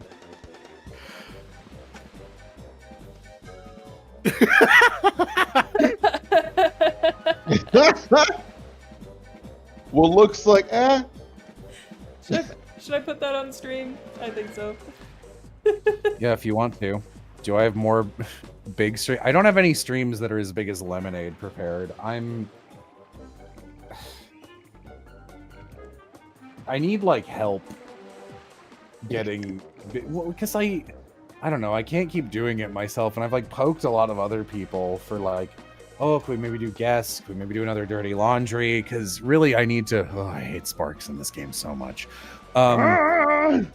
It's so creepy. Yeah. I wish, like, we need to get some other channels. Basically, like we need to spread out the audience. It's like guests from other places. Made it too big. There we go. who did this? Start ease. Thank you very much. It was very funny. Loves it.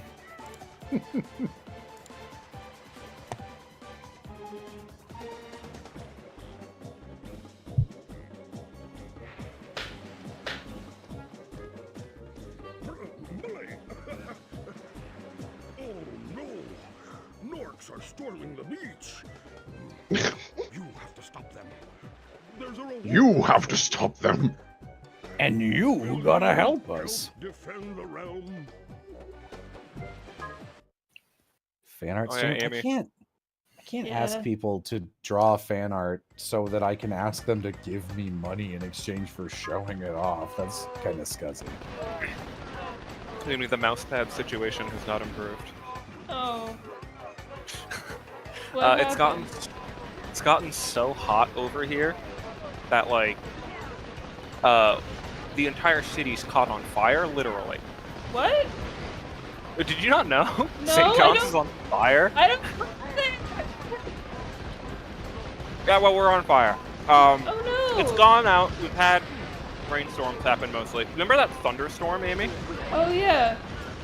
That was like the last time it rained until like 2 days ago. Oh my god.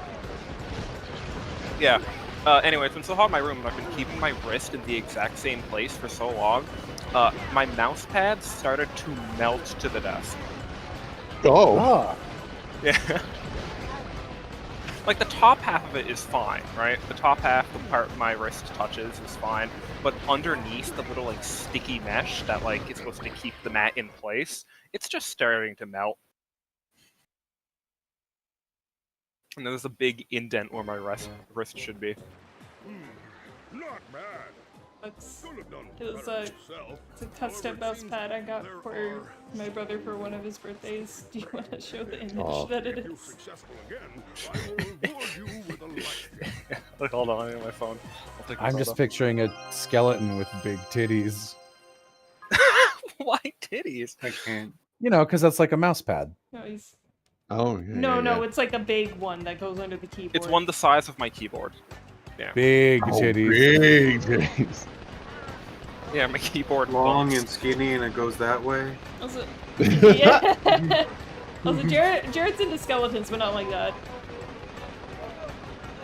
What would they even have? Authentic. Big ribs. Yeah. You know, like Halloween decorations where they make things into skeletons that don't have skeletons. You know, like a spider or something. Yeah. So, we didn't get a chance to snap a picture of it, but somewhere in Buffalo we drove by, there was just a fucking skeleton on a motorcycle. Oh, yeah. That was awesome. It was like on the highway, we couldn't go back. Okay, That's a my very silly mouse mouse pad. Also, are you eating a stone? It's a apple fritter. Oh, okay. It's like, it's so dense. I was like, damn, what the hell is that?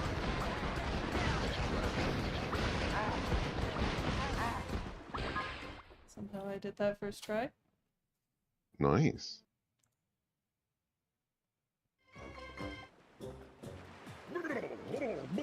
Do you mind if I show chat, Jared? Yeah. Also, here's the melting of the mouse pad. You can defend the realm anytime you like, but I have no reward. This will just be for practice.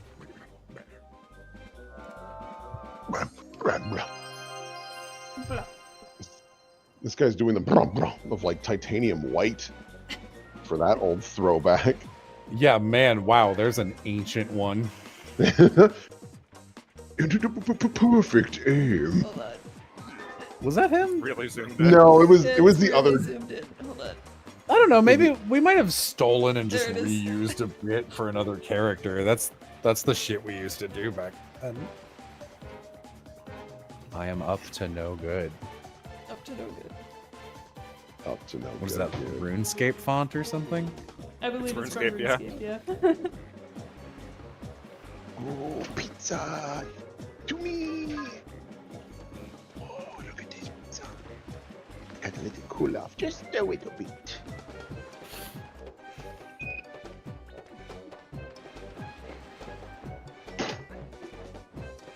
There was a kerfuffle because in my hometown there was a yard decoration of a 7-foot-tall skeleton on a stripper pole half a block from the elementary school. Maybe they were just a platonic pole dancer. Why do you have to make it weird, neighborhood watch? Maybe you should neighborhood look away. Yeah. Don't be just peeping on people. What's your damage? How about you just keep neighborhood watching and nothing more? Yeah. Yeah. Whoa. Oh. Yeah, I'm probably gonna hold... I saw one of those, like, stupid, YouTube kind of body channels that was like, name the fake, like, which of these anime titles is a real anime?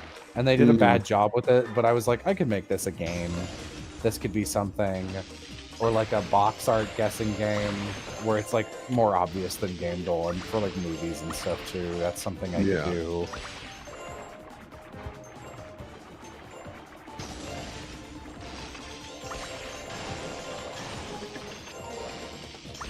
Trying to think if there's any games you might enjoy in co-op. Get all It's the one like, that I- game duel images where it's like 4 each time. You cut out the game titles and you go, all right, which of these is a Conan game?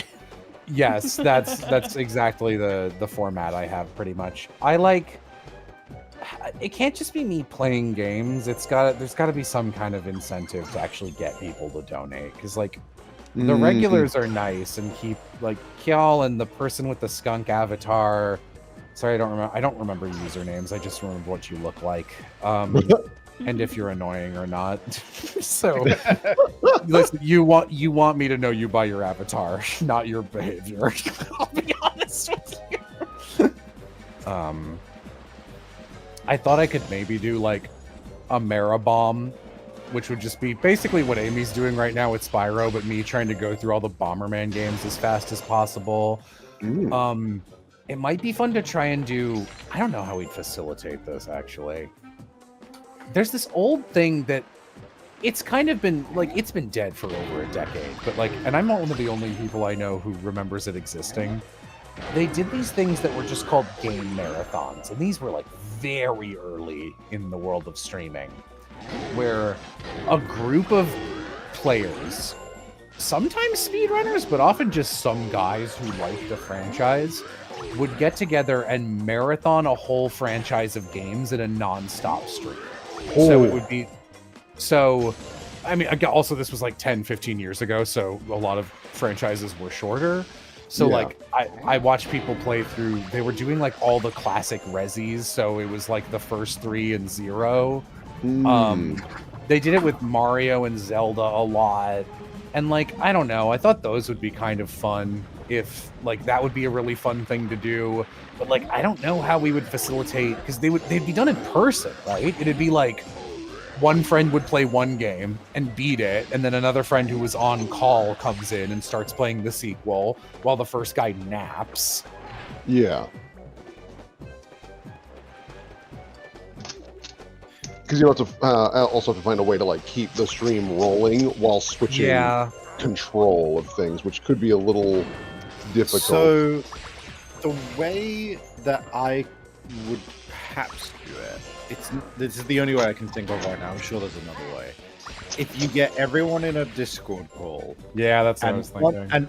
And one person is just the guy who's like, you know, streaming the stream of the Discord call, And then that way, there's one person responsible for actually streaming, and then other people can just, get into the call, put the game up, and play. But obviously, then there's one person, in this case, probably our dear old Aloha, who has to just be up the whole time. Or I don't know. I'm pretty good at leaving streams on for way too long. I could do it and then forget to turn it off. You could also, for multiple people playing the game, if it's a ROM game, you could just save the save file and send it over. Oh. I mean, it's multiple games, though. Yeah, well, one game's too long. I mean, the problem is switching players. You need like only one source can be streaming, but multiple players would be baton passing for who's playing the game. So and it would be multiple games. Yeah, so it would be like the way they used to do it is like someone who's really good at Zelda 1 would come in and beat that game in a half an hour. Someone would come in and beat Zelda 2, Adventure of Link, in like an hour. Yeah. Someone would beat, and then someone comes in and cracks their knuckles, and they're like, "Here we go," and they try and beat Link's Awakening, or not Link's Awakening. What's the Link to the Past? And that takes like 7 hours, and they're like, "I'm finally done. We're just gonna go right to Ocarina." Booze. The person whose job it is to beat Ocarina of Time does it in 5 minutes. Yeah, they do the fucking code writing glitch. They do the fucking Goma wrong warp.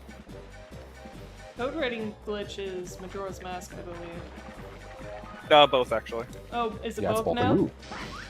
It's what's it called? Ace. You literally visibly write in the code in Majora's Mask, and then you do it with a bottle in Ocarina of Time, I think. Yeah. Okay. Oh god, I forget what the glitch is called in Ocarina. I watch enough ZFG, I should know. Hey, Ocarina. There's also not a lot of franchises that, like, multiple of our friends are experienced in. Especially not ones you could play a lot of. Like, I mean, you could have Aloha and Amy tag team the Assassin's Creed series, but that's not a beat multiple games in one sitting kind of franchise. No, and we... Strap Amy to a chair, make her get all the feathers. No, I would do that. It's just... You shouldn't. It's just like... I don't know. We'd have to play, like, a death game or something to decide which one of us needs to play Assassin's Creed 1. You just don't play it. We just start to stream. It's like, phew. Well, thanks everyone. In case you just came in, we finished Assassin's Creed 1, and now we're going on to this, and we refuse to acknowledge. We accidentally deleted the bot. Sorry. Fuck, you just reminded me of one of my favorite fucking moments in, like, YouTube Let's Plays, where when the super best friends were still the super best friends rather than off on their own things, they were doing the entire Devil May Cry franchise in lead up to 5 because it had just come out, and 2 is notoriously maligned, right? And everyone throughout the entirety of the first game was making all these comments of just like, they're gonna do 2, they're gonna hate 2, it's so bad, like, just all the typical talk. And then the day comes, the first Devil May Cry 2 video. You open the video, it's labeled as such with the title and the thumbnail, and they go, all right, well, let's get into it. And they start playing. They get to the first fight, do nothing but juggle with the guns, and it just slowly fades to footage of Devil May Cry 3 instead, and the rest of it is just Devil May Cry 3. But it was just such a funny way to skip it, was just slow 1 minute fade to the next game. That's really a great thing to do. We could do... I'd love to do, like, Amy likes to watch these speedrunner races or bingo games that I think are really cool. Where oh, yeah, Elden there's Ring like bingo. I love Elden Ring bingo. Oh, I love Elden Ring bingo.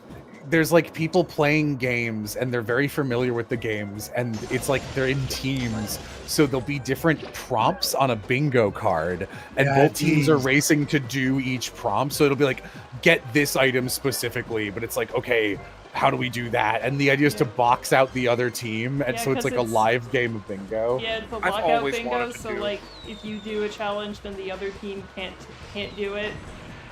It's cool. I've always wanted to do like Dark Souls or Elden Ring bingo. I would love to do something like that as well, but I don't know how. I could maybe do Elden Ring, but I could do Dark Souls 1. Dark Souls 1, I would be so good at. I could do a Skyrim bingo. I don't know who would be on that with me, or even who would want to. Oz and I could do... Dude, Oz and I could do... I don't think Oz has a setup where we could do this without it exploding. Oz and I could totally do a Skyrim bingo versus Fallout New Vegas bingo, and just a race between us to see who can bing the go first. Benedict says, I kind of want to watch that bingo stuff. Is there a particular channel you like, Yam?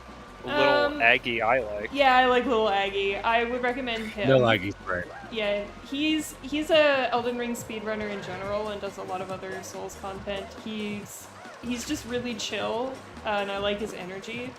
But the person who like hosts most of the bingo stuff is a guy called Captain Domo.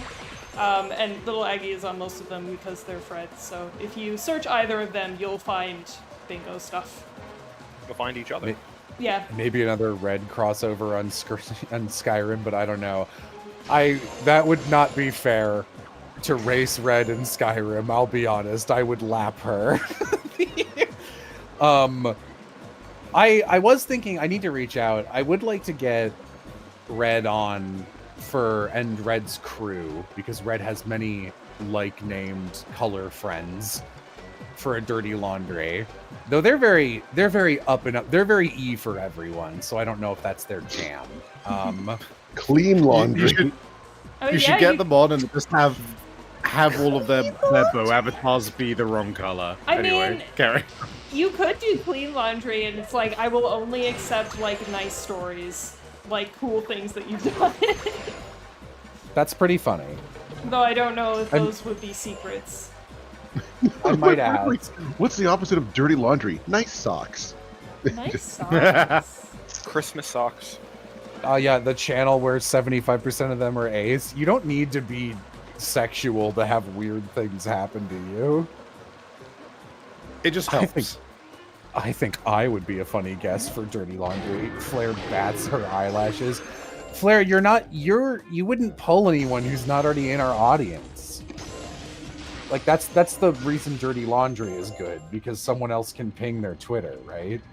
Because, like, the whole point is, with the Lemonade stream, that does well because obviously you can torture me for money, but it also has a wider audience. You should do something akin to the German archaeology stream. Just randomly show up in some insane location without telling people and just do some ridiculous shit. Oh god. In the one crack. Flair could pull me. I got you, Flair. Freshman, you're here now. You're right here. Jello celebrity casting Dirty Laundry. That's the point. We need to get other people to donate. Hold the finale of Twelly fully voiced hostage until we donate enough. I'm okay with that, but like that's a ways off. I just imagine stream starts up, I get into the call, I was like, oh cool, Jello, like what's the stream that you're doing? And you're just like, oh yeah, we're just about to get started. Hold on, we'll go live. I tune into your channel. It is just live footage of you on my road approaching my house. I'm gonna really encourage you to not be in the front in your living room because I'm aiming for that.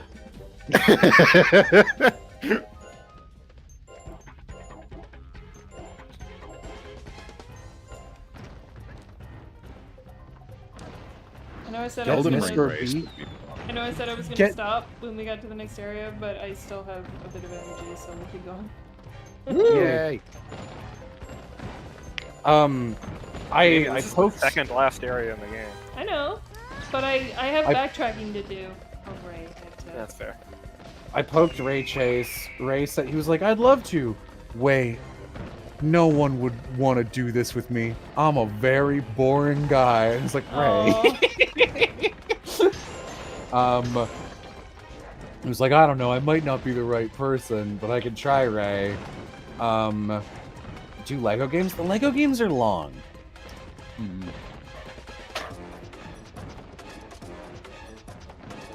That's, you know, the problem, like, I'd love to do a games marathon, but the problem is none of us are... Why does the fire breath hurt these phoenixes? It's not fire, it's water breath.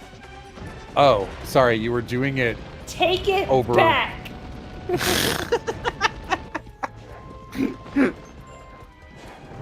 Where's my written apology? The old Lego games are shorter. As someone who's 100%ed them, no, they're not. No, they're not. Well, I mean, 100%ing them doesn't help, but yes, they are. It's still pretty long. 100%ing them is mostly just playing them twice with different characters, and they're not short. I should really get back to my longest ever 100% playthrough of Final Fantasy X Part 2 at some point. You got connections to the Amazing Digital Circus crowd that could pull a crowd. I should. Yeah, I've hung out with them and they're all nice people. I don't think they're like our brand's energy exactly, but I do think that would pull. And the point is to raise money for a trans charity. So yeah, that's a good idea. I should float that.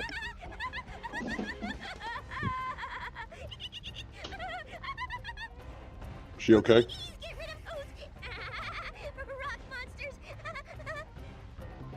Yeah, she's fine.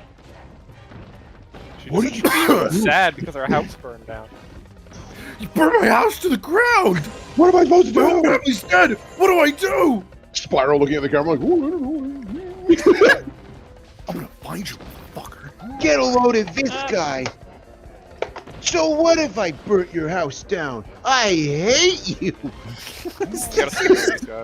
Your Spyro voice. Yeah, that's the best you're gonna get out of me. No, it's just, I hate you. Gianni and Jello collab would be something. I mean, we've streamed a whole game together, and I love hanging out with Gianni. Gianni's so funny. God, I was doing something or driving, and Yam looked at my phone and was like, "You've got some text messages," and I was like, "Oh God," or like Discord messages, and I was like, "I hope it's not. I hope I don't have to do anything. You know how it is." And she was like, "There's one from Aloha and one from Gianni," and I was like, "Well, Aloha's is either you need to do this or how are you holding up, King?" Neither of which I don't want to respond to the first, and I don't need to respond to the second yet. So show me that Gianni, and it's like just a stock Gianni. He wanted you to like check something out, and he's just like, yeah, he was like some friend. The message detranslated from Gianni type. The message he was sending was, "Hey, I know some friends doing an indie game. They don't really have much money, but they want someone who's got an authentic Chicago accent, and I thought of you. Would you be interested?" That is not how Gianni typed it. Gianni typed it 2 paragraphs immediately. Recommending you to a project looking to cast for a Chicago guy. They are broke as hell, and I'd be hard-pressed to describe them as professionals per se, but the project is badass in my opinion, and in a lot of ways, I would classify them as pretty legit artists. No pressure to sign on just because I'm there and recommending me though. I never like pals to feel like that. By all means, hold them to any of your booking standards, and if they don't fit your needs to take it on, then truly no sweat. My experience with them has been very positive, but I'm cutting them insane and unprofessional deals. Actually, I can't even remember if or what the plan to pay me is, but they are making a thing I like in a space I guess I find sort of a home in, so I choose to be a sucker. Don't be like me. It's just that they said Chicago, and I remembered Monami, my character from Tribe 9, who has the accent, so I figured I'd at least slide the possibility your way. That is so charming. Holy fuck. Gianni I'm always just cutting them unprofessional and unreal deals. What was that line? Gianni is you got it pretty much right. Gianni is so funny because he'll message you, you'll be like, hey man, can you hang out Friday? And he'll go, my dearest companion, I have done you wrong. My Friday is booked due to a dentist appointment, thanks to my feral teeth. Feel free to hate me if you will. I know you might never message me again, but this Friday will never work. I will chop off my arm to make Saturday or Thursday work, if you would so desire it, my liege. Signed, Gianni Matragrano. And then you talk to him in person, he goes, hey, I was drinking some piss earlier, let's go! Holy shit.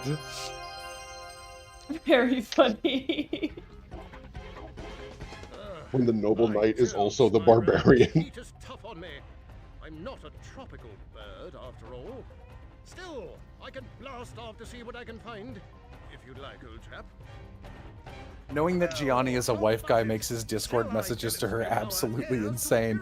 No, I feel like when Gianni knows people, he types like he talks. But he also, I think he maintains this level of like, these are my professional contacts with me and Vixen, even though I definitely call us friends. I think he's like, I shan't embarrass myself in front of them, but like, fucking, hang on. Let me look at, there's some messages for setting up the dirty laundry I did with them. Let me scroll up, because they'll just, like, join, especially when Gianni's talking to Taj.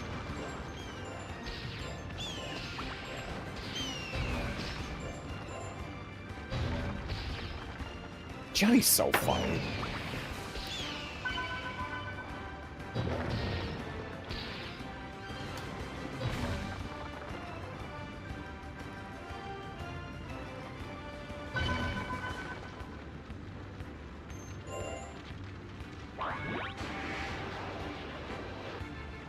Yeah, again, even the simplest message, I'll be like, hey, what times are good for you? Scheduling-wise, I think I can give this a pretty open start here and just say, as of right now, I am actually fully open in March, period. If it works for everyone, I'd launch the opening suggestion of maybe within Monday, March 3rd to Friday, March 6th, or 7th, bolded.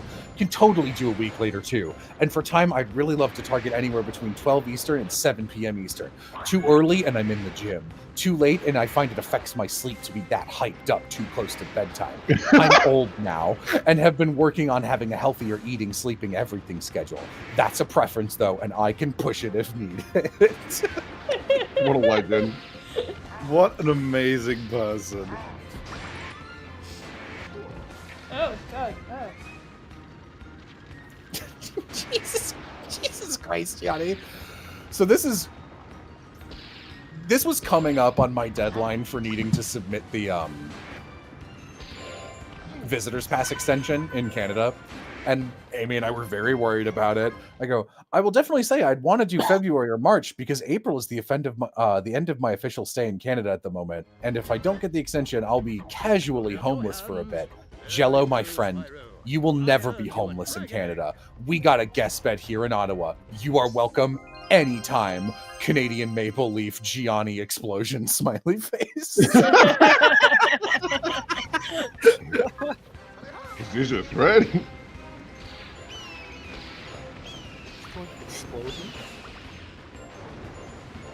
I wish I had as distinctive a typing style as that. That's so charming. Holy shit. I just write Buckaroo and Cool Cat. My typing style is distinct because I type annoyingly and segment all my thoughts. Oh no, Jello, I do the same thing. We are birds of a feather in that way.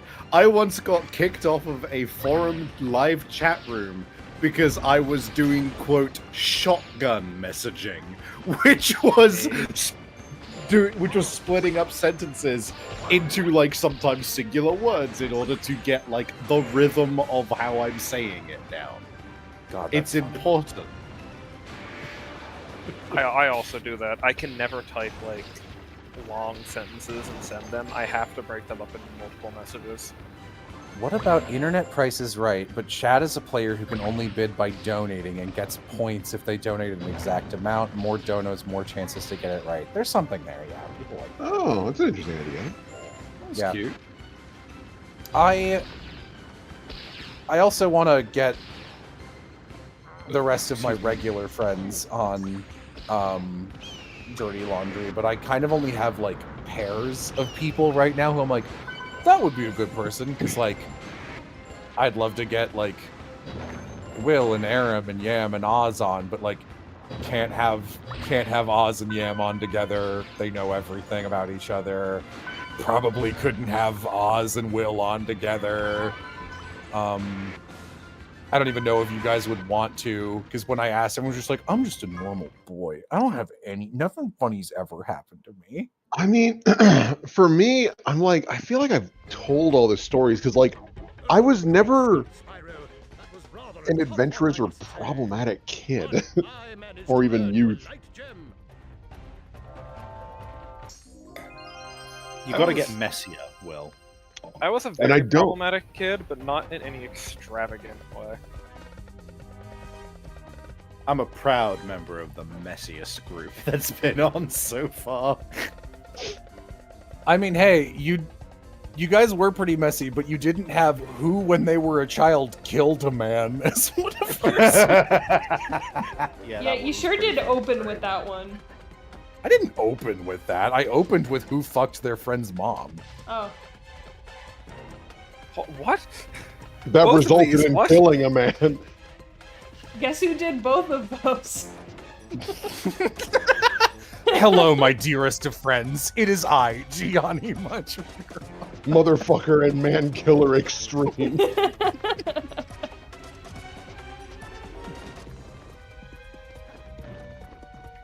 Good at laying people to rest, I guess. Oh, you can have chat submit stories via Tumblr Ask and have chat be a Dirty Laundry guest like Grant on The Real Show. Oh. That's a good idea, Carbonated Bubble. Why is your handle like that? Are you a Homestuck Squints? Uh-oh.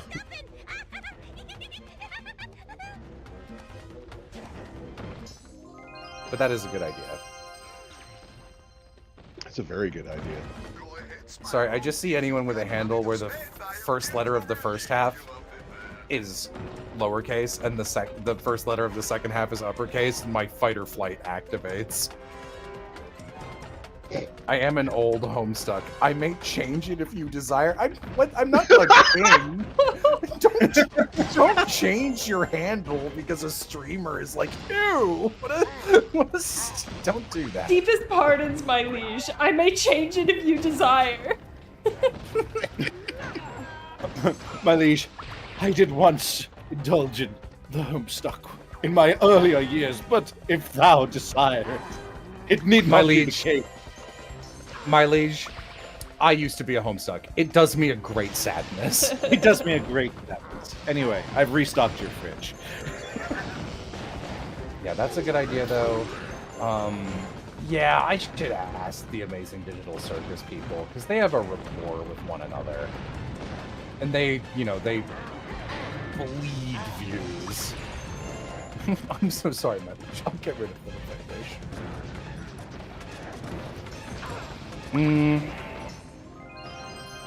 I don't know anyone. Ask Vixen who would work well for Dirty Laundry. Yeah, I don't know any. Who the fuck are you guys? It was really hard writing this Canadian immigration sponsorship thing when I don't know who my sponsor is.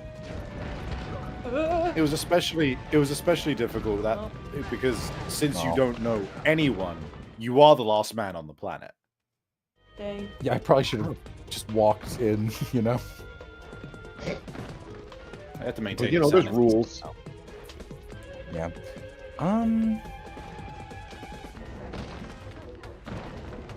Yeah, those are good ideas.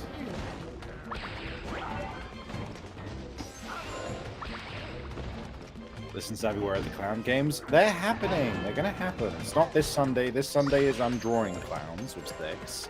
But I have the clown games lined up. I just need to decide on a date next week. Play Twisted Metal? No. I have an idea. Dirty laundry, but you invite actors Vixen is professional with, but secretly hates and lets things unfold chaotically. Vixen wouldn't even, like, not even for a minute would she think about doing that, and not for any, like, deeper reason than, no, if I hate them, I don't want to be around them. Right. I do know Team 4 Stars, thinking about that. God, you know, once every year, I remember that, back when Faye was around, Jay Brennan, Takahata 101, and I recorded a full season of a show they just never aired. Huh? Oh, yeah. Yeah, second season of No Smarts But Hearts. What that happened? The second season of that happened? I loved that show! Yeah, but then Faye dropped off the face of the earth into a whirlpool, so... Oh, yeah, I forgot about that. Oh...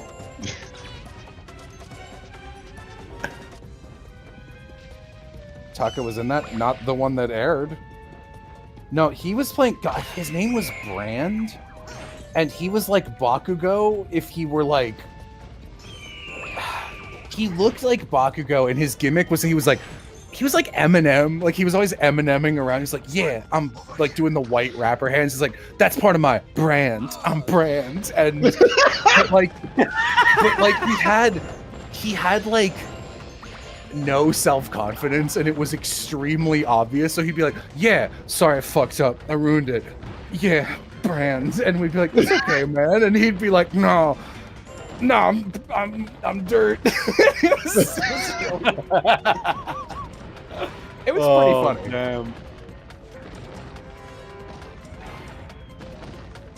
How many degrees am I from Brian David Gilbert? 1. Vixen is his castmate in... Oh, fuck, what is it called? Deep Space Discount. Oh, yeah. Yeah. That would be... I'll just ask Vixen. I'll just bug Vixen. Vixen probably owes me favor. Now we're probably even at this point. Vixen's brought me so much medicine. Every time I enter this Discord, I get more and more shocked at just how connected you guys are to everything that I have watched. It's less than you think it is. Vixen is a lot more connected than the rest of us. It's certainly a lot for me. It's not like I'm friends with any of these people. It's more that, like, I've been in a call with them one time 6 years ago. Like, well, that's more than most and people can say. I guess, yeah. I'm still reeling at the death battle revelation during the Spyro 2 stream. Oh, that one's easy. Anyone can be in death battle. What part? But dating the oh, that guy that's true. Vixen did date the guy who makes Death Battle, and people were insane at her about it. That is true. Vixen has a whole folder. Vixen has a file folder in her email inbox called Insurance that is just, if someone murders me, this is the evidence folder of who your suspects are. Jesus Christ. Guys, I already said OSP like an hour ago.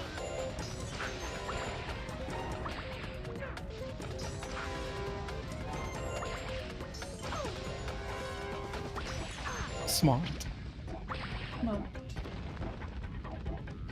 My dearest companion, smart.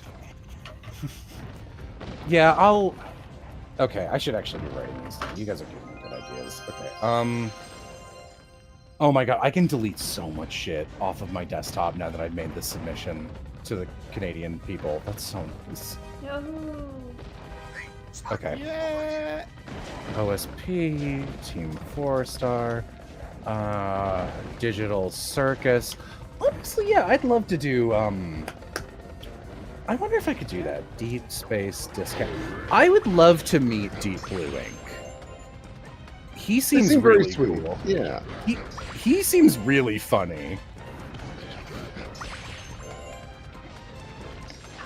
Get Tom Kenny. Yeah, let me do that. I'll get him. You mean get Matthew Mercer and the Critical Role crew while you're at it?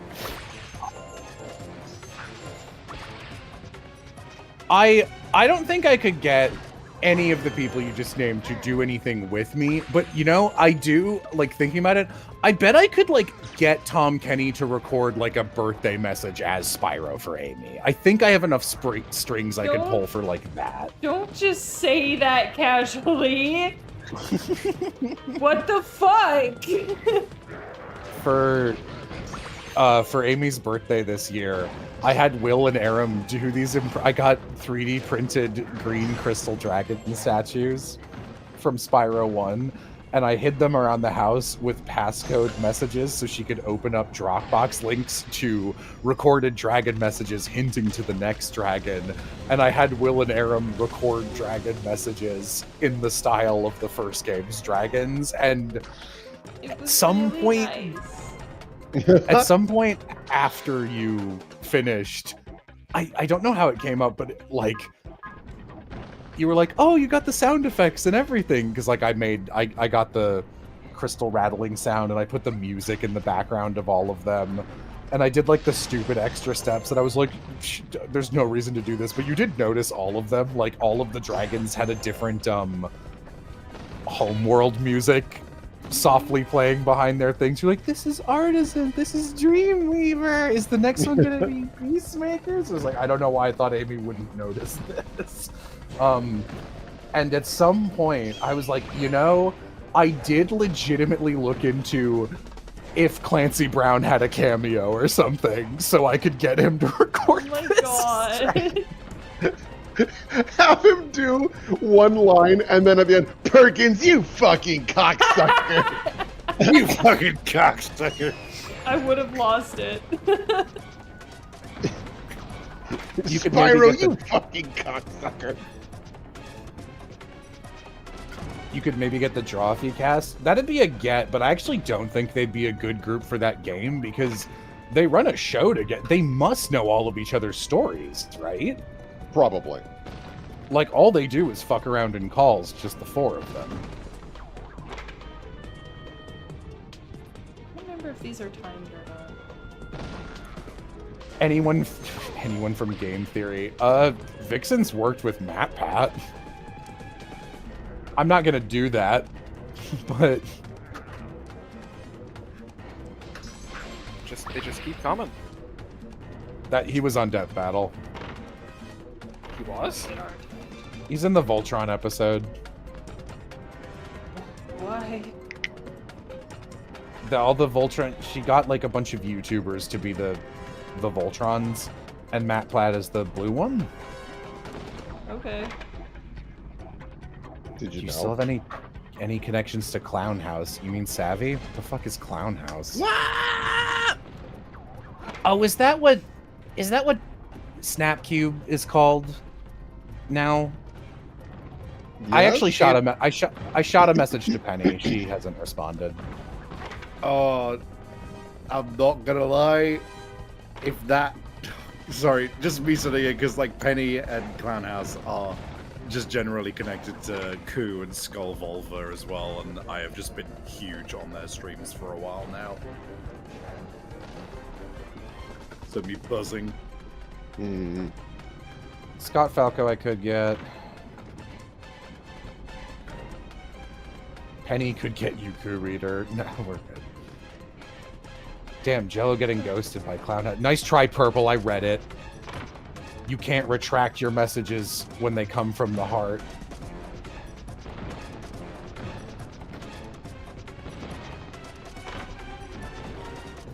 Oh, and Marketoto as well. Marketoto is so fucking cool also. Not to be parasocial, but I know Penny, just so you know, just finished moving. Oh, okay. I misread that.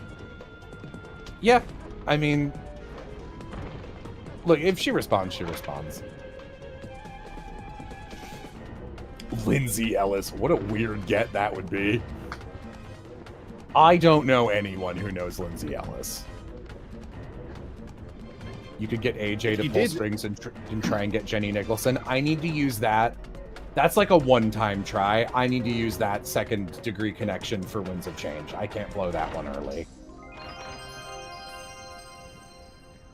Oz says, Yam, when you get to a loading screen or when you get a second, check DM. I drew a nice thing. You did?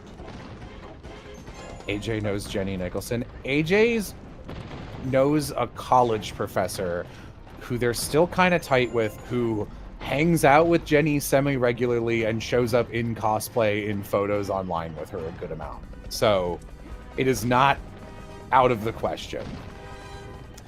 If you have a solid enough connection to Jenny, you also get a connection to Dan Olsen that way as well. Yeah. I had a DM thread with H-Bomber Guy. I tried to get him on the Name That Tune streams. It almost happened twice, but the schedules didn't line up. Yeah, it sucked. I really wanted to hang out with him. But also, he's like... He's also British, so he's harder to schedule than most people, as Savvy knows.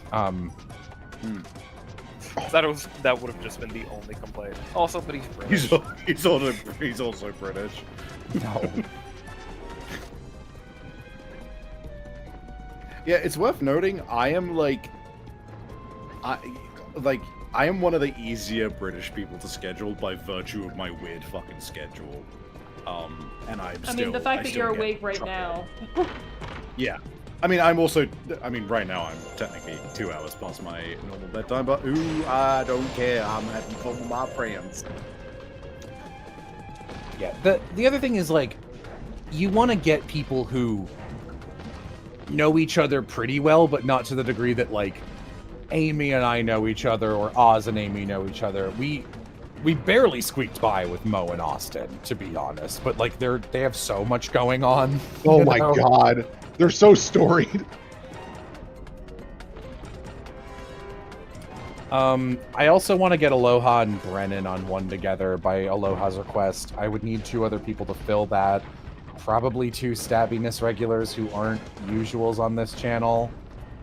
Or I guess I could just use, like, I mean, most people know Aloha and Brennan. They know each other's personalities, but not enough to...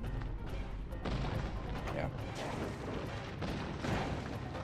You could get me. I'm in a niche community called Your Subscribers. Lovey, can you imagine if I got you and not Flair? Flair would literally kill me. Flair owns rocks. I got to show you guys my rock. Yeah,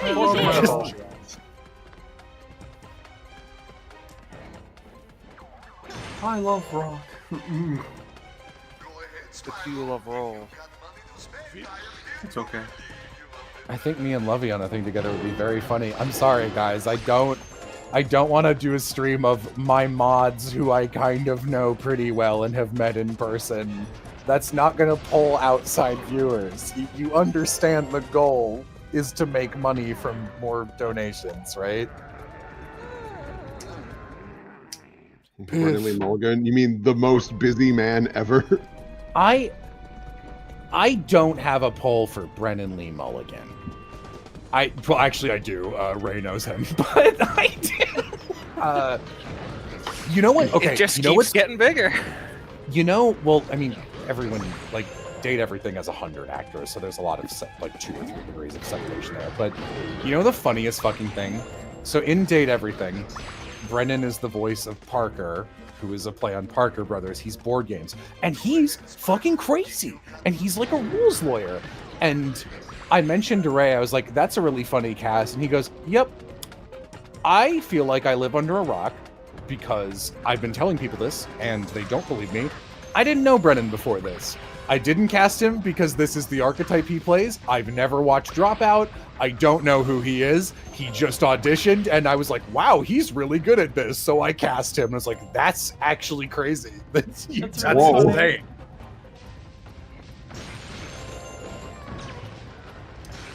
I have a friend who's worked on the set of Dropout. My friend Chloe knows Giovanni, J-I-A Giovanni, who Mononym, who has been on Dropout shows. So getting Chloe in contact that's harder than getting some of these celebrities, honestly. Look, the thing is, LA's so incestuous. It's so insular. Like, once you know a couple people who do shit online, they're all, like, everyone knows someone who knows someone else.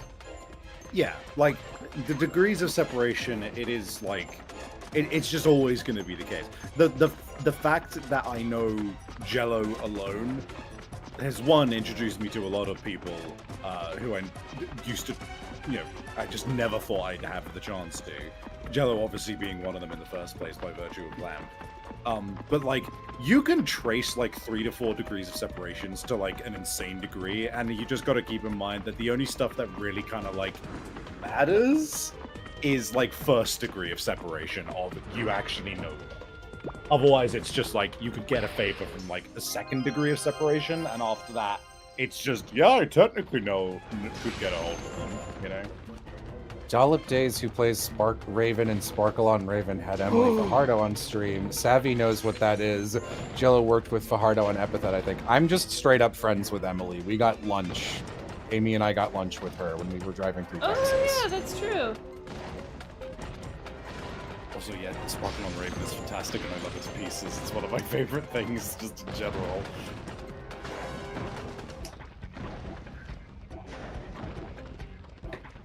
Yeah, like, I could...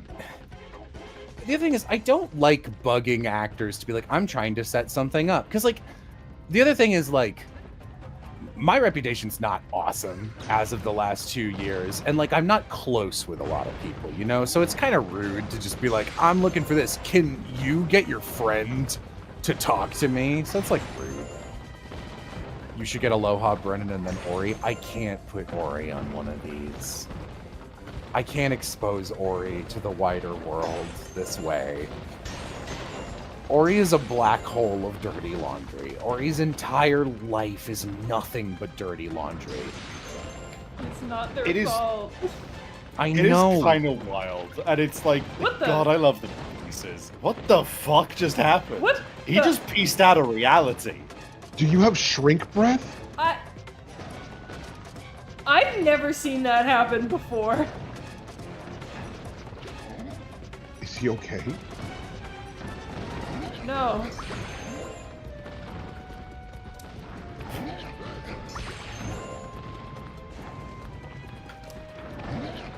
Jarvis killed that guy for you. Yeah, they are awesome, man. They are a joy. Having members of Dropout on your own dirty laundry might be a bit much. Yeah, there's also that. Like, this is... Look, come on. Can't be doing that.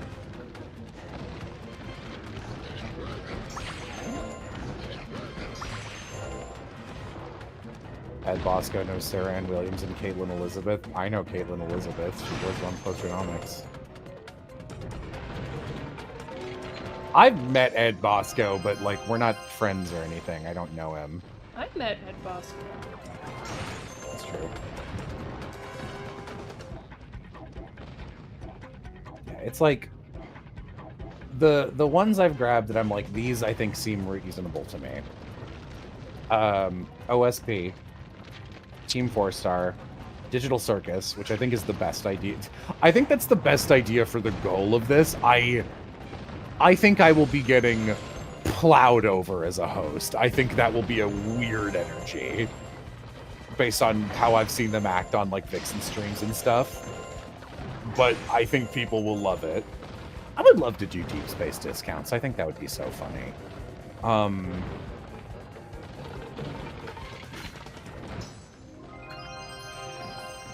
Oh, I could probably get Octopimp too.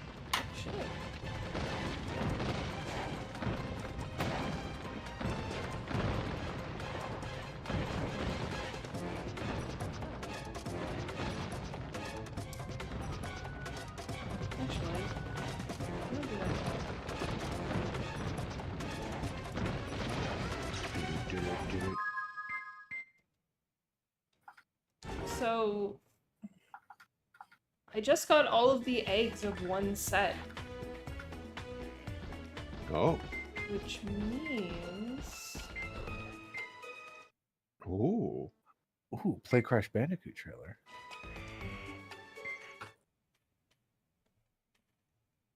Oh, is this like a costume or whatever? Yeah. Oh. What about Joe Cat? I asked Joe Cat. He didn't get back to me. Oh. Yeah. Remember to donate to the Transgender Law Center.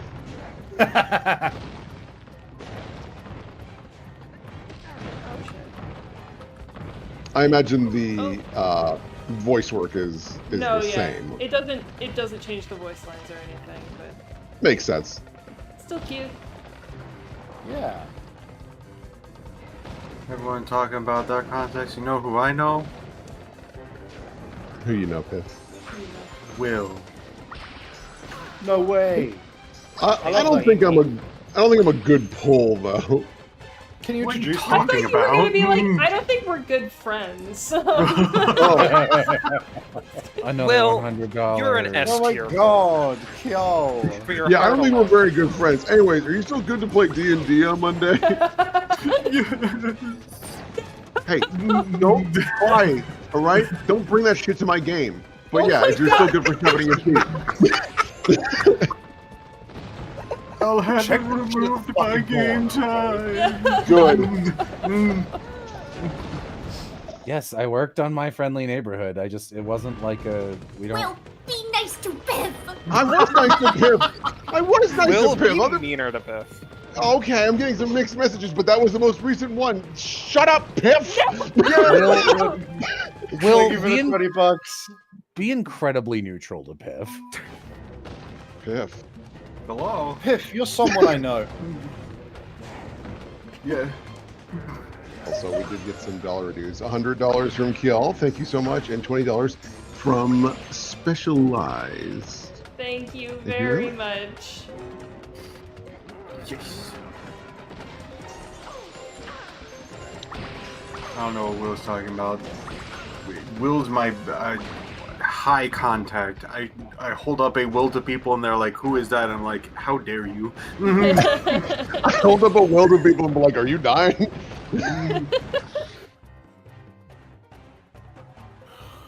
True. True. Boy, true. Is Salty DK Dan still Paul? I mean, he's like popular. I don't really know. Listen, when someone voices in something, they audition, they show up for a call, we hang out in the call and do the voice for 30 minutes maximum. And with this basically, it's usually like 20 minutes. So, like, I don't know these people, you know? Also, again, the trick is you need to fill out a group of 4 who at least kind of know each other. Like, at least kind of. Salty was in, so this is basically... Yeah, he's in the JoJo one as the guy who goes, like, my stand allows me to control other people's teeth. That's him? Yeah. I just assumed it was someone more in-house for you guys.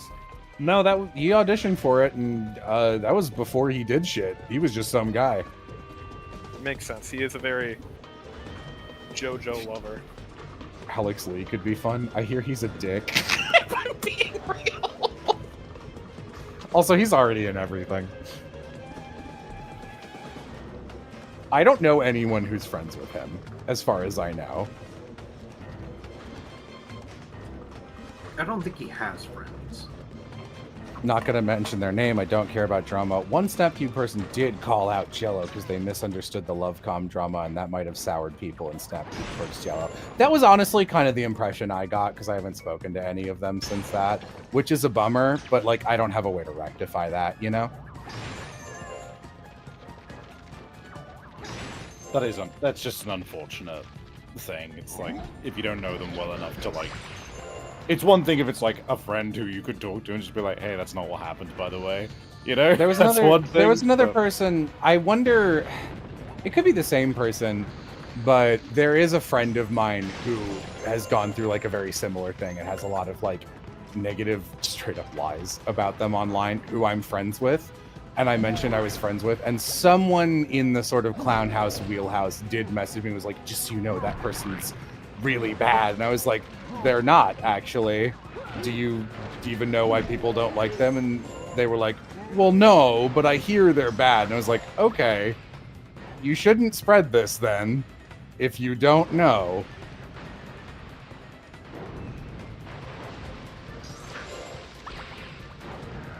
Womp womp. Womp womp.